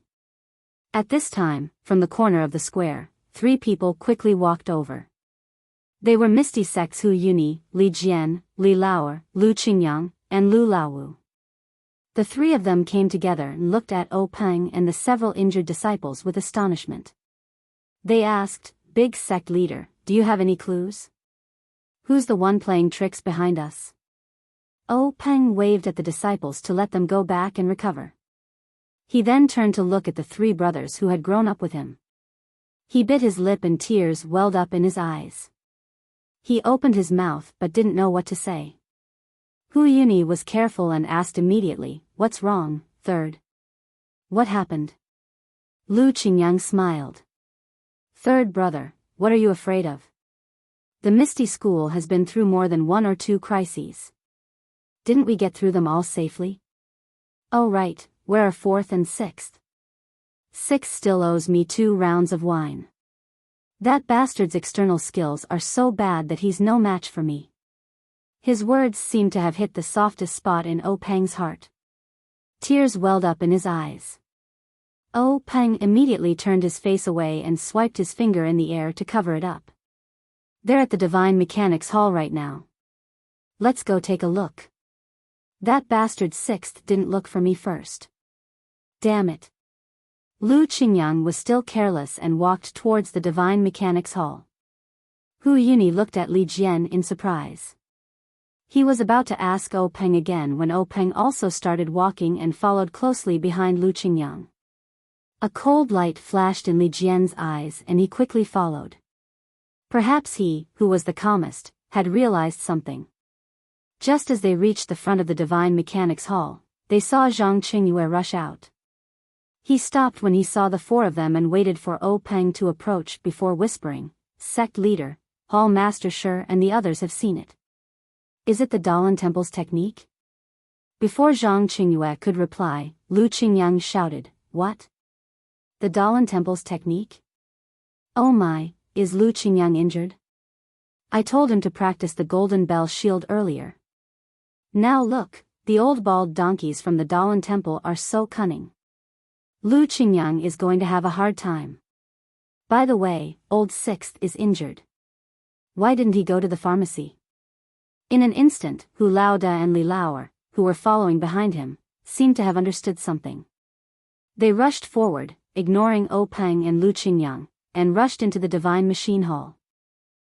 Peng raised his hand in an attempt to stop her, but he only managed to raise his arm a little before it fell limply to the ground. Old 5th Lu didn't understand and followed him in. Just as Peng was about to take a step forward, Zhang Qingyue said, "Grand Sect Master, the 2 martial uncles didn't die at the hands of the Dalan Temple. The 2 fatal palm prints on their bodies were from the Righteous Alliance's Grand Universe Palm." "Ah. Zhang San's Grand Universe Palm? How is this possible?" Peng was even more surprised. At this moment, old 5th Lu's sorrowful shout came from the Divine Mechanics Hall, "Old 4th! Old 6!" What followed was a burst of wailing. Peng looked at the door of the Divine Mechanics Hall. His feet moved slightly, but he quickly retracted them. Standing there silently, Peng stroked the short beard on his chin and frowned deeply. After a while, he instructed Zhang Qingyue, "Qingyue, hurry and inform the disciples to be on full alert from now on. I reckon that there will be strong enemies coming soon. Be prepared to drag Ethereal Peak in. Also, send more men to move all the precious items in the manor to the secret chamber. If anything happens, we'll defend against the enemies with the mountain. This manor is easy to attack but hard to defend. We can only rely on Ethereal Peak. Oh right, also, find someone to send the young mistress to Ethereal Peak. This has to be done first." Zhang Qingyue's expression froze when he heard that. He hurriedly accepted the order and was about to leave. Peng stopped him and whispered in his ear. Zhang Qingyue was shocked and puzzled. He asked, Master, are we really going to do this? Oh Peng nodded. Let's do it. It's either the fish dies or the net breaks. Even if we die, we'll make sure that their efforts are in vain. But, Master, will this person succeed? Sigh, man proposes, God disposes. Who knows? Zhang Qingyue nodded and left with the order. Oh Peng sighed as he watched Zhang Qingyue leave in a hurry. Then, he took a deep breath and tidied his clothes before walking steadily into the Divine Secrets Hall. In the Divine Secrets Hall, 2 tall wooden coffins were placed in the middle. Although the sun was shining brightly and a lot of sunlight shone in, it was still desolate. The Divine Secrets Hall's Shiyukuan and 2 white-haired elders stood beside the coffins with their hands clasped behind their backs. They looked sad. Big Bro Hu and Li Lauer stood on the other side, staring at their 2 junior brothers in the coffins. No one knew what they were thinking. Only old Fifth Lu held onto Su Lalio's hand like a child. Tears streamed down his face. Oh Peng quietly walked to a corner of the coffins. He did not speak and just looked at it quietly, as if he was reminiscing about the past. The entire Divine Secrets Hall had long lost its former solemnity. Only sorrow filled the entire hall. After a while, old Fifth Lu had cried enough. He jumped up, wiped his tears and ran to Oh Peng. He tugged at Oh Peng's clothes and shouted, Lao Lu, who did it? Was it the bald donkeys from the Dalan Temple? Which one? I must settle this with him today so that 6th brother can rest in peace in the underworld. Oh Peng looked at Lu Qingyang and said softly, Lao Lu, calm down and listen to me. Calm down my ass. How can I calm down? Lao Lu and Lao Lu were killed and they even sent someone to their doorstep. Isn't this a slap to the Misty School's face? If I don't take revenge, my surname is no longer Lu. Lao Lu, tell me who it is. Is it Chang'eng or Changsheng? Did Changsheng do it himself? Oh Peng said with a gloomy face, the fatal injuries on Lao Lu and Lao Lu were caused by Zhang San from the Righteous Alliance. However, it was said that there were monks involved. I suspect that the Dalan Temple was involved. Zhang San? This ruffian has never interfered with our Misty School. How dare he do this? I'm going to find him. After old Fifth Lu finished speaking, he swung his arm and was about to rush out. How could Oh Peng let him go? He pulled him back and advised, Lao Lu, where are you going to find him? Are you going to kill your way to the Righteous Alliance's main peak? Even if it's the Righteous Alliance's righteous peak, so what? At the very least, I'm about 200 pounds. I'm going to go against the Righteous Alliance. Old Fifth Lu was full of pride. He threw Oh Peng's hand away and was about to leave. At this moment, Big Boss Hu scolded, Lao Lu, stop. Don't you think it's chaotic now? Do you want us to worry about you? Do you want us to watch you get sent back by someone else? Old Fifth Lu listened to Big Boss Hu the most. Naturally, he didn't dare to move half a step. He only said loudly, but, Big Brother, Lao Lu and Lao Lu. After saying that, he stomped his feet vigorously. In the end, he squatted down and used his fists to hit the ground. After a few hits, blood dripped from his fists. Seeing this, Big Boss Hu sighed and didn't stop him. Oh Peng walked over and patted Lu Qingyang's shoulder, saying, Lao Lu, get up. Don't worry, we'll definitely avenge Lao Lu and Lao Lu. Even if we have to sacrifice all of our Misty School's resources, we'll kill our way to the Righteous Alliance's peak. Good. Lu Qingyang immediately stood up. He ignored the blood on his hands and asked, when are we leaving? Oh Peng smiled bitterly, Lao Lu, don't worry. Even if we don't kill our way to the Righteous Alliance's peak, they'll immediately send us to our door. Is that so? Big Boss Hu and old Fifth Lu asked in unison. However, while Lu Qingyang was pleasantly surprised, Hu Yuni was somewhat astonished. What's going on here? Lao Lu, tell us in detail. Big Boss Hu frowned and asked. After Oh Peng explained the matter in detail, Big Boss Hu frowned even more and said, if that's the case, our Misty School is now facing the most serious situation. If anything goes wrong, we'll be in danger of being exterminated. However, why would the Righteous Alliance join hands with the Dalan Temple? Oh Peng smiled bitterly, I'm just guessing. I don't have any real evidence. Maybe that baldy is just a baldy? Our Misty School can't afford to offend either of these two sections. Just one of them is enough for us to deal with, let alone two sections. I can't find any reason for the two sects to join hands against our Misty School. Could it be that they're shifting the blame to others? What Big Brother said makes sense. There's another possibility, which is the Tenryu sect.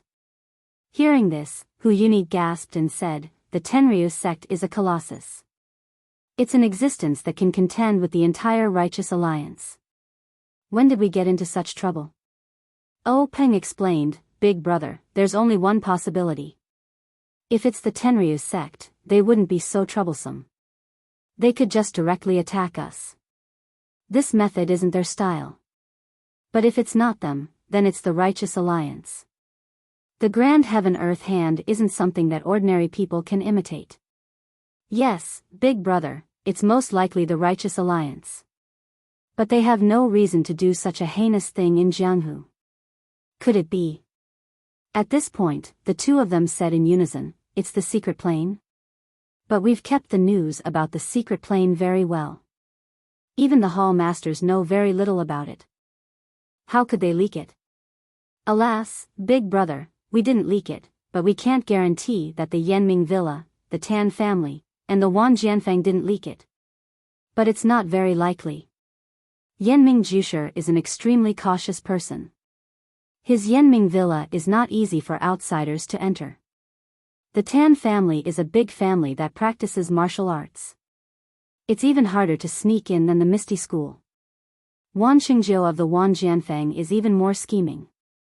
He even spies on the Five-Claw Peak. How could he leak the news? I estimate that there are no more than 5 people on his side who know about the secret plane. Alas, Big Brother, there's no such thing as an impenetrable wall in the world. We've been operating the secret plane for 3 or 4 years and have reaped endless benefits from it. In recent years, the development of the Misty School has relied on the medicinal materials in the secret plane. It's hard to guarantee that no one will find out. Moreover, we've also obtained the life-prolonging pill from the secret plane. Such a heaven-defying thing will definitely shorten one's life if we have it. Misfortune is a blessing in disguise. The ancients didn't deceive us.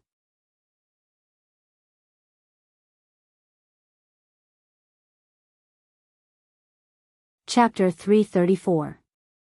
When the two of them analyzed up to this point, they had already determined that the news of the secret plane must have been leaked, which attracted the attention of the Righteous Alliance. Success is because of the secret plane, failure is also because of the secret plane. Hu Yuni sighed.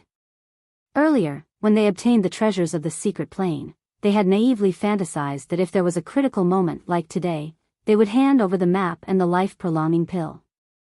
A wise man submits to circumstances and can barely survive the crisis of the sect being exterminated, even if they had to be a coward, so what?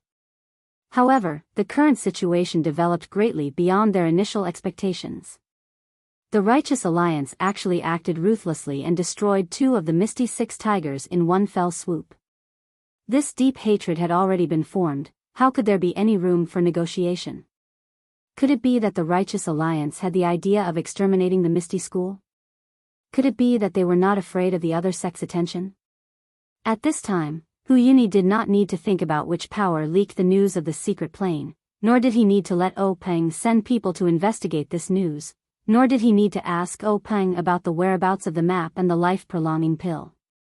All these doubts could only be asked in the future when the Misty School was able to survive. Now, the only thing they needed to do was to face the Righteous Alliance, who they did not know when they would attack. This was a martial arts sect that rose again after the Immortal Tao was annihilated. In fact, if Oh Peng and others blamed all the crimes on the secret plane, it may not be completely correct. As a martial arts sect, the Righteous Alliance had long been aware of the Immortal Tao and had long coveted the Immortal Tao inheritance. The previous Xing Long family was just the tip of the iceberg of the Righteous Alliance's Immortal Dao inheritance. The Misty School, as a sect with thousands of years of inheritance, had been in decline for a long time and had long been targeted by the Righteous Alliance. If it was not for fear of the other sects with Immortal Dao inheritance, the Righteous Alliance would have already made a move on the Misty School. And this secret plane was just a fuse. Even if there was no secret plane, sooner or later, the Righteous Alliance would inevitably make a move on the Misty School. Who told the Misty School to have the Immortal Dao inheritance but was unable to protect it? This annexation of the Misty School was nothing more than a drill that the Righteous Alliance had been preparing for a long time. Peng continued, "Big brother, second brother, fifth brother, the Righteous Alliance came in a menacing manner. First, they reduced our forces in the periphery of our Misty School. Then, they set up a trap to make us lose our brothers. I presume that they have been plotting this for a long time. Moreover, they sent the remains of fourth brother and sixth brother back. This is not only a blow to our confidence, but also a signal for us to attack. I estimate that the Righteous Alliance will launch their final attack on us tomorrow at the latest." "Aha!" Old Fifth Lu shouted and jumped up. "Third brother, I'll go get my axe. I'll guard the archway. I'd like to see if that yellow-faced Zhang San can step on my body and walk into the Misty School." With that, he ran out of the Divine Mechanics Hall like the wind. Peng raised his hand to stop him, but Hu Yuni said, "Let old Fifth go." Then he said to Li Jian, "Second brother, go and watch him. Don't let him do anything stupid." Li Jian didn't say anything and chased after him. After the two left, Hu Yuni asked, "Third brother, do you think we should send a message to the Dalan Temple and the Cult of Incense? Ask them to come and help us?" "Well, the Dalan Temple hasn't been cleared of suspicion. They might not, maybe it's just a bald man. Even if it's a monk, it doesn't mean that the Dalan Temple is involved. After all, they are all part of the path of immortality. They might help us." "Help us?" Peng sneered. "According to the records, when the Shindao sect was destroyed, the Dalan Temple didn't help us. That was then and this is now. If we don't have the Dalan Temple and the Cult of Incense's help, even if we barely make it through tomorrow, the Misty School's vitality will be greatly damaged. Why don't we give it a try?" Peng sighed. "Now that things have come to this, we can only give it a try. The Righteous Alliance has been plotting for a long time. They might not let us send out a message." Then, Peng said to Hall Master Shi of the Divine Mechanics Hall, "Hall Master Shi, send a few elite disciples in groups to the Dalan Temple and the Cult of Incense to ask for help." Shi Yukuan cupped his hands and said yes. Then, he quickly left with two elders. For a moment, the Divine Mechanics Hall fell into silence. Peng and Hu Yuni were like stone statues. They stood in front of the coffins and stared at the two people who seemed to be sleeping for a long time. They didn't say a word. After an unknown period of time seemed to have lost its value in grief. No matter how much time passed, it couldn't make up for the memories. Suddenly, Peng opened his mouth and said softly, "Big brother. Third brother, sigh. In the past, when I saw other people go through life and death, I always felt that it was because of love. But now that it's my turn, I know what it means to be a hero with a short breath. I watched you all grow up. Us 6 brothers have roamed the Jianghu together since we were young. How many storms of blood have we safely walked through? Of course, we've long held our heads in our hands. But who would have thought that when the Misty School was flourishing, something like this would happen? I thought I would be the first to lie in the coffin. That's right, big brother. Parting is inevitable in life. I didn't know that death was so close to us, forcing us to be unprepared." Hu Yuni sighed but didn't say anything. Peng continued, "Big brother, I have an extremely important matter to entrust to you." "Entrust?" "Third brother, what do you mean?" "It's like this, big brother. This time, the Righteous Alliance came prepared. They must have made a meticulous plan. Our Misty School hastily accepted the challenge. Moreover, their strength is clearly not on the same level. I'm worried that our Misty School won't be able to escape this misfortune. Hu Yuni didn't reply. He seemed to know that Peng wasn't lying. Big brother, the Misty School can be destroyed, but the Misty School's legacy can't be lost. As the leader of the Misty School, I can't abandon my brothers at this time. The heavy responsibility of protecting the Misty School's descendants will be entrusted to Big Brother. This? Hu Yuni muttered to himself. He wasn't an impulsive person and was very clear about the severity of the matter. Otherwise, he wouldn't have given the position of leader of the Misty School to Peng. In his heart, he was extremely willing to stay and avenge his two junior brothers.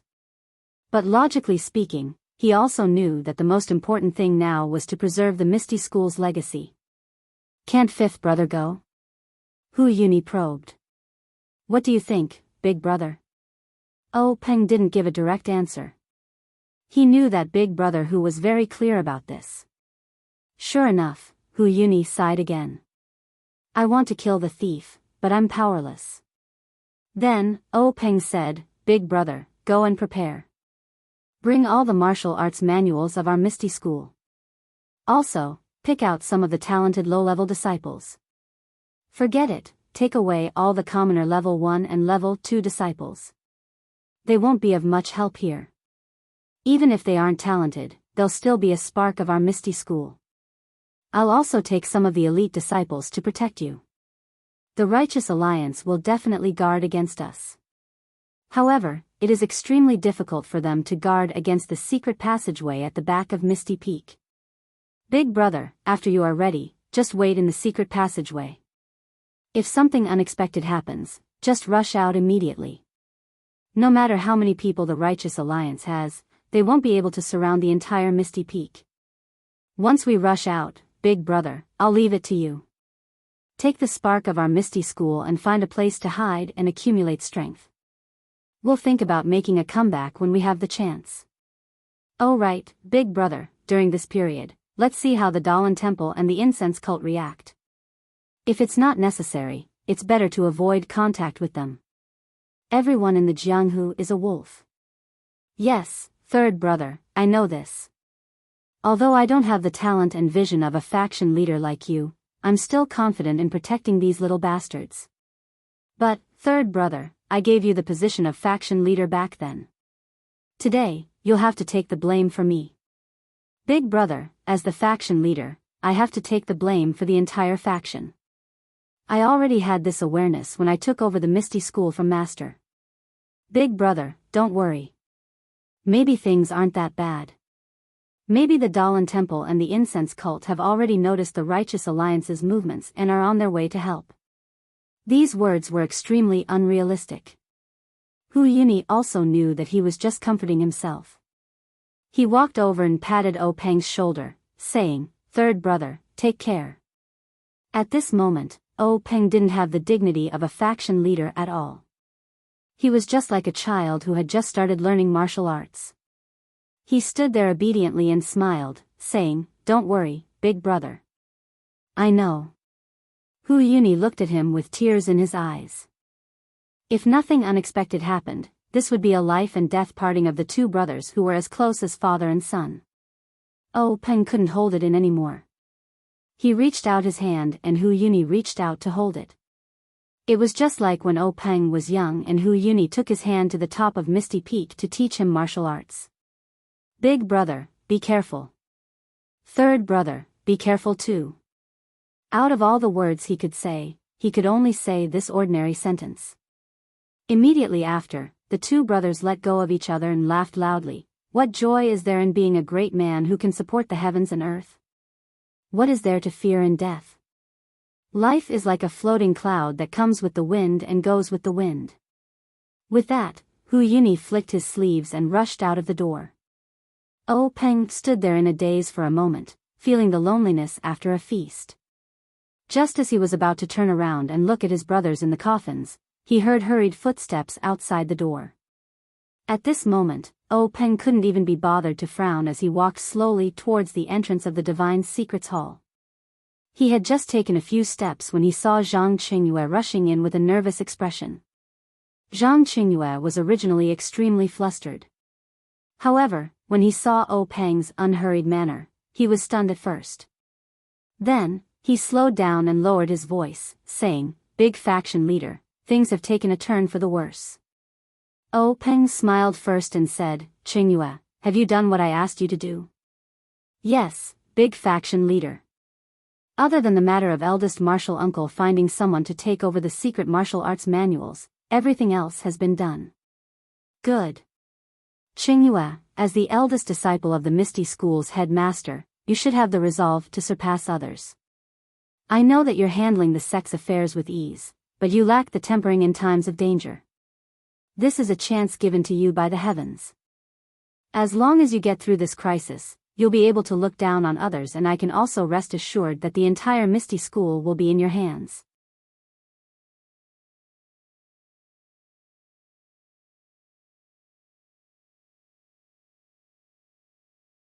Chapter 335.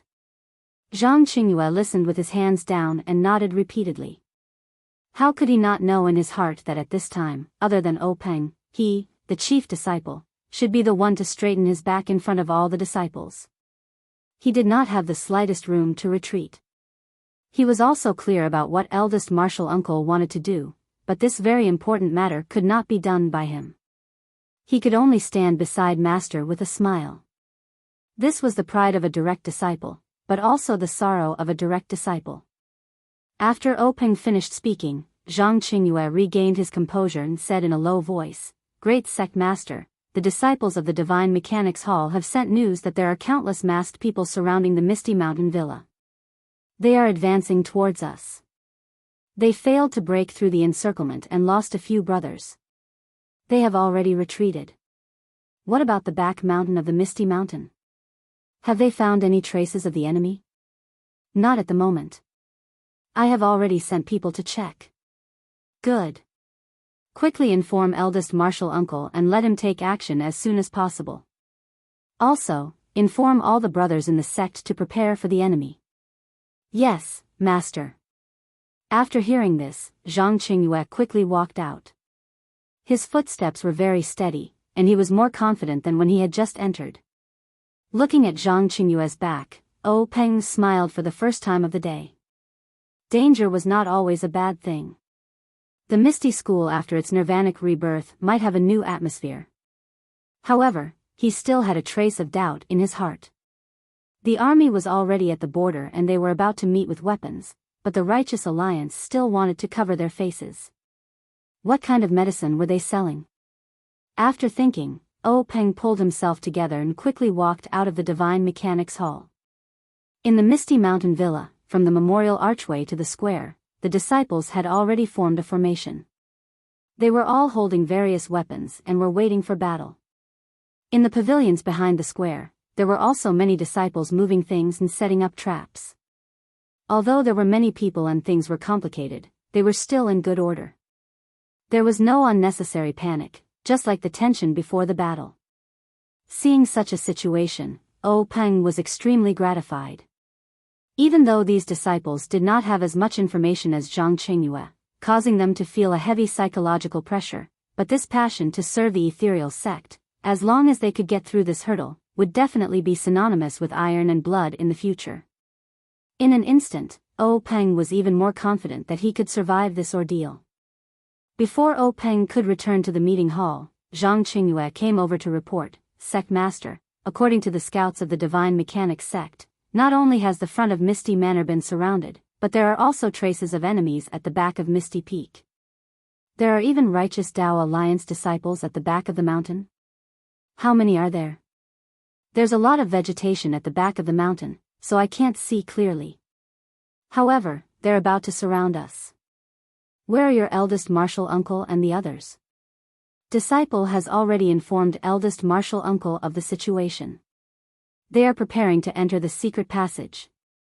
All right, quickly send someone to inform them to break out of the encirclement immediately. If they are surrounded, it will be even more difficult for them to break out. Let the disciples of the various halls mix with the elite disciples. Let them be led by the hall masters of the various halls.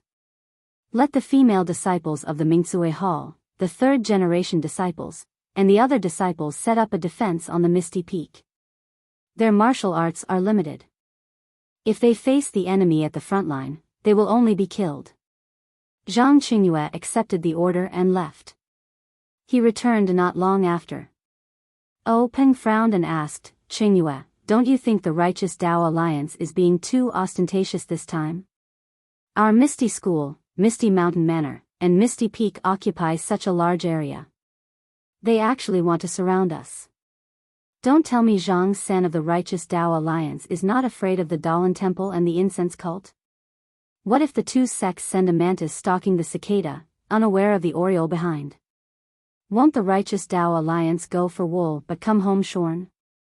Zhang Qingyue was also puzzled and said, that's right, sect leader. Disciple has also been thinking about this problem. Don't tell me the righteous Dao Alliance also had a fortuitous encounter in the past few years? Even if they have more disciples than us, if they kill 1,000, they will lose 800 of their own. If they don't have full confidence, why would they dare to do such a desperate thing? That's right, there's something fishy about it. That's right, Qingyue, did you notice that the righteous Dao Alliance is covering their faces in broad daylight? Aren't they trying to hide something? Ha ha ha, sect leader is right. This kind of small fry, I'm afraid they don't dare to see the light. Both master and disciple laughed heartily. However, their laughter hid deep sorrow. If something was out of the ordinary, there must be something fishy about it. It's just that they didn't know about it. Time passed bit by bit and it was already close to noon. In front of the memorial archway, there were already many masked people in martial attire. They were all armed and just by looking at their figures, one could tell that they were all valiant people. It was as if they were waiting for something. Sure enough, when noon came, a whistling arrow rose from the back mountain of the Misty Peak. With a loud bang, the masked man immediately shouted and drew his weapon, rushing towards the Misty Mountain Manor. Like a tidal wave, he charged towards the defensive line that the Misty School's disciples had already set up. Hearing the whistling arrow from the back mountain, Peng's expression changed. He immediately said calmly, Qingyue, how is the defensive line at the back mountain?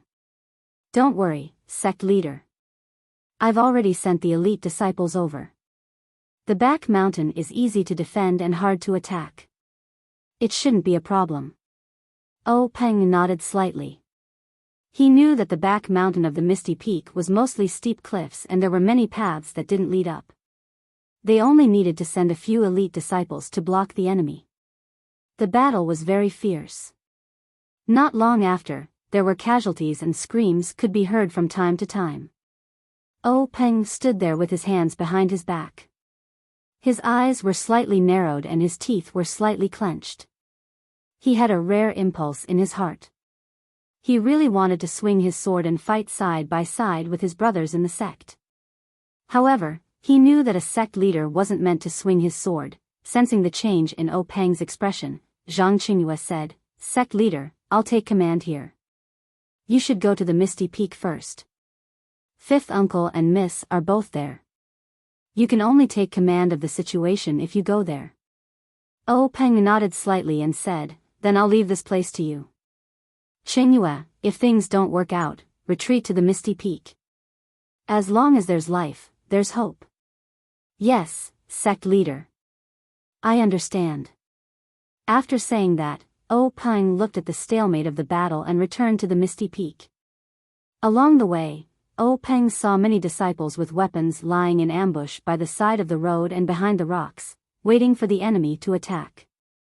Looking at the nervous expressions of many female disciples, Peng shook his head slightly. As he was walking, Peng suddenly saw a figure that he had almost forgotten. He waved his hand and said, Zhang Xiaohu, come here for a moment. Sect leader. Zhang Xiaohu walked over quickly. Peng asked, Zhang Xiaohu, why are you here? Zhang Xiaohu said in surprise, I heard from the sect leader that the third-generation disciples are required to set up a defense in the mountains. So I came. My master and the others are in front with the sect leader. Oh. Peng realized that although Zhang Xiaohu was old, he had just joined the sect and could only be considered a third-generation disciple. Moreover, his martial arts were indeed weak. If he fought the enemy in the front line, he would be killed within a few moves. So, he smiled and said, "Didn't the sect leader choose the first and second-ranked disciples? Why didn't you leave?" Sect leader. Zhang Xiaohu was a little excited. At this time, Peng still remembered him. How could he not be grateful? He said, "My talent is limited. It's better not to compete with those children. Besides, I have the strength to fight. I can contribute to the Misty School when the Misty School is in danger. I'm willing to live and die with the Misty School. I'd rather die together with the Misty School than drag out an ignoble existence." Peng nodded and patted him on the shoulder, saying, "Good. However, your martial arts are indeed weak and you're dragging out an ignoble existence. It's not necessarily a bad thing for a hero." After saying that, he left Zhang Xiaohu, who was still pondering the meaning of his words, and went up the peak. On the misty peak, the autumn noon sun was still scorching. Even with the whistling mountain wind, it still made people feel uncomfortable.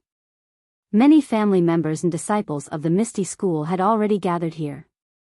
Seeing Peng come up, the sect leader's wife, who had never asked about the affairs of the sect, took the initiative to ask quietly, "How is it? What's the situation down there?" Peng smiled and said, "Madam, don't worry. It's just a clown. How can he be a match for our Misty School?" The sect leader's wife smiled and did not ask any more questions. At this time, Yen walked over and said, "Big brother." Peng looked at Yen kindly and said, "Yen, you don't blame Big brother, right?" Yen was extremely intelligent. How could she not understand Peng's meaning? She smiled and said, "Big brother, Yen, has lived under Big brother's protection since I was young. Today, when the sect is in danger, should go through thick and thin with the entire Misty School." Peng smiled and said, "Yen has such feelings. Our Misty School's danger is not for weak girls like you to bear. However, you're the sister of the sect leader of the Misty School. How can the Righteous Alliance let you go? If we let you go, the Righteous Alliance will definitely send more people to search for you. It's not safe at all. On the contrary, Big brother and the others won't be able to escape. Therefore, rather than leaving you outside, it's better to let you stay by Big brother's side. You don't have the strength to truss a chicken. Even Zhang San of the Righteous Alliance can't force himself on you. I understand, Big brother. You don't have to explain." Yan's face was obedient. However, her slightly thin body under the hot sun and the mountain wind made people feel pity for her. Without waiting for Yen to leave, Lu Qingyang and old Fifth Lu came over again. Holding a large axe, they arrogantly said, "Third brother, how can you let me go up the mountain? Rather than waiting here, it's better to let me go down the mountain and kill a few Righteous Alliance thieves with Shernyo and the others." Peng smiled and said, "Old Fifth, I'll need you later. Look, our family members and the disciples of Mingsue Hall need your protection. If it weren't for the fact that your martial arts are much better than Shernyo's, how could I let you take on such a heavy responsibility?" Old Fifth Lu opened his mouth and said, "I knew third brother wouldn't be biased. Don't worry. As long as I'm here with this pair of axes, that Zhang San won't be able to take even half a step into Misty Peak." After saying that, he carried his axe and walked to the mountain path, making a "one man can hold back 10,000 men" stance.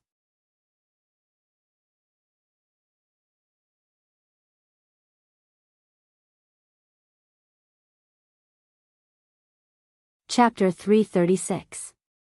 The Misty Peak was just a place where the disciples of the Misty School used to practice martial arts. There were no houses or anything like that. The Misty School disciples had left in a hurry and did not even take any chairs or other things with them. Peng looked around and casually sat on a rock and closed his eyes to rest. Not long after, a few more disciples came up from the bottom of the mountain and reported their battle results. It was the news that the disciples of the Misty School were retreating in defeat. Peng could no longer sit still. He stood up, walked to the front of the mountain and looked down. The ethereal peak was actually not very high. Although he could not see clearly, he could tell the result of the battle at a glance. The masked members of the Righteous Alliance had already pushed their front line to the back of the meeting hall. The disciples of the Misty School fought with their lives. With every step they took back, there would be disciples of the Righteous Alliance or Misty School lying on the ground. There were many corpses on the square in front of the meeting hall. Peng sighed and turned back to shout, "Where is Aunt Qin?" "Big Sect Master, I'm here."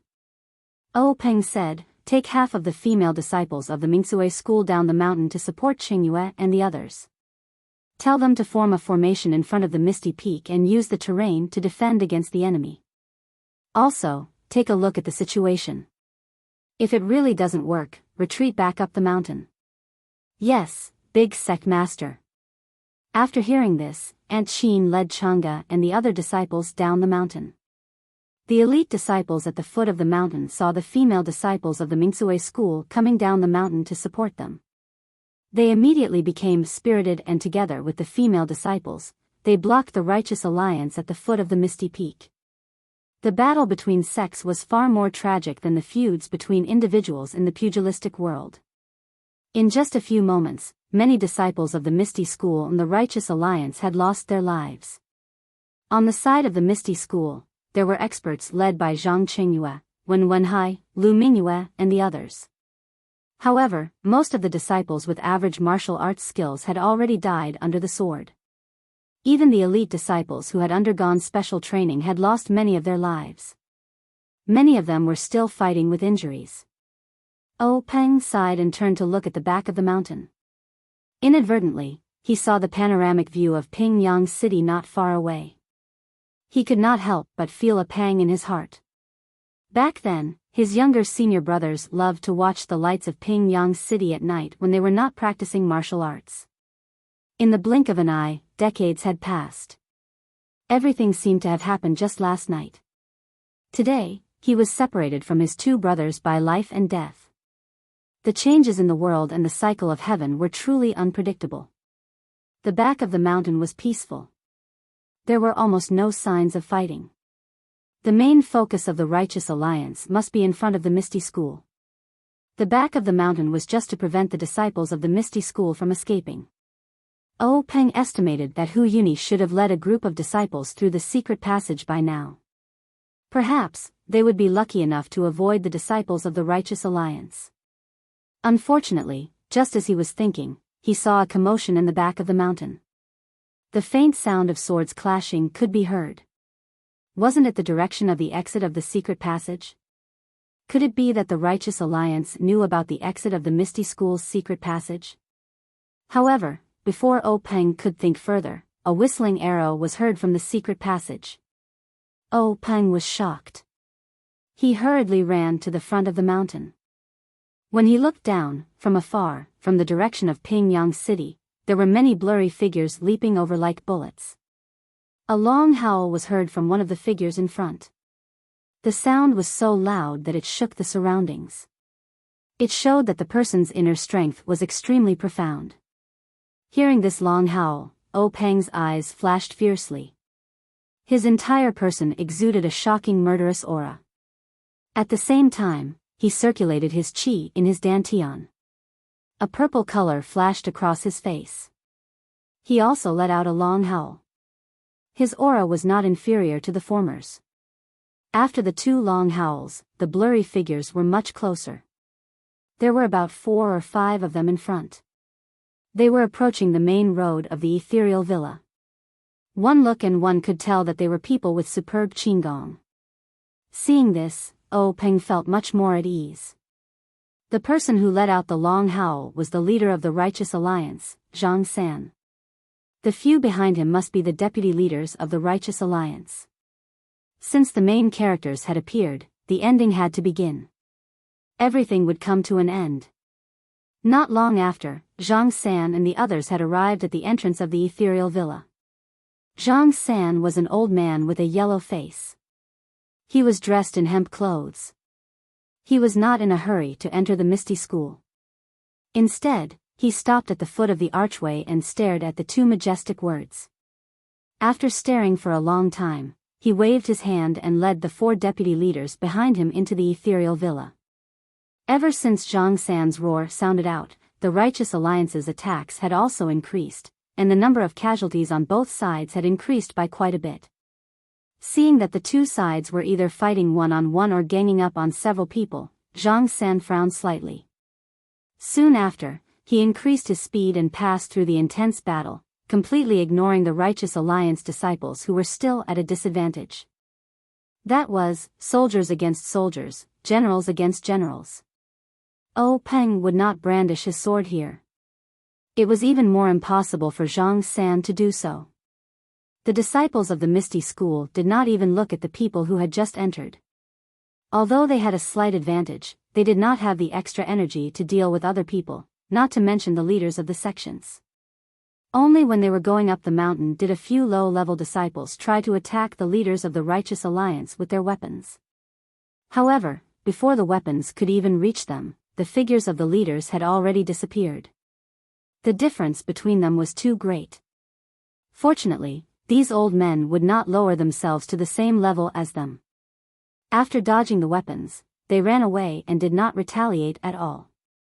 On the peak of the Misty Peak, Lu Qingyang held 2 broad axes in his hands and stood proudly. Seeing Zhang San approaching, he shouted, "Old Zhang, eat this axe of yours." After he finished speaking, he raised his arm and chopped down with the wheel-sized axe. Although it was only a single move, the force behind it was sharp and the technique was profound. It enveloped the top of Zhang San's head, making it impossible for Zhang San to dodge or evade. Lu Qingyang's move was a bit of a bully. Not to mention that he had the upper hand, while Zhang San was climbing the peak and was at a disadvantage. In fact, even if Zhang San could stop and let this move pass, Lu Qingyang would not do so. Who was Zhang San? He was the leader of the Righteous Alliance. When he did not show his face, his howl could shake the entire place. But when he just showed his face, he was suppressed by others. How could he dare to let others do this? He was indeed a top expert in the Jianghu. When Zhang San saw the broad axe chopping down, he was not nervous at all. He laughed and said, "Leader O, is this how your Misty School treats its guests?" While laughing, his body did not slow down. He stretched out his fan-like right hand and reached up like lightning. He found the right opportunity and slapped to the side. Clang! A muffled sound was heard. It was like an axe hitting a wooden board. Old Fifth Lu's broad axe was slapped to the side by Zhang San's palm. Old Fifth Lu was furious. He did not care about his unstable body. He raised his other hand and was about to chop down. But at this time, Zhang San had already jumped to the peak. He laughed coldly and slapped towards Old Fifth Lu's chest. If this universal hand hit him, wouldn't Old Fifth Lu be the same as the other 2 brothers? Although Old Fifth Lu was reckless, he had also fought in life and death situations. He hurriedly blocked the broad axe in front of his chest. Seeing this, Zhang San did not change his move. He directly slapped the broad axe. With the same muffled sound, a huge force penetrated Old Fifth Lu's arm. Old Fifth Lu's body was already unstable. At this moment, his lower body was unstable. He was sent flying back by Zhang San's slap. At this time, a black shadow pulled up. The scabbard in his hand touched Old Fifth Lu's body, eliminating the force of Old Fifth Lu's retreat. Old Fifth Lu's strong body landed steadily. Beside him stood the thin figure of Li Jian. Lu Qingyang naturally looked at the 2 broad axes in his hands. He could not help but suck in a breath of cold air. On the 2 broad axes, there were 2 distinct palm prints. Zhang San did not look at Lu Qingyang anymore. He raised his head and looked at Peng. Peng stood far away and looked at him coldly. When their eyes met, the corners of their eyes faintly trembled. Zhang San smiled and said, "Leader O, is this how you treat your guests?" Oh Peng was still cold. He said, when a friend comes, there is good wine. When a wolf comes, there is a hunting knife. Does my misty school have to sweep the bed and welcome the righteous alliance? Zhang San chuckled and did not answer. A thin old man at the side said loudly, since ancient times, the weak are prey to the strong. Only the fittest survive. Your misty school has been declining for a long time. It's time for the Misty Peak to change its master.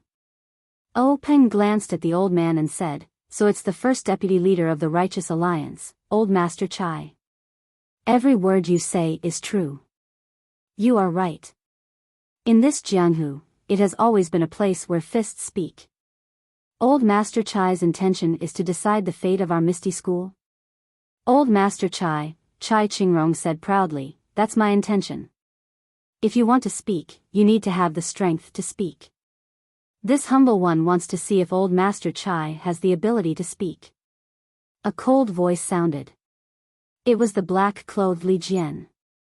Chai Qingrong drew his sword from his waist and sneered, this Chai has long heard of the Misty Seven Swords. Today is the right time. Why not let this Chai broaden his horizons? As you wish, there is no need to invite. After saying that, Li Jian threw away his scabbard and stabbed out with his sword. Chai Qingrong saw this and laughed angrily, good, good, good.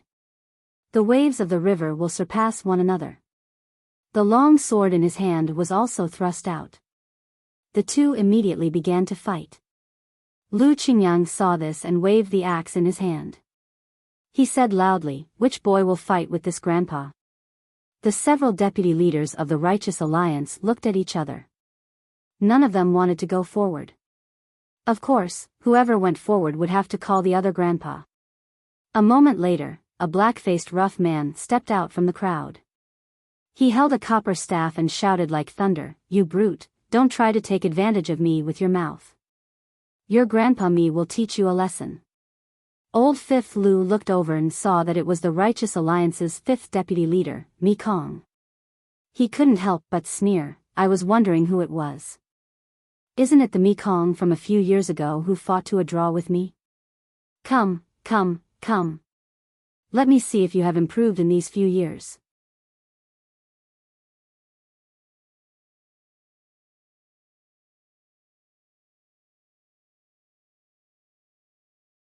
Chapter 337. Seeing that Lu Qingyang was also fighting with Mi Kong who was holding a bronze staff, Zhang San smiled and said, Sect Leader O, this humble one would also like to exchange pointers with Sect Leader O. Would it be possible for you to give me some pointers? O Peng said, this humble one has the same intention. I would like to ask Sect Leader Zhang for the blood feud between my two junior brothers. Ha ha ha. Zhang San laughed. How can one not suffer when one is in Jianghu? Sect Leader O, bring it on. This humble one awaits.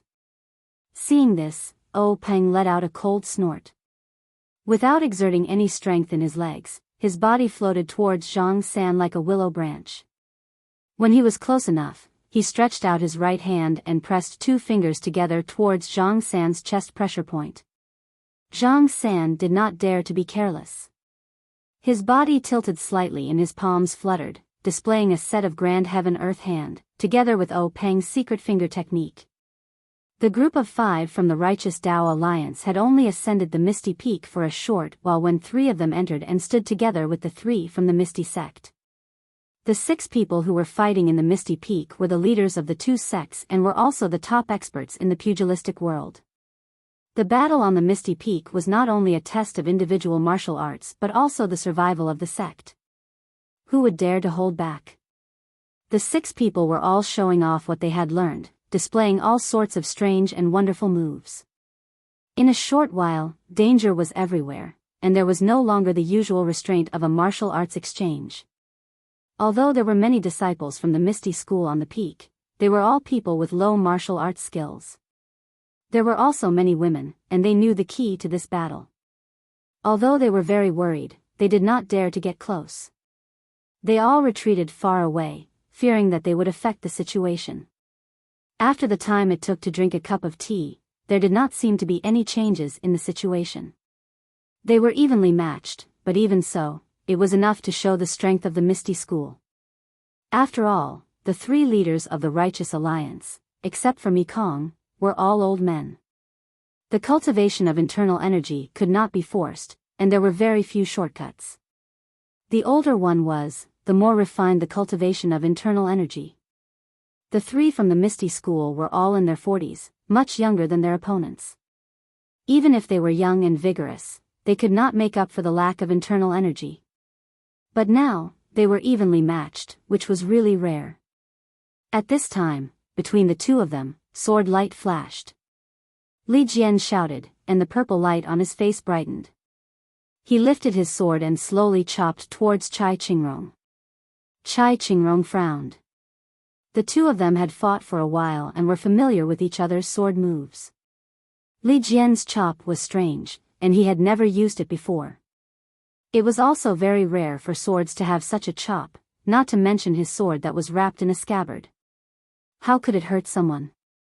But Chai Qingrong was an old man who had lived for decades, and was used to being cautious. He did not dare to be careless, and raised his sword to meet the attack, preparing to block this extremely crude sword move. But just as the two swords were about to meet, Chai Qingrong suddenly realized that there was a faint green light on the scabbard that Li Jian stretched out. He did not know what it was, but his heart tightened, and he knew that it was not good. Sure enough, when the two swords met, there was no clanging sound like before.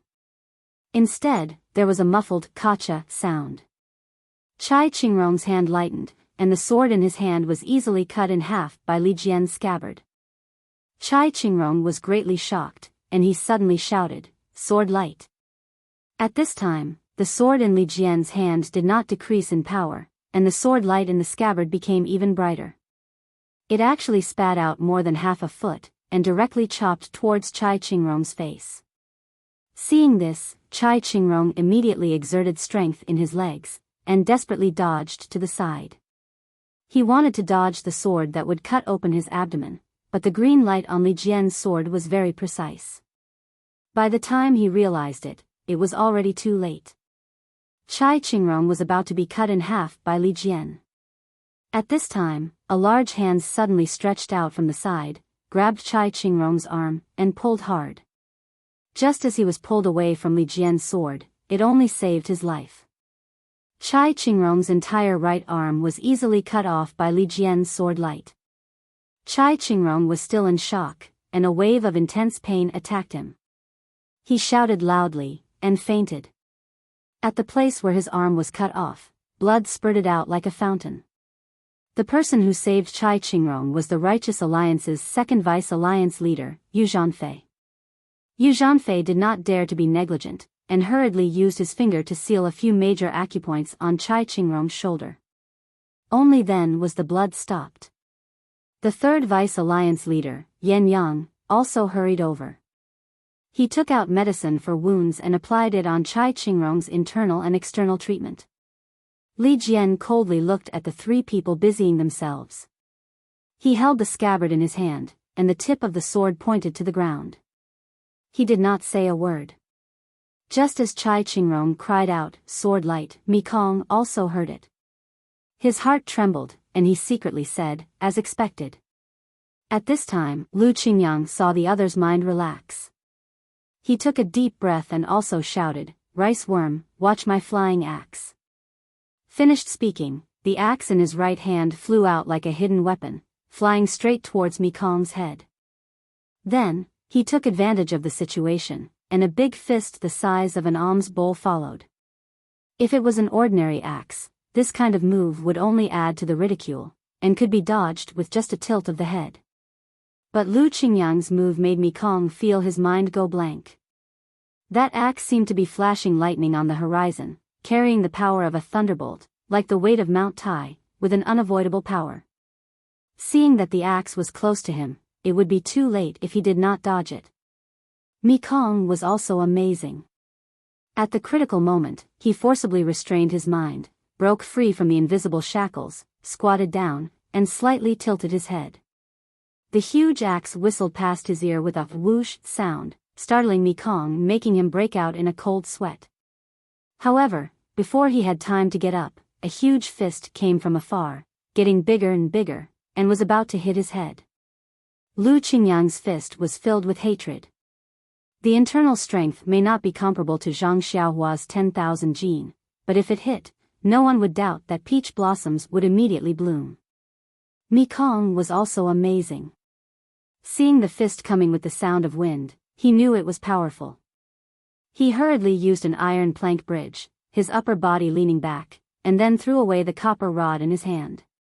He used his empty hand to support Lu Qingyang's arm, but when Mekong did not fully use the iron plank bridge, Lu Qingyang's fist had already hit the front of his jaw. At this time, his palms were just holding Lu Qingyang's arm. However, when he used his strength to support Lu Qingyang's arm, he suddenly found that Lu Qingyang's arm was like a rock, and only slightly moved up. Mekong's heart was screaming, but it was useless to scream now. With a blunt sound, the fist hit Mekong's jaw. Although Mekong was also a master of internal strength, he had not yet trained his face and jaw to the point of iron. How could he withstand a blow of thousands of jin? He only felt darkness in front of his eyes, and then golden sparks flew everywhere. He fainted, and his body also fell far away with the momentum of the fist. If it was flat ground, it would be fine, but it was the top of Piaomiao Peak. The place where Mekong fell was empty. He rolled down the mountain path, and whether he was dead or alive was unknown. Yu Zhanfei, who had just sealed Chai Qingrong's acupoints, also paid some attention to this. Seeing this, he left Chai Qingrong to Yan Yang, and hurriedly used his Qinggong to catch up. He wanted to save the unconscious Mekong. When two flowers bloomed, another branch bloomed. Another battle. Just as Chai Qingrong shouted, "Sword Qi," Zhang San also heard it. He couldn't help but panic, and his eyes involuntarily looked to the side. Seeing this, Peng's eyes were full of mockery. His left hand, which was hidden in his sleeve, suddenly pointed at Zhang San's Dantian acupoint. Although Zhang San was a little distracted, he was still an observant and alert person. He immediately dodged and clapped his palms together. The Deqian Kuan palm came up. Seeing that Peng's finger was about to touch Zhang San's palm, Peng's finger retracted, and clenched into a fist. At the same time, two fingers of his right hand also pointed out. Zhang San had no choice but to separate one of his palms to meet Peng's right hand.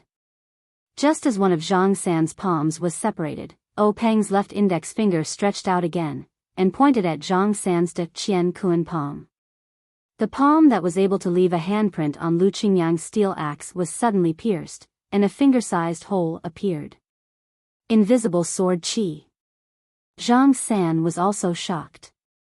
He didn't dare to continue fighting, and wanted to retreat. But how could Peng let him go?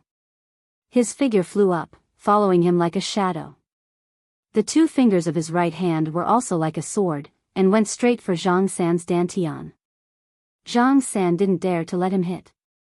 The Dantian acupoint was the essence of internal strength. If an ordinary expert used internal strength to hit it and break it, then all their internal strength would be gone, let alone an expert like Peng. If the invisible sword Qi entered his body, wouldn't it immediately turn Zhang San into a cripple? At this time, among the group of 5 people who had just climbed up the misty peak, Yu Zhanfei's figure had just disappeared from the peak. Only Yan Yang was still supporting the unconscious Chai Qingrong.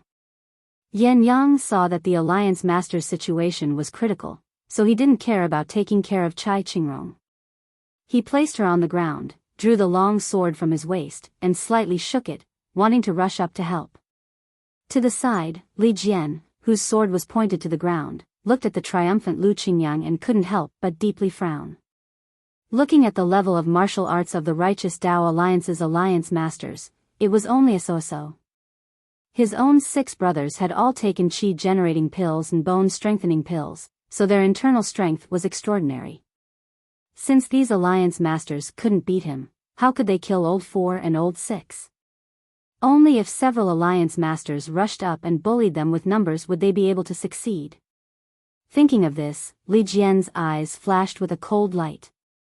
The scabbard in his hand was also drawn, and he slowly walked up. The situation immediately became 2 against 2. Yan Yang hesitated for a moment, not knowing how to make a move. At this time, Zhang San opened his mouth. He fled to the back of the mountain and loudly shouted, "If you guys don't come out, I will be seriously injured by O Peng." Seeing this, O Peng was also stunned. His internal strength was now profound, and he had already paid attention to the back of the mountain, but he didn't see any movement. However, things were out of his expectations. Following Zhang San's cry for help, from the back of the misty peak, several people jumped up.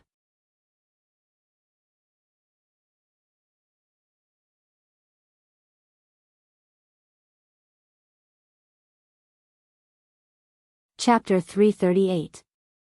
Since the people who jumped up from behind the mountain were able to escape O Peng's detection, they must be experts in the Jianghu. O Peng originally thought that they were the hidden experts of the Righteous Alliance, but when he saw the 3 old monks standing in the wind with a majestic aura, and the masked woman dressed in palace attire beside them, as well as 3 other short and strong old men who looked similar, O Peng could not help but change his expression. He raised his arm and pointed at them, saying, "How can you collude with the Righteous Alliance?" This sentence was said with surprise at first, but in the end, it was said with gritted teeth. Yes, those 3 monks were the Dalan Temple's elder Chang Sheng, the Arhat Hall's elder Chang Xing, and the Disciplinary Hall's elder Chang Gung. The other 4 were the famous and mysterious members of the Dalan Temple. Although the woman in the palace dress was veiled, since she was able to appear with the Dalan Temple's elder Chang Sheng, who else could she be but the leader of the Dalan Temple, Abbess Jing Yi?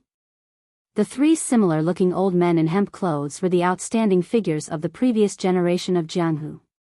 The 3 of them were secretly cultivated by the Dalan Temple and knew a set of joint formations. In their early years, when they roamed Jianghu, they had never been defeated and were known as the world's number 1. How could O Peng not be shocked by such a spectacular lineup? Never in his wildest dreams would he have thought that the 2 major sects, which were both Immortal Dao legacies and specialized in martial Dao, would actually work together with the Righteous Dao Alliance to deal with Ethereal sect. Even though he had just sent a disciple to ask for help, even though he knew that there were monks among the attackers, he still tried his best to exclude this thought. Moreover, even though he had a faint feeling that by taking down the Luo Shui gang, he had already offended the Dalan Temple's disciplinary hall and that the Dalan Temple might intervene, he never thought that the Dalan Temple, which had never shown its face in Jianghu, would also intervene. In an instant, O Peng understood why the members of the Righteous Alliance besieging the Misty Mountain Villa had to cover their faces. They were indeed afraid that the people of the Misty sect would recognize them because many of them were not disciples of the Righteous Alliance. Perhaps even more of them were lay disciples of the Dalan Temple. Understanding this, O Peng could not help but feel disheartened. He cupped his hands and said, "Elder Chang Sheng, why are you not at the Dalan Temple but at my Misty Peak? If I knew that you were coming, I would definitely open the door to the Misty School to welcome you. Why did you have to go through so much trouble to come up from behind the mountain?" The elder Chang Sheng clasped his hands together and said, "Almsgiver O, I haven't seen you for a long time, your martial arts skills have become extraordinary, to be congratulated." However, he did not mention to him. The Misty School Abbess Jing Yi to the Dalan Temple to meet to greet the Abbess Jing. The old voice of the Dalan Temple rang out, "No need for formalities, O Peng, your martial arts are really good." O Peng sneered in his heart. The 2 of them kept mentioning his martial arts. If he still did not know what they were here for, he would not be worthy of being the head of the Misty School. However, since the 2 of them did not mention it, O Peng could only pretend that he did not know. He turned to Zhang San and said, "Alliance Master Zhang, our competition is not over yet. It just so happens that there are 2 seniors here. How about you and I have a good competition?"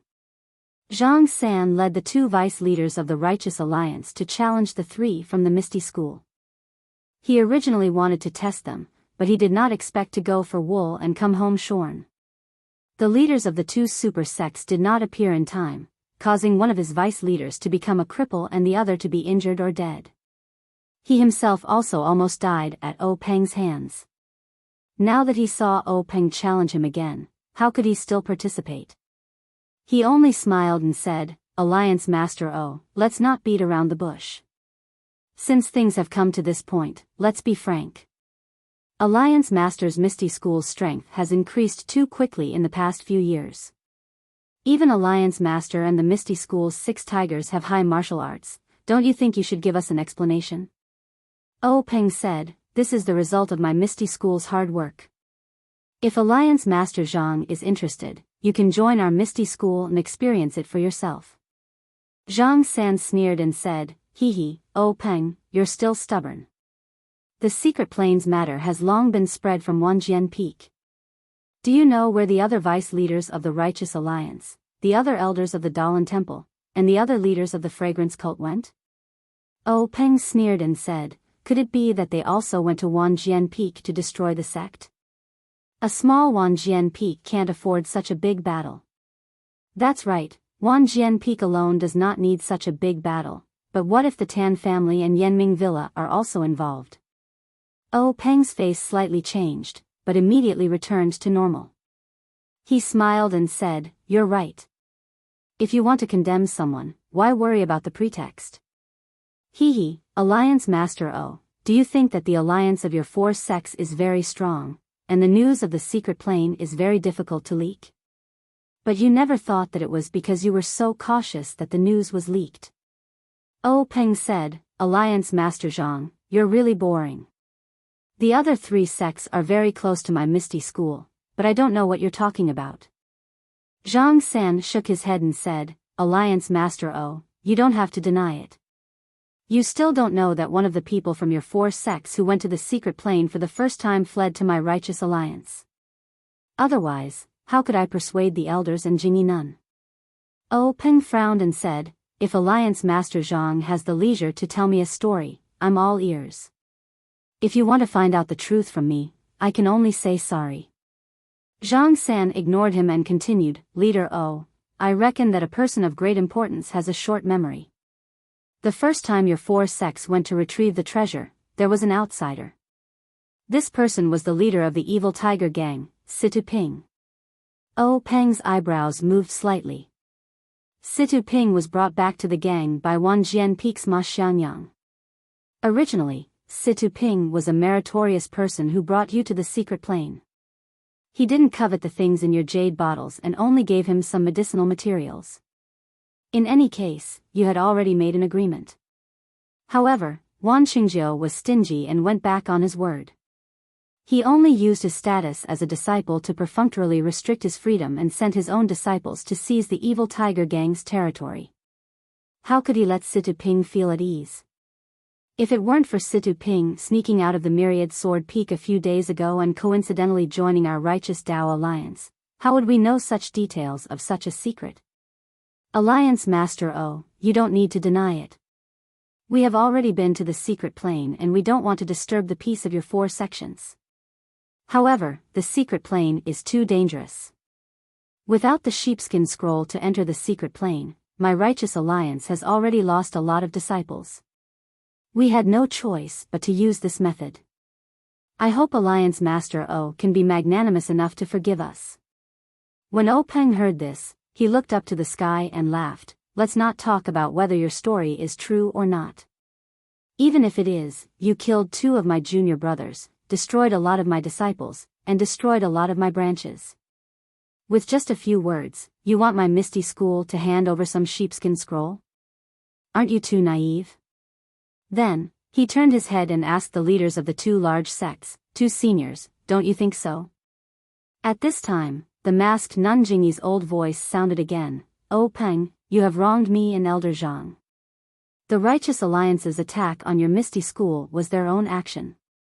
Our 2 sects didn't participate. The matter of your 2 junior brothers was just an accident. At that time, we only wanted to capture the 2 of them and didn't have any intention of harming them. However, this Zhang San acted on his own initiative and killed them. This matter is what Elder Zhang Xing and I just heard about it from Elder Zhang Xing. The reason why we came up the mountain so late was to let your Misty School and the Righteous Alliance resolve this enmity first. You see, now that one of the two vice leaders of the Righteous Alliance is dead and the other is crippled, we can be considered even with the Misty School. What do you think? Hearing Nanjingyi's words, Peng was startled at first. Then, he looked up to the sky and laughed. What do you think? What do you think? My two junior brothers lost their lives just like that. You all just played a trick and said that we're even. None, ask yourself, can we be even like this? My Misty School and Himimi's 6 Misty Tigers are no longer complete. Can we be even? Moreover, the death knot between the Misty School and the Righteous Alliance has already been formed. Only a life and death struggle can break it. Don't tell me Nun doesn't know. Nanjingyi didn't reply. Peng asked again, Nun, please tell me. Was my senior brother also killed by the Righteous Alliance? Nanjingyi looked at Elder Zhang Xing and said, Hu Yuni was only seriously injured. Your Misty School lost more than half of its elite disciples. The lower-level disciples were all unharmed and have already broken out of the encirclement. Yes, Nun, thank you for holding back. I think, at this time, no one in the Righteous Alliance has the strength to seriously injure my senior brother. Seeing that the Dalan Temple and Incense religion didn't speak, Peng turned to Zhang San and said, Alliance leader Zhang, there is one more thing I need to ask. Zhang San was expressionless and said, Leader Zhang, please speak. Peng pointed to Yen in the distance and said, This is my younger sister. The whole Jianghu knows that she doesn't know martial arts and doesn't have the strength to truss up a chicken. But when she went south 2 years ago, she was unexpectedly attacked by people in Jianghu. I want to ask, does your Righteous Alliance still have the morals of Jianghu to attack a weak woman? Hearing this, Zhang San smiled and said, Leader misunderstood. Although my Righteous Alliance isn't a great sect with a history of 10,000 years, we still follow the morals of Jianghu. We can't do something like bullying a weak woman. However, this matter about your younger sister, I only recently found out. I don't know if Leader Zhang is interested in hearing about it. Peng cupped his hands and said, Leader Zhang, no matter how hostile we are now, I still admire your Jianghu morals of not bullying a weak woman. Elder Zhang Xing and Nanjingyi are also here. They also heard it. I hope you can be like this as always. Zhang San didn't understand, but still smiled and said, This is natural. The two sect leaders also know about this. Peng asked again, Then Leader Zhang, can you enlighten me, who is so cruel and unscrupulous to attack a defenseless woman? Zhang San said, This person is someone you can't even think of.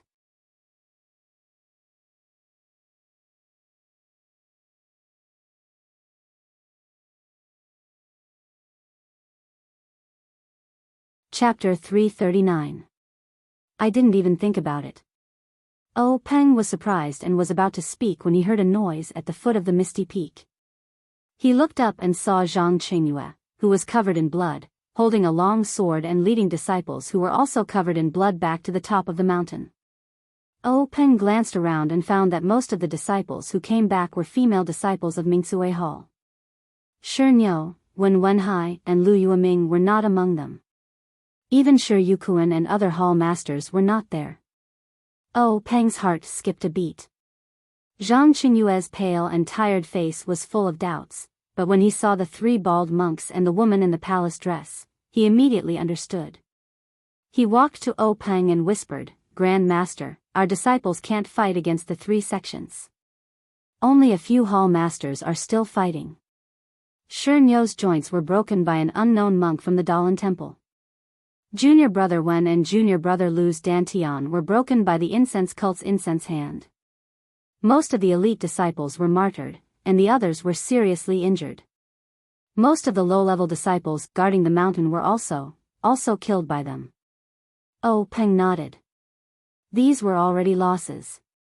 When he saw the leaders of the 2 sects, he had already expected it. These people said that they were good, but when it came to the interests of the sect, how could they be merciful? Peng patted Zhang Qingyue on the shoulder and said, Qingyue, you've worked hard. Then he turned to Elder Chongqing and Nanjingyi and said, "Is this how the two sects treat my misty school? Is this what you mean by, just for the secluded land? Don't the two sects care about the thousands of years of friendship between the three sects?"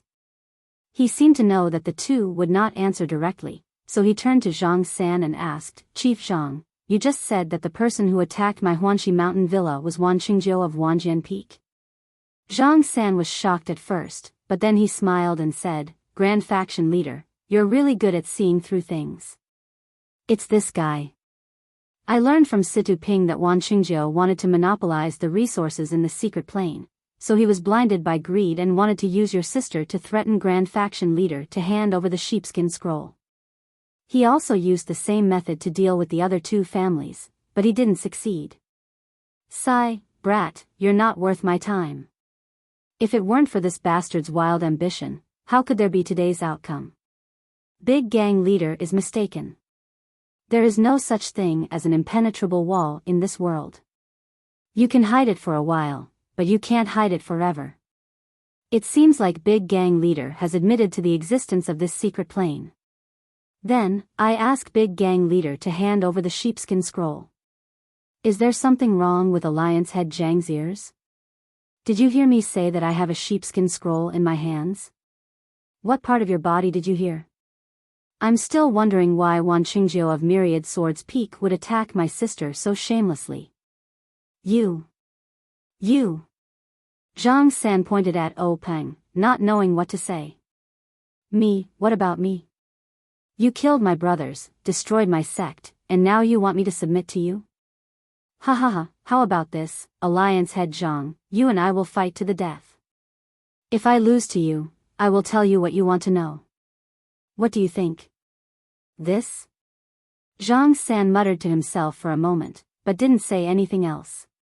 He had already fought once, and his hand had been injured by the invisible sword qi.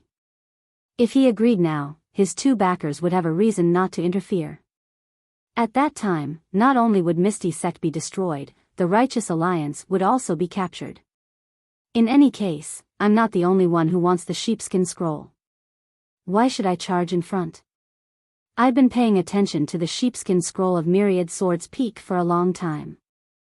I've already arranged for elite men. This time, with the help of the two sects, it will be easy for me to get it. Whoever gets the last one will get it. I'll just watch the show. Besides, I was tricked by the Dalan Temple and incense cult, and lost two of my Vice Alliance heads. Why would I be stupid enough to charge in front? After thinking, Zhang San stood to the side with his hands crossed, quietly watching the development of the situation. At this time, the sun had already set in the west.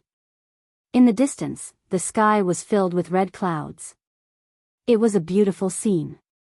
The peak of Misty Peak was whistling, the trees were trembling, and clothes were fluttering. However, no one on the peak was in the mood to look at such a scene. They all looked at the middle-aged man in white with a calm expression. Seeing Peng's roguish answer, the masked Nanjingyi said, Peng, if you answer like this, it won't be interesting. You're forcing me. Peng's expression changed slightly. He closed his eyes for a moment and smiled, Nun, you're thinking too much. When the nest is overturned, no egg will remain intact. How can I worry too much at this time? If Nun Rushi wants to test my martial arts, I won't dare to refuse. Nanjingyi laughed and said, Your master was no match for me when he was young. Although your invisible sword qi is powerful, it is no match for me.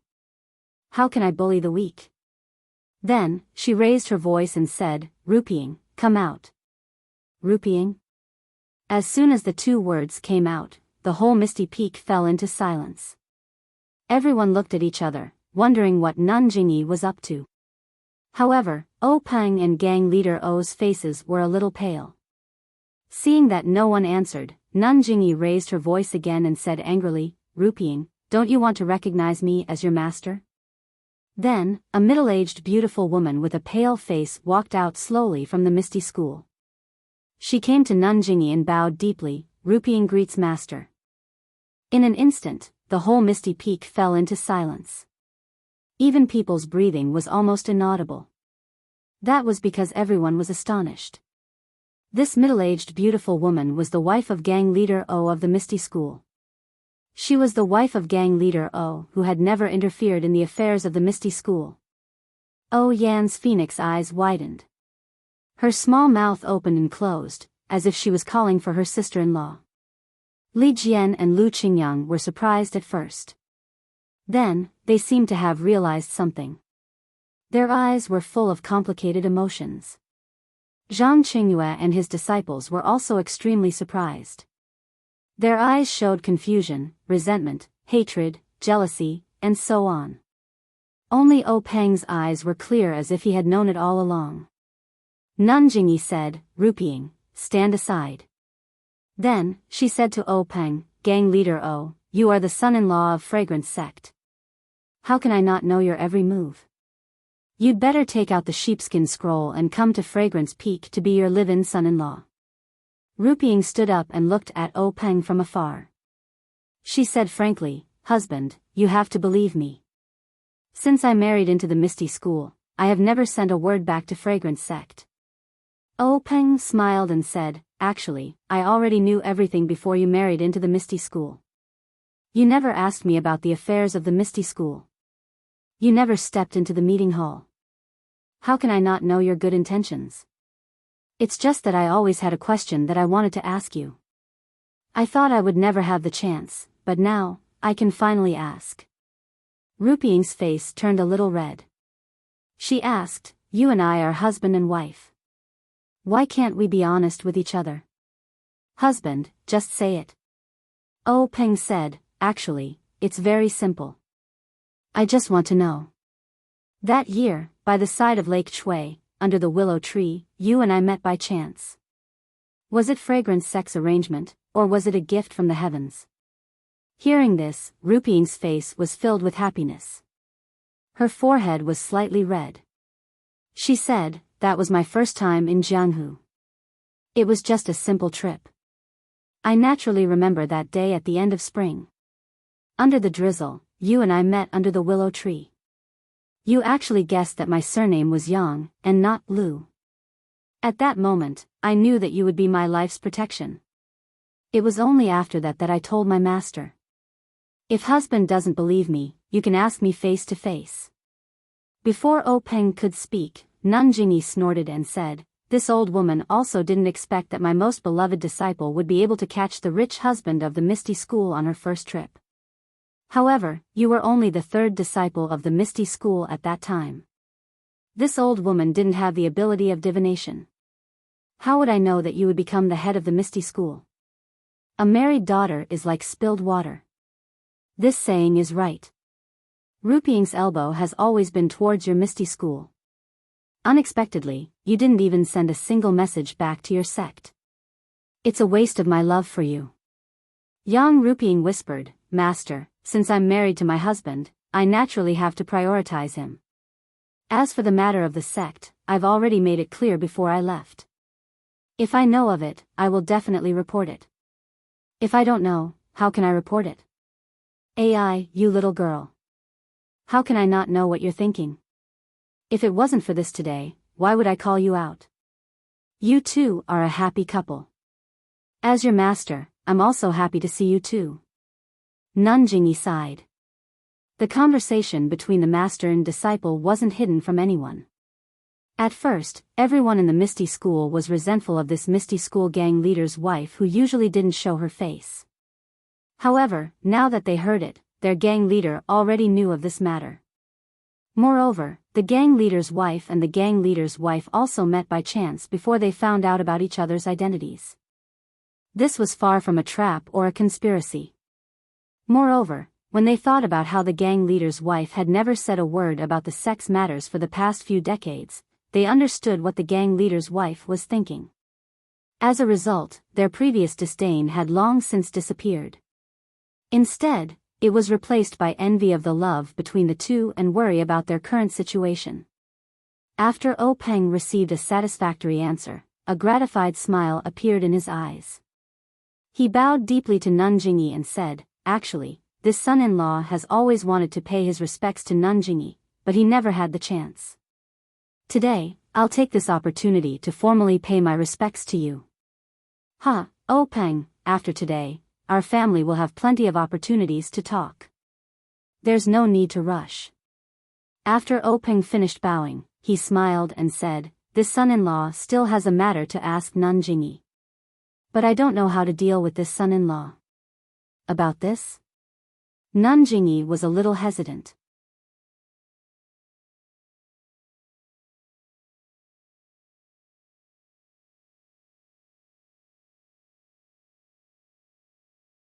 Chapter 340. At this time, the elder next to him put his palms together and said in a low voice, Leader O, since things have already come to this, there is no point in saying more. Earlier, Nun Jingyi has already said a lot of good things about the Misty School. My Dalan Temple and the Righteous Alliance have also made a lot of concessions. However, since the Misty School has already come to this point, do you think it still has any meaning to exist? In fact, Nun Jingyi and I don't want the Misty School to bleed too much. We also don't want to take too many lives. Your junior brother's matter was only an accident. It was done deliberately by some people. I can guarantee that it was not the intention of the Dalan Temple or the Cult of Fragrance. O Peng smiled and said, Thank you, Elder, for your kindness. The elder continued, however, for you, Leader O, there is only one path you can take. Please speak. That is to cripple your own martial arts and take the remaining disciples of the Misty School to join the Cult of Fragrance and be your free son-in-law. Once this was said, everyone was shocked. Only O Peng's eyelids didn't move. He smiled and said, It seems that Elder thinks highly of me. However, I don't know if there is any other path I can take. No. As early as your Misty School's elder who took the disciples to escape from the back of the mountain, you already had no other choice. O Peng suddenly understood. Indeed, the back of the mountain was guarded by the Dalan Temple and the Cult of Fragrance. How could they let his senior brother and a group of low-level disciples escape? It turned out that it was just a compromise. Of course, he still had another path to take. With the Misty School's Qinggong, ethereal steps, even if he faced the former number one in Jianghu, he still had a chance to escape. However, would he do that? Hearing this, Yang Ruping begged Nun Jingyi in a low voice. Nun Jingyi just sighed and shook her head slightly. O Peng looked up to the sky and laughed. He said to the Misty School's disciples, brothers and sisters of the Misty School, I am not talented enough to lead the Misty School to glory. Instead, I have brought disaster to the Misty School. I have mistreated you. After he finished speaking, he bowed deeply to the people of the Misty School and continued, I hope that you can use this crisis to see the dangers of the martial world and see clearly who the culprit behind the destruction of my Misty School is. I hope that one day, you can once again rebuild Misty and take back Misty Heights. All the ethereal disciples had tears in their eyes. Zhang Qingyue took half a step forward and said, Master. Where there's life, there's hope. Didn't you just educate your disciple? O Peng patted his shoulder and smiled, I know. Qingyu, I've made things difficult for you. Then, O Peng raised his eyes to look at Li Jian and Lu Qingyang. He knew that he had been predetermined. How could these two outstanding martial arts brothers escape? Then, O Peng looked at O Yen who was standing in the distance. O Peng's eyes were full of love as he smiled and nodded. Finally, his eyes finally returned to Yang Ruping. He smiled and said, Ruping, I really didn't expect that they would prepare such a happy ending for us. Even if we don't grow old together, we can't. Husband. Yang Ruping cried. O Peng continued, Ruping, in the future, my Misty School will rely on you to take care of me. I hope you can promise me a few things. Yang Ruping nodded. O Peng said, I only have one sister, Yen. You know this. We have depended on each other since childhood. I hope you will treat her well in the future. This Huanxi Manor is Yen's property. It does not belong to the Misty School. Please uphold justice. Yang Ruping's eyes were wet. She nodded slightly. O Peng said, from now on, your husband will be a cripple. He will no longer be able to protect the disciples of the Misty School. Even if he joins the Misty School, he will be bullied. I hope you can hold up the world for them." Yang Ruping's tears fell. She nodded desperately. Oh Peng said, "One last thing. Ruping, after knowing your identity, I have been afraid of such an ending. I was afraid that we would turn against each other because of the power behind us. So, I didn't dare to have children. Now, it seems that this is good. You must promise me that you will take care of yourself. If there is a chance, you will find your own happiness." Yang Ruping's tears fell like rain. She shook her head desperately and shouted, "Husband, don't think too much." After saying that, she rushed over recklessly. However, it was too late. Oh Peng's mouth was already bleeding. When Yang Ruping ran to the front of Oh Peng, she only heard Oh Peng's last words in this world. "I have guessed the process and the ending, but this ending came too early. Ruping, it's good to meet you." After that, he closed his eyes. Oh Peng actually broke his own meridians and died. The mountain wind blew. Oh Peng's face was serene, as if there was happiness on his face. His feet stood firmly on the high mountain peak. He stood firm. Big brother, Oh Yen, saw this scene from afar. How could she endure it? Her eyes turned black and she fainted. Master Zhang Qingyue, who was the closest, screamed. He then smiled sadly and said, "I know the pain in my heart. Master, wait for me.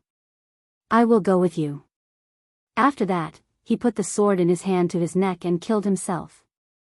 Li Jian and Lu Qingyang saw this and were shocked. They shouted, "Fourth brother."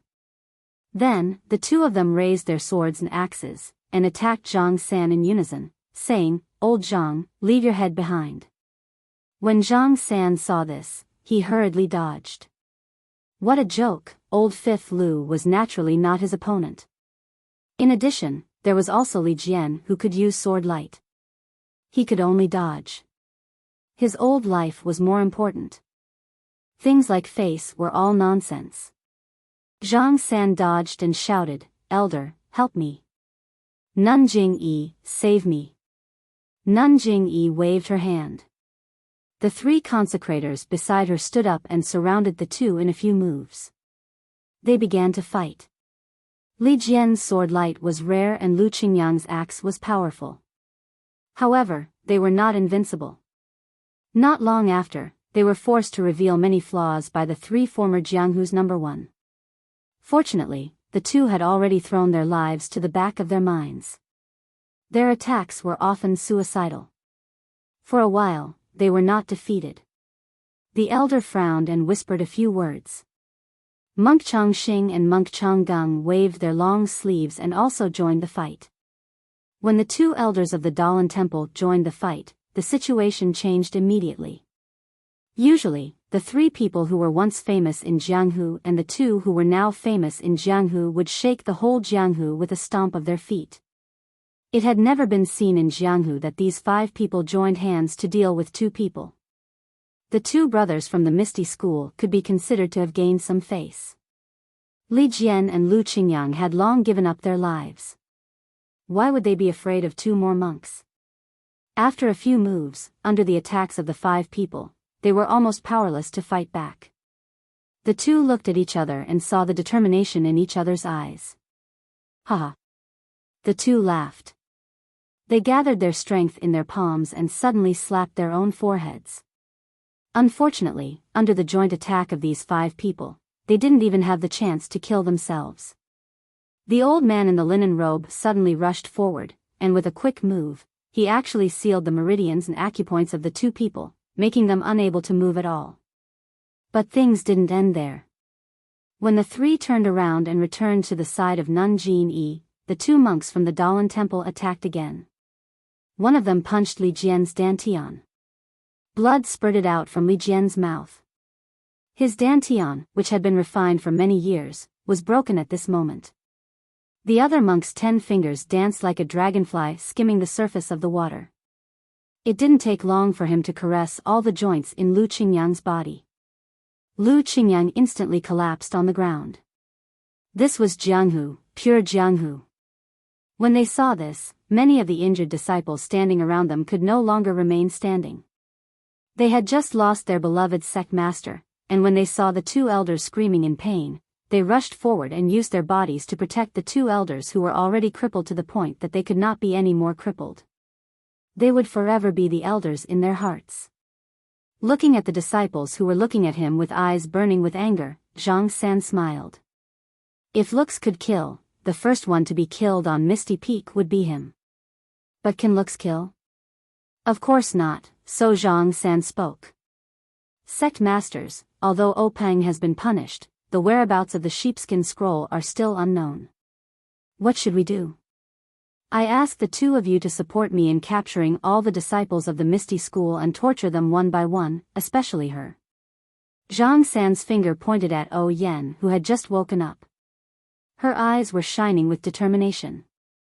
Before he could finish his words, the sound of a sword clanging could be heard.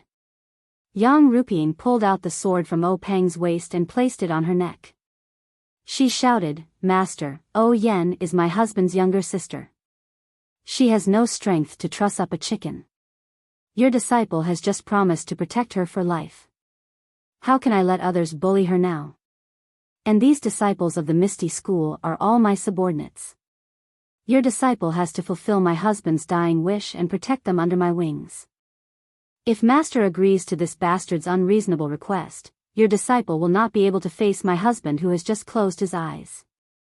Only by following my husband can I be at ease." With the sword on her neck, Yang Ruping's left hand held onto O Peng's body, which was gradually turning cold. Her right hand was incomparably firm. The sharp edge of the sword had already left a bloody mark on her skin. No one doubted her words. If she didn't get a definite answer, she would definitely not hesitate to fulfill her promise. That promise was, willing to be lovebirds in heaven, willing to be intertwined branches on earth. That promise was, hand in hand and grow old together. That promise was, live on the same bed and die in the same cave. A simple sword could be fulfilled. But, a simple sword, could it solve all the problems? Nun Jing-yi seemed to care a lot about her last disciple. She said hurriedly, "Ruping, don't be so impulsive. I will also listen to O Peng's words. Don't worry, I will make the decision for you." Hearing this, Yang Ruping was slightly relieved. She took down the sword but did not return it to the sheath. She still held it in her hand. Zhang San was still unwilling. He asked, "Nun Jing-yi, what do you think we should do?" Nun Jing-yi did not answer him directly. Instead, she asked softly, "O Yen, you don't have to be afraid. Let me ask you, do you know about the sheepskin scroll in your brother's hands?" You're tuning into the Biyao's Wuxia Chronicles YouTube channel. Don't forget to subscribe and join us on this journey to catch the most captivating stories.